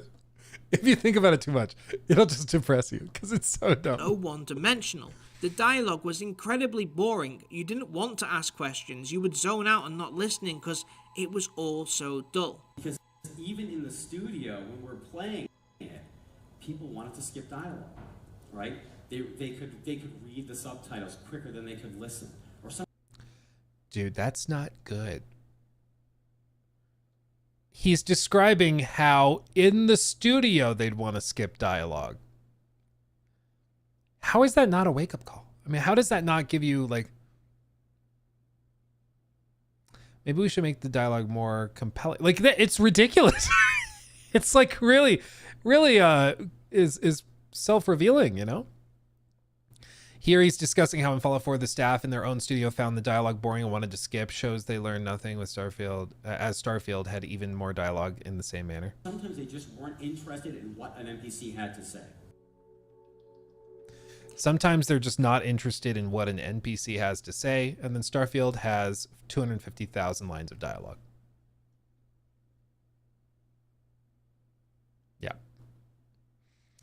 Yeah, again, it gives the impression that, okay, if they're going to make paper airplanes out of our great American novel, let's just throw a few dictionaries in there too.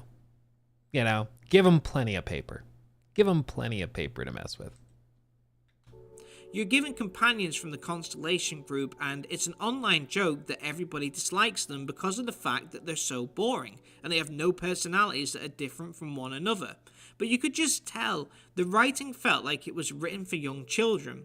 Plot lines were predictable. Plot twists didn't really shock anyone. It was all so basic. And this brings me to a quote that Emil said himself. Write what you know.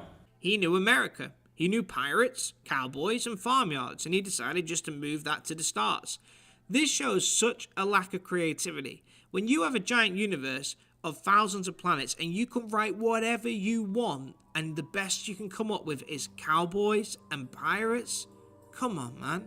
So what I'm trying to... Yeah, why not like a faction of intergalactic traveling koala bears that were part of a scientific experiment that escaped a lab in Wuhan, and then they went and they stole a spaceship, took off, landed on a planet in a distant solar system, evolved over the generations, so now they excrete gummy versions of themselves that provide psychedelic effects to humans who consume it. So you are tasked with going and massacring a village of space koala bears to steal their gummy feces as a drug to sell within Neon.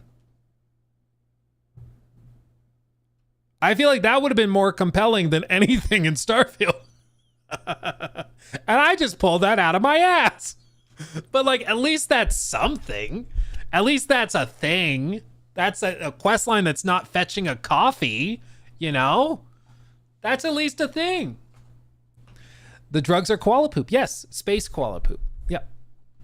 The show is that Bethesda's writing has never been that great. It has always been below what is acceptable nowadays in gaming, but it was always protected by an established lore or a giant open world which was so fun to explore that writing took the back seat. Then games like Witcher 3, Red Dead Redemption 2, God of War came along and standards went up, and Bethesda couldn't keep up. As a result, once Emil and... That's the thing is, I don't even feel like they couldn't keep up. I feel like they didn't try. Because Bethesda does make a very unique kind of game that is not actually that common. Because they make like big sandboxes, and like he's saying, the story kind of takes a back seat, and that works if the sandbox is fun. The moment that the sandbox is weak, everything falls apart, like we saw with Starfield. But I just don't think they even tried. I mean, Fallout 4, at least with the voice protagonist, they were trying a little bit more. They had a more structured narrative. It's just the problem was the narrative wasn't that good. But in the case of them as a company, I feel like they aren't even really trying to keep up or compete with The Witcher 3 or, you know, certainly Baldur's Gate, because we haven't seen a game come out after Baldur's Gate from them since I think Starfield launched like 3 weeks after Baldur's Gate did. So, you know, obviously wasn't influenced by it, but I think they've just tried not to compete. They haven't even tried. And as a result, they've just fallen completely behind. Like by the time they've realized that they're behind, which I still don't think they have realized that. I think they are kind of in their own bubble thinking they don't need to compete when it comes to writing and consequence within the stories. I think if they realize today that that's where they're at, it's just, they're so far behind. His team had to write a game with no established lore, it all came crashing down. Now you might say, well, there's more than one writer, why are you picking on poor Emil? Well, I'll tell you why. He is a huge reason why the standards at Bethesda have not progressed and have actually regressed. But that isn't what makes Emil delusional. This man is actually so far detached from his fans, and I want to cover a few things. First of all, let's talk about this speech from Talks, where he discussed video game writing techniques at a conference. Because I'm interested in this bit, because delusion, saying somebody's delusional is a big statement that I think you have to back up with some evidence. I think there's been things he's done that are certainly out of touch, and same with Todd, same with everybody. But I'm interested to see what this is. First of all, his rule. Yes. Keep it simple, stupid. He says how he... Yes, we can tell that you have tried very hard to keep it simple. You've kept the stories very simple. Likes to keep writing to 1 or 2 central themes, which he feels is enough. I.e., the player won't get any deeper meaning, it'll confuse them. Have to make it simple. Then he uses the movie Casablanca as an example of a film that keeps it simple, saying it's one of his favorite movies ever. But that film literally... How funny would it be if he just like pulled up of like Barney the dinosaur goes on vacation and it's like, this is my inspiration. It's like, oh, he really does mean keep it simple. Oh, okay, wow. They had multiple themes, and that's what made it a good film. It had several... I do think it's funny to say that movie is really simple. Several deeper meanings, and this is the film he used as an example. He mentions other films saying that they only have one real central theme, but they actually have a lot more. But this speech shows he honestly feels that fans of his games can't handle more than one central theme, that it would go over their head. Then he says, great games are played, not made. This is something that he and Todd have said for years and years and years and years, is great games are played, not made. And it used to be, this is like pre-Fallout 4 era, it used to be something they would say because they did not use any QA testing, like they didn't do any sort of like active QA contracting or anything like that. They played all their games, they tested them, it was all internal, they didn't, you know, do play testing. That's what I'm thinking of, not QA. They had QA, they wouldn't do play testing. That apparently changed with Fallout 76, where they did a lot of play testing, and with Starfield they did a lot of play testing. So that's changed now, so they haven't used this slogan much, but it was a saying they used to throw around a ton. As if to say, the story is completely ignored by players, they don't even want it, they want to make their own. In fact, this is where he says they'd rather spend hours building shacks. The whole video... In his defense, from what I recall, the great games are played, not made. Typically, they use that in reference to like, we make games we want to play. We make games that we want to play, not games that, you know, the surveys say we need to make, not the games that the spreadsheets say we need to make based on these player stats and everything, which is also somewhat ironic because he's literally saying that why try really hard with the story when players are going to spend this many hours and this, like he's reading it off of a spreadsheet on how many hours players spent with different things. But still, I don't think he meant it quite in that dismissive way, but I could be mistaken. Video is in the description and you have to watch it. Now, some may say this is harsh, but what I get from that video is the impression that he honestly dislikes his own fans. That he thinks... I don't know if it's dislike. I think he just... the word I've used is contempt, or maybe it's like he thinks it's like maybe like a belittled view. I don't know. What's the word? You guys can help me out here. It's something where like he just doesn't think highly of the audience, you know, of Bethesda gamers. He thinks that, you know, too complex of a narrative, it'll be wasted on them because they can't appreciate it. They'll make paper airplanes out of your great story because they just can't appreciate it. They don't understand it. Resentment, maybe cynical. Yeah, maybe cynical is the right word, Luke. I think that might be right. Yeah, it's like a cynical outlook towards the fan base where I think you can write compelling stories and people will find it compelling. And I think there's plenty of examples of games where there are deep, intense narratives that are not for the faint of heart, as, you know, going back to the Bloody Baron questline. And I think that shows how well the audience will react to a pretty intense story. I mean, Bloody Baron questline is not for the faint of heart. If you've not played it, go play it. I will not spoil it for you, but like it handles some tough subject matter that is not simple. I mean, it's hardcore. Or the Hearts of Stone story, that one's also pretty hardcore. So I just feel like, you know, gamers have matured, and maybe it comes from how long he's been in the game, that he's been doing this for like 2 decades, 2.5, 3 decades, whatever it may be. Because he worked on Morrowind, which was 2002, so he's probably been in the industry for like 2.5, 3 decades. But he, you know, the games he was making back in 2002, if they were appealing to a certain audience, the people who were playing those games, like Fallout 3, Morrowind, Oblivion, it's been 20 years. Some of those people are now in their 30s, 40s, 50s, and they were in their teens or 20s when they first played those games.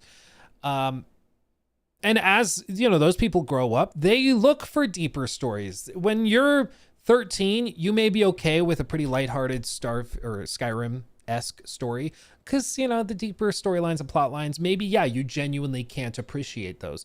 But as you grow older, you do hunger for those deeper stories. You know, you do hunger for some more complexity, for some more depth. That's good. And you're going to go places where you can find it. Just doesn't seem like you're going to find it in one of their games, you know? Unfortunately. 44 here. Hell yeah. Hell yeah. That's most definitely what's up. There you go. Patronizing. Yeah, maybe patronizing is also. It's a very dismissive, patronizing attitude to be like, well, you gamers can't appreciate it. We need to keep it simple for you because you're so stupid. Like, it comes off that way. Maybe he doesn't mean it that way, but it does. Bada bing, Emil misunderstands that players who choose to play those ways are choices they are making. If you do not put effort into other parts of the game, are you really giving choices for what parts to enjoy? Yeah, that's a good way of putting it. There are players who will spend 30 hours building bases. That's true. There are also players who will spend 10, 20, 30 hours reading the notes and getting as deeply invested in the lore as they possibly can. That will listen to every dialogue option because they want to learn about the characters and get immersed in it. But if you're not putting effort into it because you're like, yeah, but other players aren't going to do it, it's dumb. It's like the analogy that AVV brought up at the beginning of the video where it's like, yeah, so statistically, the vast majority of people are not going to watch this entire video all the way through. So why bother finishing it? It's like, by his logic, why not just stop making the video halfway through? It's a good point. It's a really good analogy. I really like it. Thinks his fans aren't very bright. They don't understand deep stories and they don't want them. They don't want good dialogue options with decision making because it'll confuse them. They want to build shacks for hours. Keep it simple, stupid. Now, besides showing how weak his writing style was and showing his disdain for his own fans' intelligence, it was the first video I saw where I thought, uh-oh, Bethesda are in trouble here. This guy doesn't even get his own fans.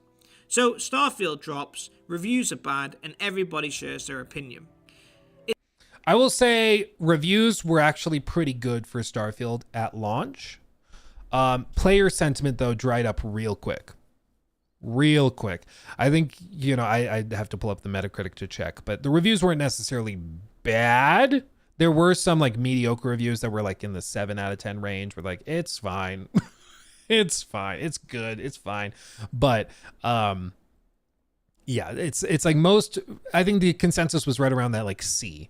It's like you'll C's get degrees. Like you'll pass. It's fine. But I think, you know, once players started to put in 12 hours, 24 hours, and they started seeing the same locations repeated over and over again, that's when the player sentiment really twisted and It's no shifted. secret fans were upset with Starfield. So how did Bethesda respond? Well, they replied to every negative review on Steam, saying that the fans were wrong. They carefully dissected every criticism in each review and then explained why the player was wrong. Starfield is fun, they're just not playing it right. And then Emil said this in an interview: fans really want Elder Scrolls 6. I think in a lot of ways, Starfield is the hardest thing Bethesda has ever done. Probably. We pushed ourselves to make something totally different, to just jam into an Xbox the biggest, richest space simulation RPG anyone could imagine. That we pulled it off makes Starfield something of a technical marvel. I mean, pulling it off, I think, is what's up for debate. Like, yes, technically, you have 1,000 planets that you can generate, and you can go on those planets anywhere other than the oceans. Yes, technically, that is true. But I think the execution was so poor that players felt like it was basically the game would have been better if you didn't do it at all. You know? It's also, in a lot of ways, the best game we've ever made. But for us, most importantly, Starfield has its own unique personality and now sits right next to Fallout and the Elder Scrolls. I do remember when this quote came out, and, you know, it was specifically the part where he says, in a lot of ways, it's the best game we've ever made. And I think even among hardcore Bethesda fans, that felt so out of touch and so delusional, which I think is the point of delusion that he's bringing up, because it's like, it's just when I think of delusion, I think of somebody rejecting reality and substituting their own. Like, you know, they're ignoring what everybody else sees to instead stick to the reality that they would be more comfortable within. But I honestly don't know how you could, like, by what metric, because he says in a lot of ways, in what ways is it the best game you've ever made? Like, I'm guessing probably, now that I think about it, he's probably pointing to like the peak concurrent player counts. He's probably pointing to like total users. He's pointing to those same stats that Todd mentioned, where a lot of people tried it. A lot of people booted it up and gave it a shot. And that means that, you know, that it must have been really successful, and it must have been, you know, the best game in terms of performance that we've ever put out. I do think it also was like the least buggy game that they've put out at launch, you know, for sure. I think that that's probably fair. But in terms of like the best game, like as a product, as a package, I don't know how you could say that, but it might not be everybody's cup of tea, but what is? We created a new IP from the ground up and an experience that is absolutely unique on consoles. And I'm not saying Starfield is better or worse than any other game, just different in what we offer. It's that weird Bethesda blend of immersion, action, and RPG. But it's also different to Bethesda's other RPGs. Starfield is developing its own unique fan base. It's big, and it's growing. Bethesda used to feel that would go on to age poorly because it stopped growing and then started to shrink quite aggressively. Feel like the studio of the Elder Scrolls. Then it was the studio you'd associate with Elder Scrolls and Fallout. Now it's Elder Scrolls, Fallout, and Starfield. Bethesda Game Studios, Big Three. Yep. It is now part of the Big Three. People associate Bethesda Game Studios with Starfield, but I think that maybe be more, it might be more harmful than helpful. At least in my circles and in most online circles. I feel like you bring up Starfield, the general average reaction is not one of like, oh, that game's so good. It's like, oh, that game was disappointing. And unfortunately, I feel like that's the reaction people have generally to the game. So at this point, you're starting to see a massive disconnect from Emil and the fans. He is literally saying, we think the game's great, fans just don't get it. It again shows a lack of respect for fans, arrogance, and also tone deafness. If I made a video and it got a 90% dislike rate, I would not make other videos just to say how that's the best video ever and fans who don't like it just don't get it. But that's what Emil did. It was... maybe not 90%, but even if we tone it back and we say it's mixed, like 50% loved the video, 50% thought, or maybe it's more like 15% loved the video, 15% hated the video, and 70% thought the video was eh.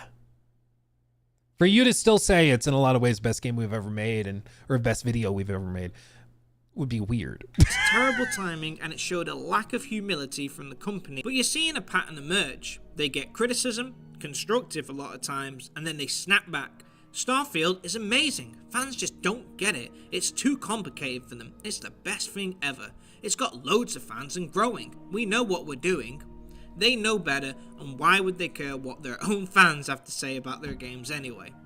Well, I think the easiest thing is to dismiss criticism as coming just from haters. You know, what's been said before is that it's not what you say, it's how you say it. And the perception is that if you... What's happened a lot from my perspective is that there's been a lot of people within these companies that look at critiques and criticisms and negative feedback as just haters, because there is a subset of people that do just get to the point where it goes too far. I don't think Starfield's very good. The reason why I vocalize this and we talked about it is because I find it interesting, but fundamentally at the end of the day, I'm a Bethesda fan. I want them to be successful. I want to enjoy their games like I used to. I feel like they are just actively making mistakes repeatedly that will lead to them not making those games. So I'm trying to vocalize my frustration, so hopefully they respond to it and can take some of it to heart, and who knows, maybe I'll like the next game more. But there are people that will just say, nope, worst game ever made. It's trash, 0 out of 10, which is like hyperbolic, you know? And so they look at that and they say, okay, so therefore people who don't like our game are haters. We can ignore them. They were never our fans. They were never going to like it. Ignore them. And that's where you can get into trouble, because there are valid critiques to be made by people who maybe are a little abrasive in how they say it. They may joke around. They may be a little silly. They may joke about it. They may have candles of Todd randomly that they put up. But that doesn't mean that their critiques are invalid or should be dismissed. You know, I think that doesn't necessarily follow, but I think that's what happens. I think they get dismissed as haters, and so we don't have to acknowledge them, you know. And you can tell it because it's not just about who they choose to interact with, who they talk to, and who they accept feedback from, but it's who they don't talk to and who they don't accept feedback from. Todd's done a handful of interviews, even in the lead up to Starfield, but notably he only went on like Xbox podcasts where they have, you know, they're considered to be in friendly territory. Even like the neutral territory, unless it was like a big outlet, like I think he did an interview with like Rolling Stone or Washington Post or something like that. He'll go there, but you don't see him going and doing more generalized interviews with streamers or YouTubers and stuff, unless they're considered to be friendly. And I think that that's just unfortunate, you know, because I think staying in your bubble is how you can end up continuing to make mistakes and get into trouble. He did go on Lex's podcast. That's true. But I think Lex is probably a pretty, you know, it's fairly safe, friendly territory. You know, I'm not saying that, you know, Todd needs to go into the lion's den. I'm not saying Todd needs to go into like, you know, a hardcore BGS haters chat and debate his games and defend it. I'm not saying that. That would, of course, be ridiculous. But I think, again, we haven't really seen him interact with, or any of these guys interact or talk with anybody who didn't like Starfield. Like, they just ignore them and pretend like they don't exist, you know? And it's like, that I don't think that's super helpful. I'd respect it a lot more if they went on and talked to people who didn't think it was good, you know? I think that would help. Alucard, thank you for the 10. How many bugs do you think we'll see in the Assassin's Creed live action series? How many bugs? I don't know, man. I'm any sort of Netflix or like any, just frankly, live action adaptation of anything. I'm just braced for it to be terrible. And if it's not, I'll be pleasantly surprised. Because even the live action recreations that start good somehow always end up bad. Last of Us Season 1, pretty good. Season 2, what happened? The Witcher, Netflix? Season 1? Okay. Season 2. Where is The Witcher? Where's Geralt? It's all Frangilla. And then season 3. What? It's just, it turns to crap. So Fallout season 1, pretty good. I'm worried about season 2 because that's just how these things go. Very rarely do they get video game adaptations right for more than a season, but fingers crossed that they don't screw that up. Now we fast forward to Shattered Space, the recent DLC for Starfield. I did a video on this, but the point is, it got slaughtered. It was awful and unacceptable. And yeah, I think Shattered Space continued the trend of just being really mediocre. Even this review, it's more Starfield with even more tropes injected into it. The opening is literally just Event Horizon, for fuck's sake. Charging the same price as Phantom Liberty is ridiculous, and having B tier hacks like, I can't read the rest because the bar's in front of it. It's Emil. I see Emil's name though. I think that again, this just betrayed the larger problem, which was just that it was mediocre, but charging this much for something mediocre was just unacceptable. And it was so short after waiting so long, a full year. It was ridiculous. It was wild that they thought that this would satisfy players. But I still remember when I got it, I downloaded it and I played it. I accidentally finished it within like 5 hours. And I tweeted out, I was like, I think I just accidentally finished Shattered Space. Dude, people came at me so hard. The BGS Xbox fans came at me so hard because like, oh, you rushed through it. You rushed through it. Yeah, Ark remembers. You rushed through it. You weren't being fair. You're being dismissive. You're freaking out over it. And then people actually played it. And it was really funny because you could watch in real time. People got home from work. They booted it up. And by 10 p.m. that night, most people had finished it. So the tweet, skyrocketing. People are freaking out, losing their minds. And then after a few hours, the responses stop. The threads on Reddit disappear. And then all of the other feedback over the DLC started to flood in of people being like, okay, yeah, no, it's pretty bad. It's like, it's pretty crappy. It's pretty abysmal. It was quite funny because you could watch it in real time as people finished it. They'd go back, delete their comments, and it was very funny. You know what Emil said? Here, I'll put it on the screen. Any Bethesda developer who's been around since the Horse Armor days knows that by this point, if we understand one thing, it's DLC.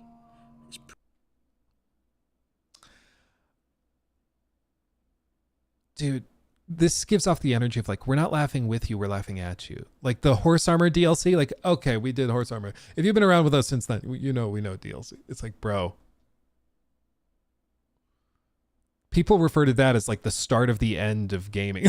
Like, what are you talking about? Pretty strange that he uses Horse Armor as the benchmark here, but anyway. That's not to say we're on autopilot and don't think about it now. It means we still think about it and have probably thought about it more than any other studio since those early days.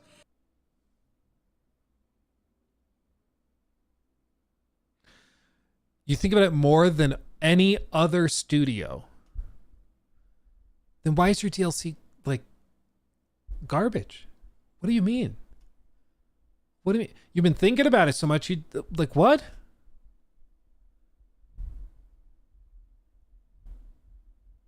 Okay, like this is straight up delusion. I would say I'm convinced at this point. To suggest that you are better at DLC and you know it better than most and like you've got it figured out when you're putting out Shattered Space. And bear in mind, this same year they released Phantom Liberty. Or was that the year before? I think it was the same year. They dropped Phantom Liberty. Or no, was Phantom Liberty 2023? When was Phantom Liberty? Alexa, when did the Phantom Liberty DLC release?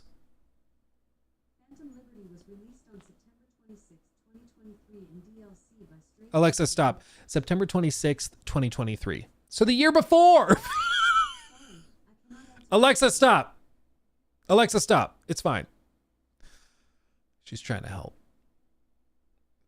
Sometimes she can be a bit much if you're asking me. Anyway, I mean, Phantom Liberty launches the year before as an expansion. Is so good, a lot of people claim it's the full redemption. It could have been a standalone game as far as I'm concerned. It was so good.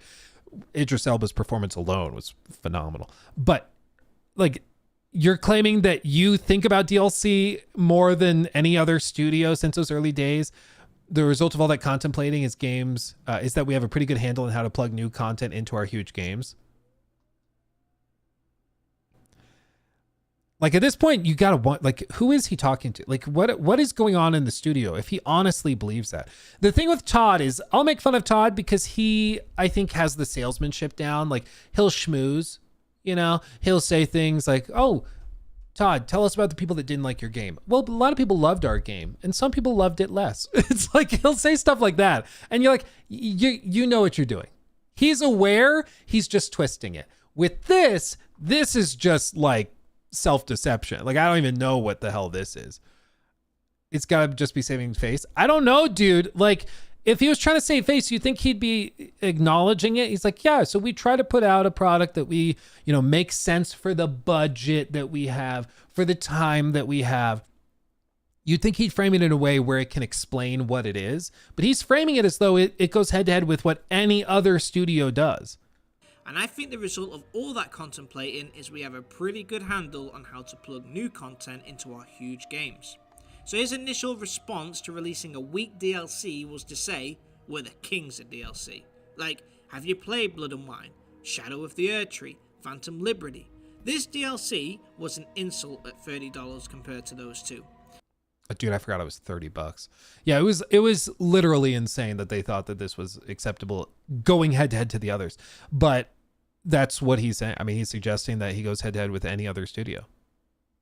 I think he means they understand DLC more because they got backlash for the horse armor before microtransactions were even a thing. I don't know. I think that's what he means. Well, the impression I get is he's saying we've been thinking about DLC for our games since before DLC was a thing, because we basically started it. So we've been thinking about DLC, working on DLC since before anybody else.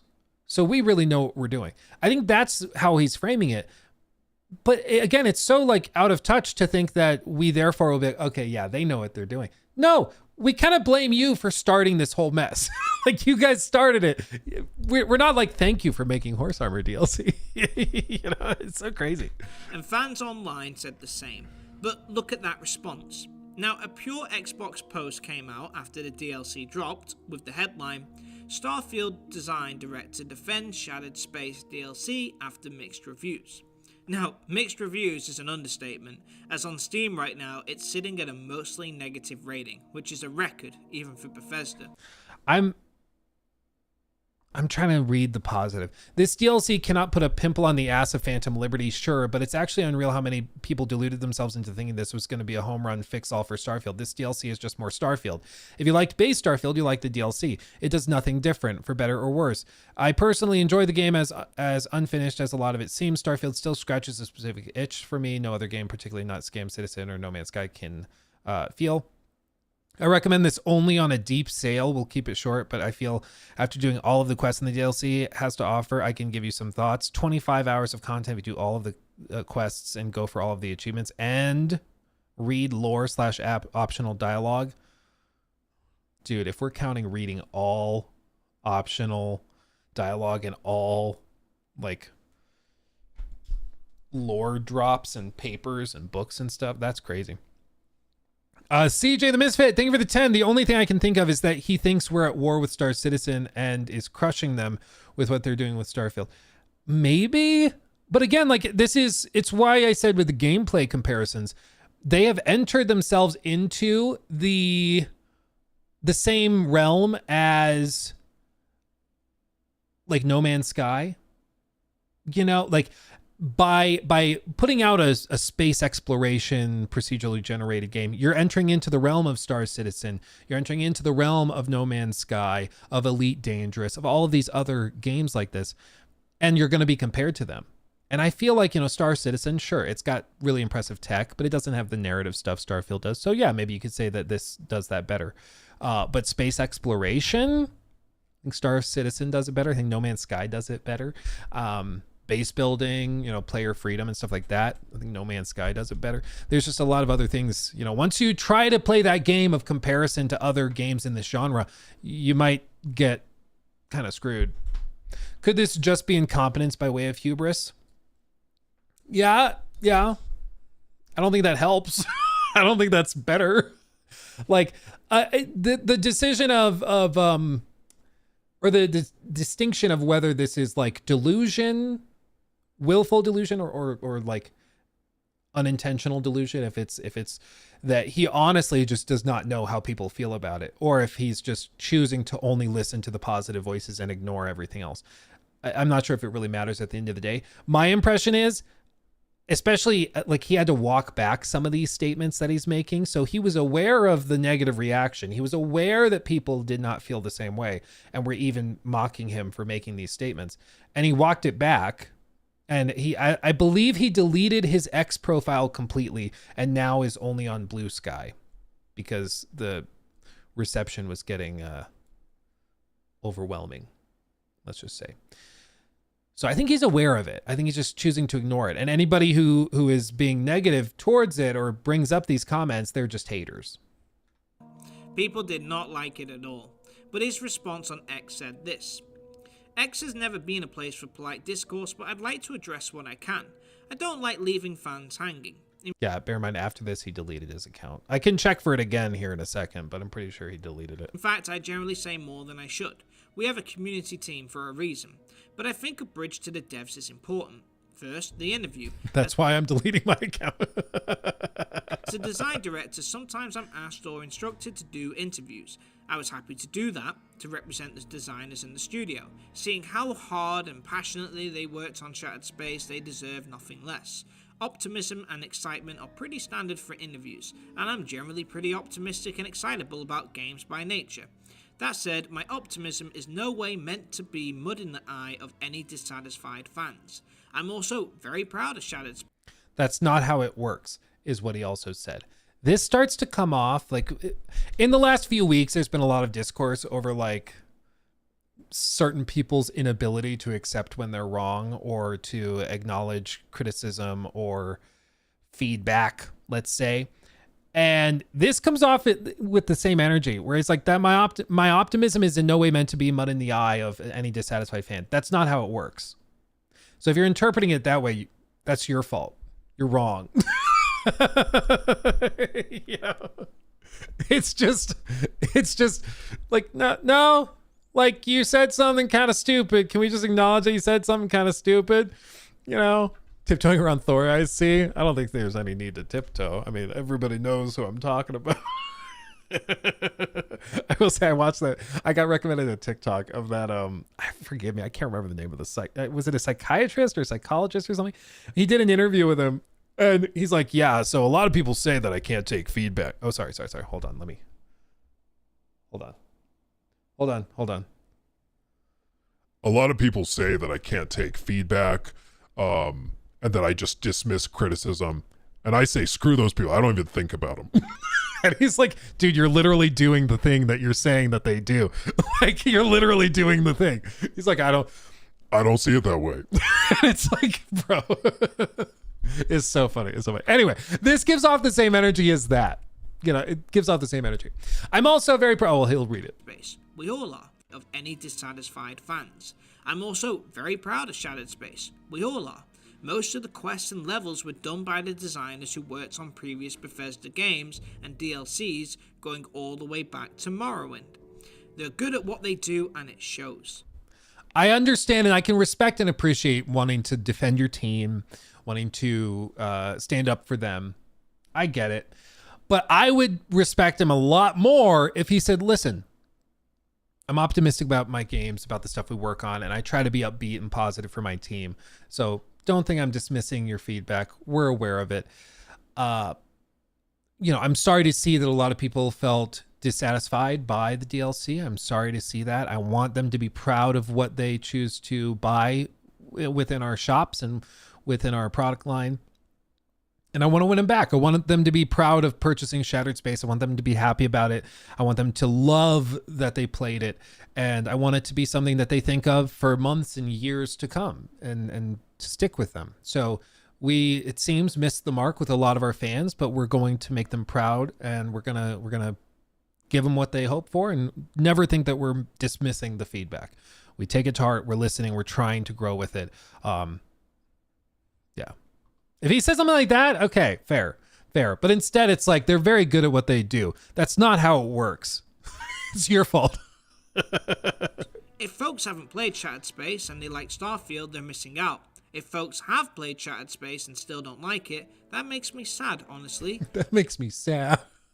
Just know we've also been hearing from plenty of people who love it.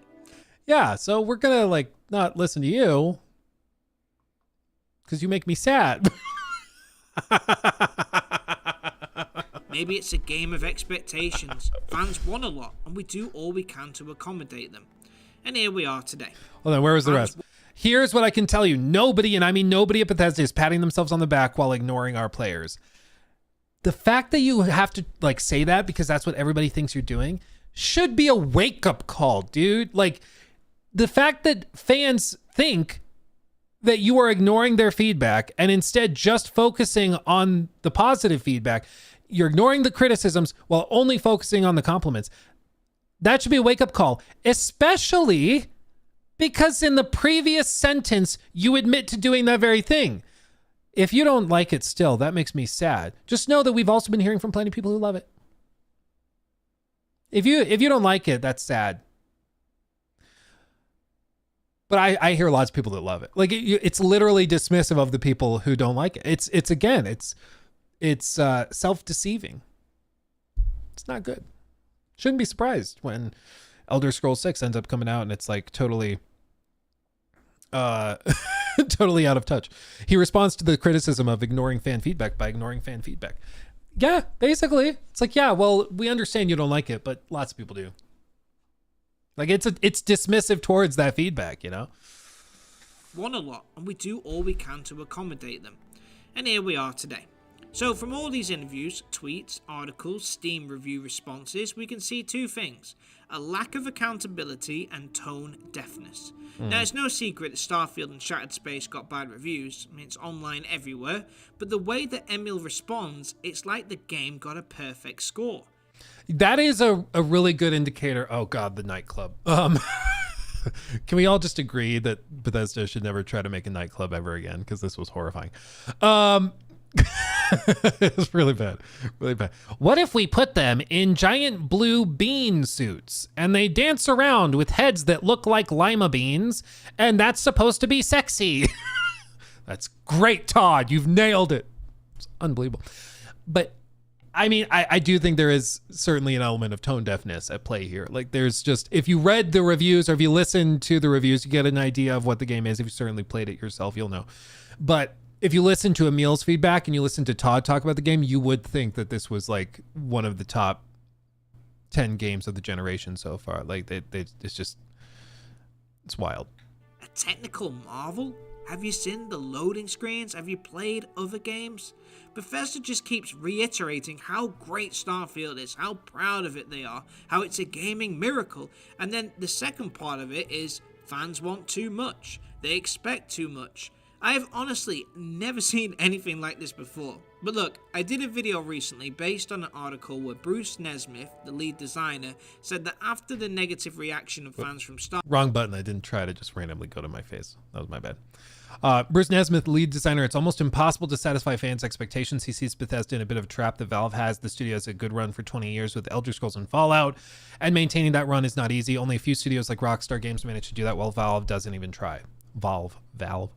I remember we talked about this interview too with Bruce, and basically the sentiment, it's easy to take it out of context. I'm not saying that's what he's doing here. I think he's got it right. But I've seen some other places take it and articles take it and they twist it into like, they've given up. Elder Scrolls 6 is going to suck and they don't care. Like, that's not what he's saying. What Bruce was trying to say was like, every year, every time we put out a new game, the expectations raise as the competition raises their expectations and the fan expectations. And so it just becomes increasing and exponentially more difficult to meet those expectations, especially when you're trying to market your game in a way that's exciting while also not like misrepresenting what your game is going to be. It's very, very difficult to deliver on high expectations. Very, very, very difficult. Starfield, it was nearly impossible to meet fan expectations. So again, another developer saying the fans want too much. And that gets me to my final point. I think Again, I think the sentiment from Emil is fans want too much, so, but they also can't handle too much, which is why it's kind of a dissonant perspective. But yeah, I think what Bruce was saying was just reasonably, players are expecting a lot, and it's at the point now where Bethesda probably can't deliver on what people are expecting, which honestly I think is probably the case, because I don't think BGS is currently capable, especially with leadership that is willfully deceiving themselves. I don't think it's capable, or I don't think they are capable of delivering like Elder Scrolls 6 to the level that people expect and will ultimately be demanding. That's just my opinion based on what I've seen with Starfield and the reaction to the feedback and everything. I don't think you can release a game that is received in sort of a mixed way and then also ignore all of the feedback, the critical feedback, continue putting out mediocre paid mods and then an expansion that flops and is abysmal while insisting that it's actually really good and impressive, and then come out and release a masterpiece right after that. I just don't see that. I just don't see that. If they responded the way CDPR did after Cyberpunk's launch, and we're like, we're going to make this right. We're going to fix it. We're going to make you proud. Give us a chance. Then okay, wow me. At least you're acknowledging it. But they won't even do that. Like, well, a lot of people do love it, so shut up. Emil's mentality, what he says, the way he talks about fans, the way he ducks negativity, his inability to take on criticism and learn from it, the way he seems to live in a fantasy world where Starfield and Shattered Space are the greatest games of all time, has spread across Bethesda. The writing styles and game design he pitched at talks is their main plan in every recent Bethesda game. Keep it simple, stupid. Add more shack building.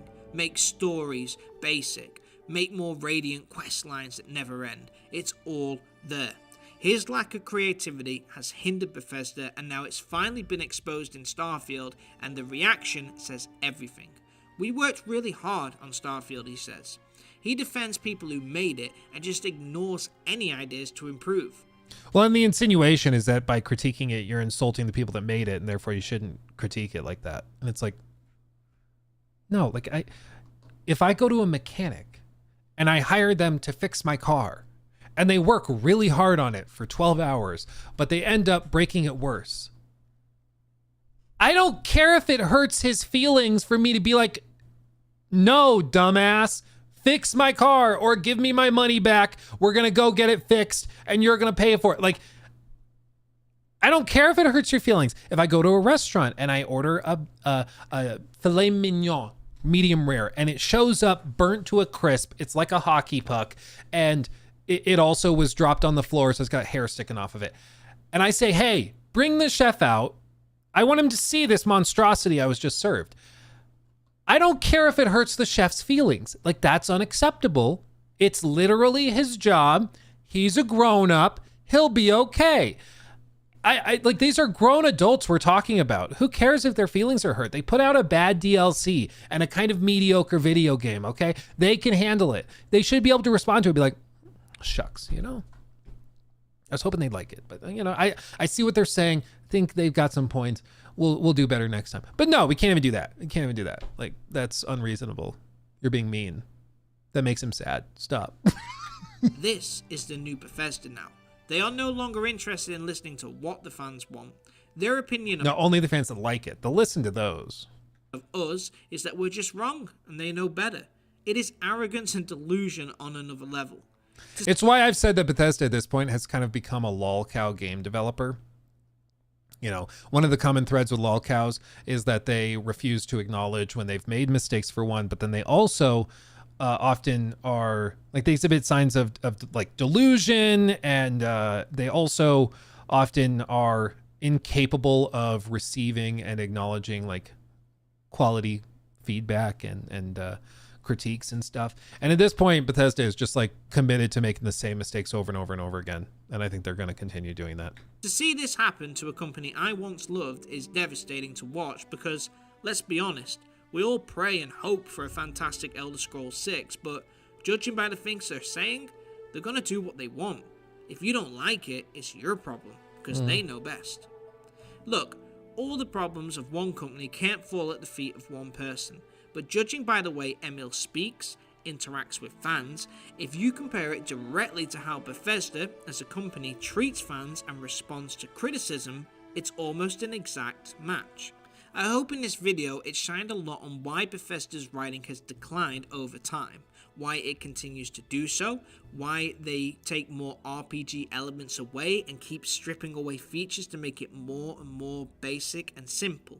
Keep it simple, stupid. All of these things have led Bethesda to where they are now. In order to grow, we must fail and make mistakes. But if we do not acknowledge our mistakes and learn from them, then we don't grow, we just fail.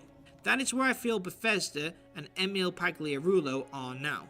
I, like many fans, wish to see a return of form for Bethesda, but if you look at the patterns, it's not looking good.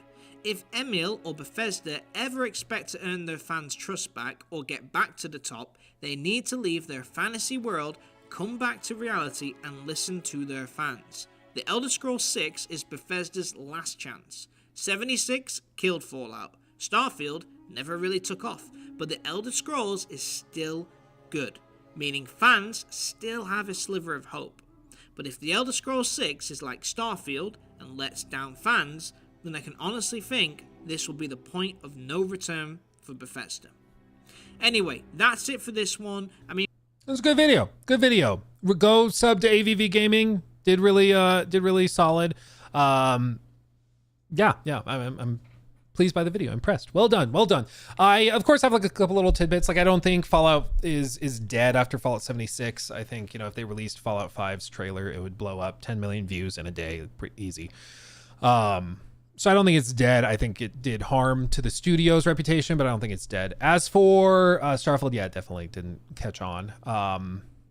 And whenever we say, I've heard a lot of people say, you know, Elder Scrolls 6 is their last chance. I think it's Todd's last chance for like a legacy to be established that's really, really positive. I think if that misses the mark again, it's going to do a lot of harm to his legacy, to BGS's reputation. I think Xbox will probably hit them with layoffs if that happened, because they were bought with the expectation that they were going to have console sellers, that they were going to have some of the biggest games in their lineup. And Starfield did generate a lot of play hours for sure, but whether or not it hit their own metrics and stuff still remains to be seen, because we don't know what those metrics were, what they were looking for.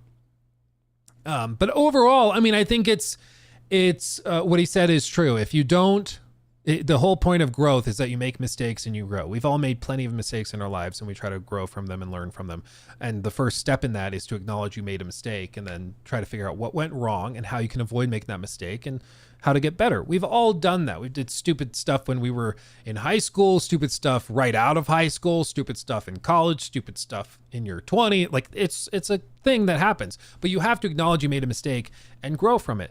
And as a company, they, in my opinion, and the opinion of, I'm guessing, a lot of you, they have made a number of mistakes, but they refuse to acknowledge those mistakes and they refuse to interact with it. And instead, they're just like in this self-deceptive rut where even in the statement where he's like, we're not ignoring player feedback, but just listen and understand that we have a lot of people that do really love what we're doing. So yeah, we're listening to them. It's like, okay, so you're ignoring us, you're focusing on them. Okay, that's exactly what we're saying is happening. And ultimately, at the end of the day, like you don't talk about something for years and years and years unless you are in a way a fan of it. And I think for me, you know, I want BGS to improve. I want them to get back on their horse and start making progress again. I want them to put out good games again, but they just have really, really struggled. And I feel like as long as they are in this sort of self-deluding rut that they're in, they're just going to get worse and the games will just get more mediocre. They'll fall technologically further and further behind because, again, just to settle this out and wrap this up, Elder Scrolls 6 is probably coming like 2028-ish is where a lot of people expect it to land. And that puts it probably like right next to The Witcher 4. Do you really think Elder Scrolls 6 will be anywhere near as like technologically impressive or compelling as The Witcher 4? Like Probably not. You know? And I think that's, you know, we're going to see a repeat in history. So with Fallout 4, it launched in the same year as The Witcher 3. People found the roleplay elements lackluster and wanting, the writing wanting, and they found it in The Witcher 3. And that really kickstarted The Witcher 3's popularity. People seeing like, oh, look how amazing this is. This is what I was hoping for, this kind of depth. And then with Starfield, it launched like a matter of weeks after Baldur's Gate 3 launched, which offered unprecedented depth and complexity in the narrative, amazing writing, characterization, everything. It was just player agency out the ass. It was amazing. And that showcased just how lacking in those departments Starfield was. And I think we may end up in another situation where you'll get The Witcher 4 and Elder Scrolls 6, two fantasy games, launching in very close proximity, probably within a few months. And I think we all know which one is probably going to be more compelling based on the writing quality of CDPR, even in Phantom Liberty, Cyberpunk, The Witcher 3, all of their recent releases. Their writing quality is stellar. And graphically, technologically, like, do you think there's going to be load screens going into buildings in The Witcher 4? I don't think so. But I think with Elder Scrolls 6, almost certainly, you know? So I just think if they don't really figure this out, that comparison is the thief of joy for sure. But I think, you know, specifically when you are on the receiving end of that comparison, you can get screwed. You can get really screwed. Jesus, Loxy.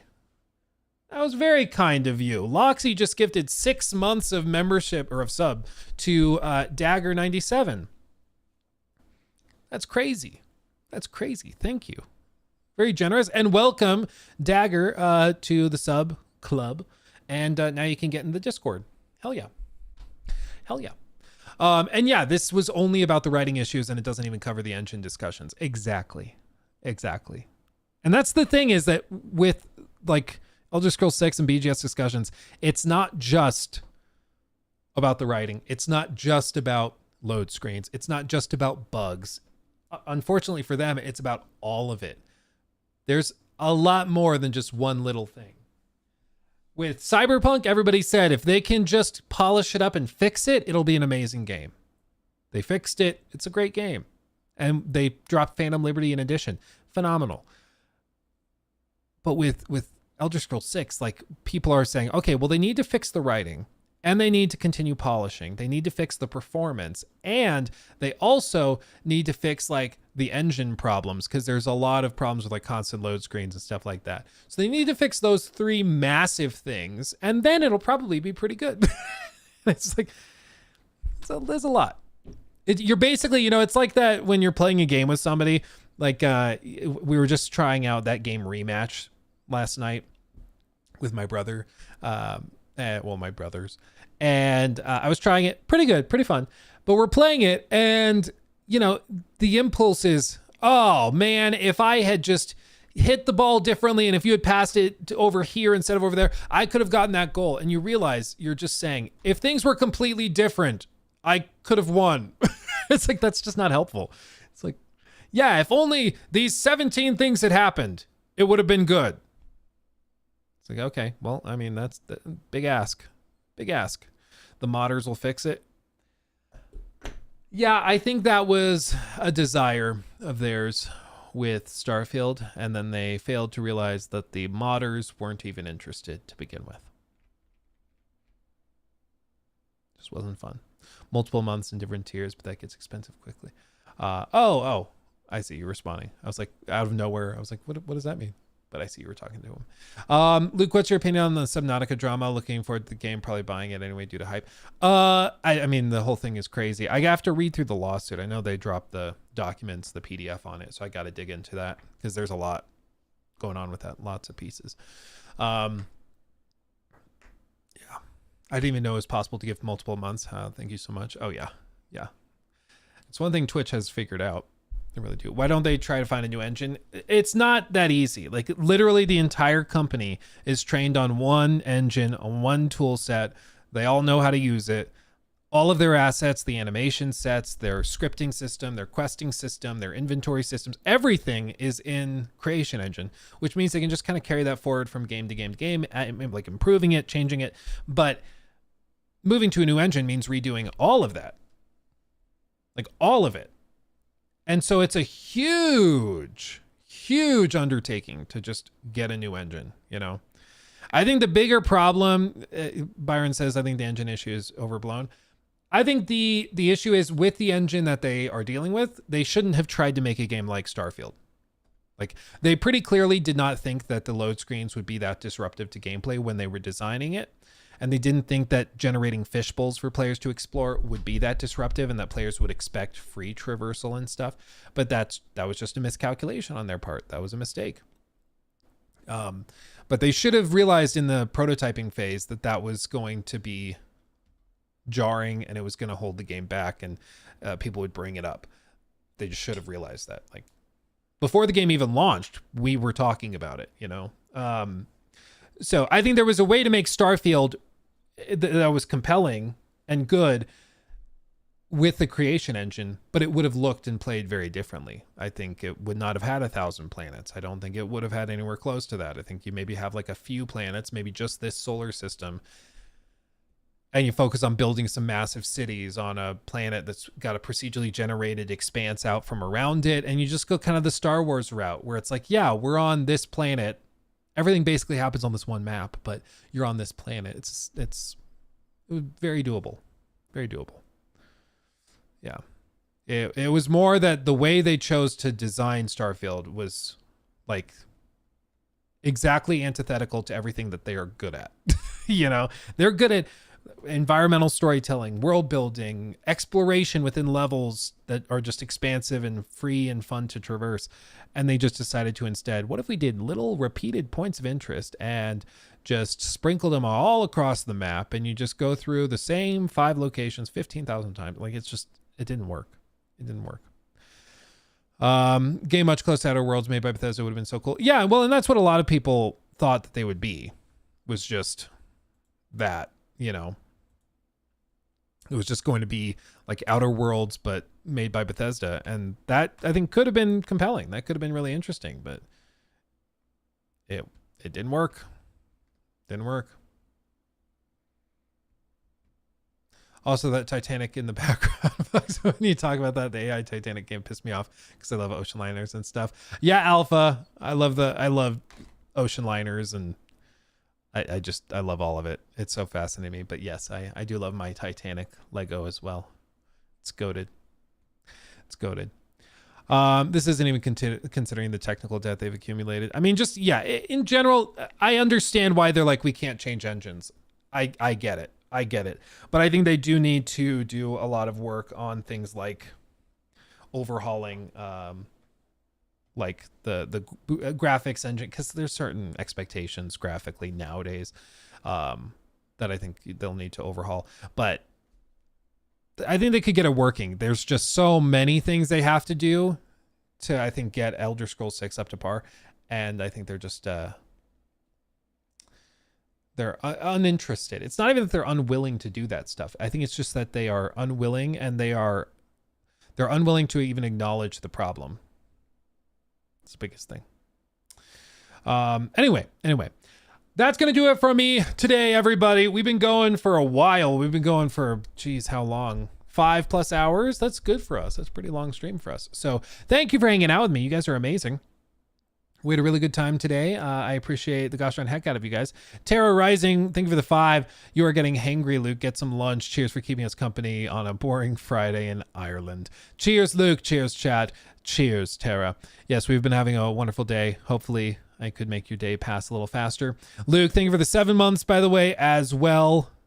Thank you. Thank you. And again, Loxy, thank you for that gifted sub. As always, guys, join the Discord if you haven't already. We're going to start doing more exclusive videos over there. It's going to be a good time. So jump over there to enjoy those. But until next time, my friends, much love, hugs and kisses. I'll see you guys soon on Monday. Have a safe, wonderful weekend, okay? Much love. Bye-bye.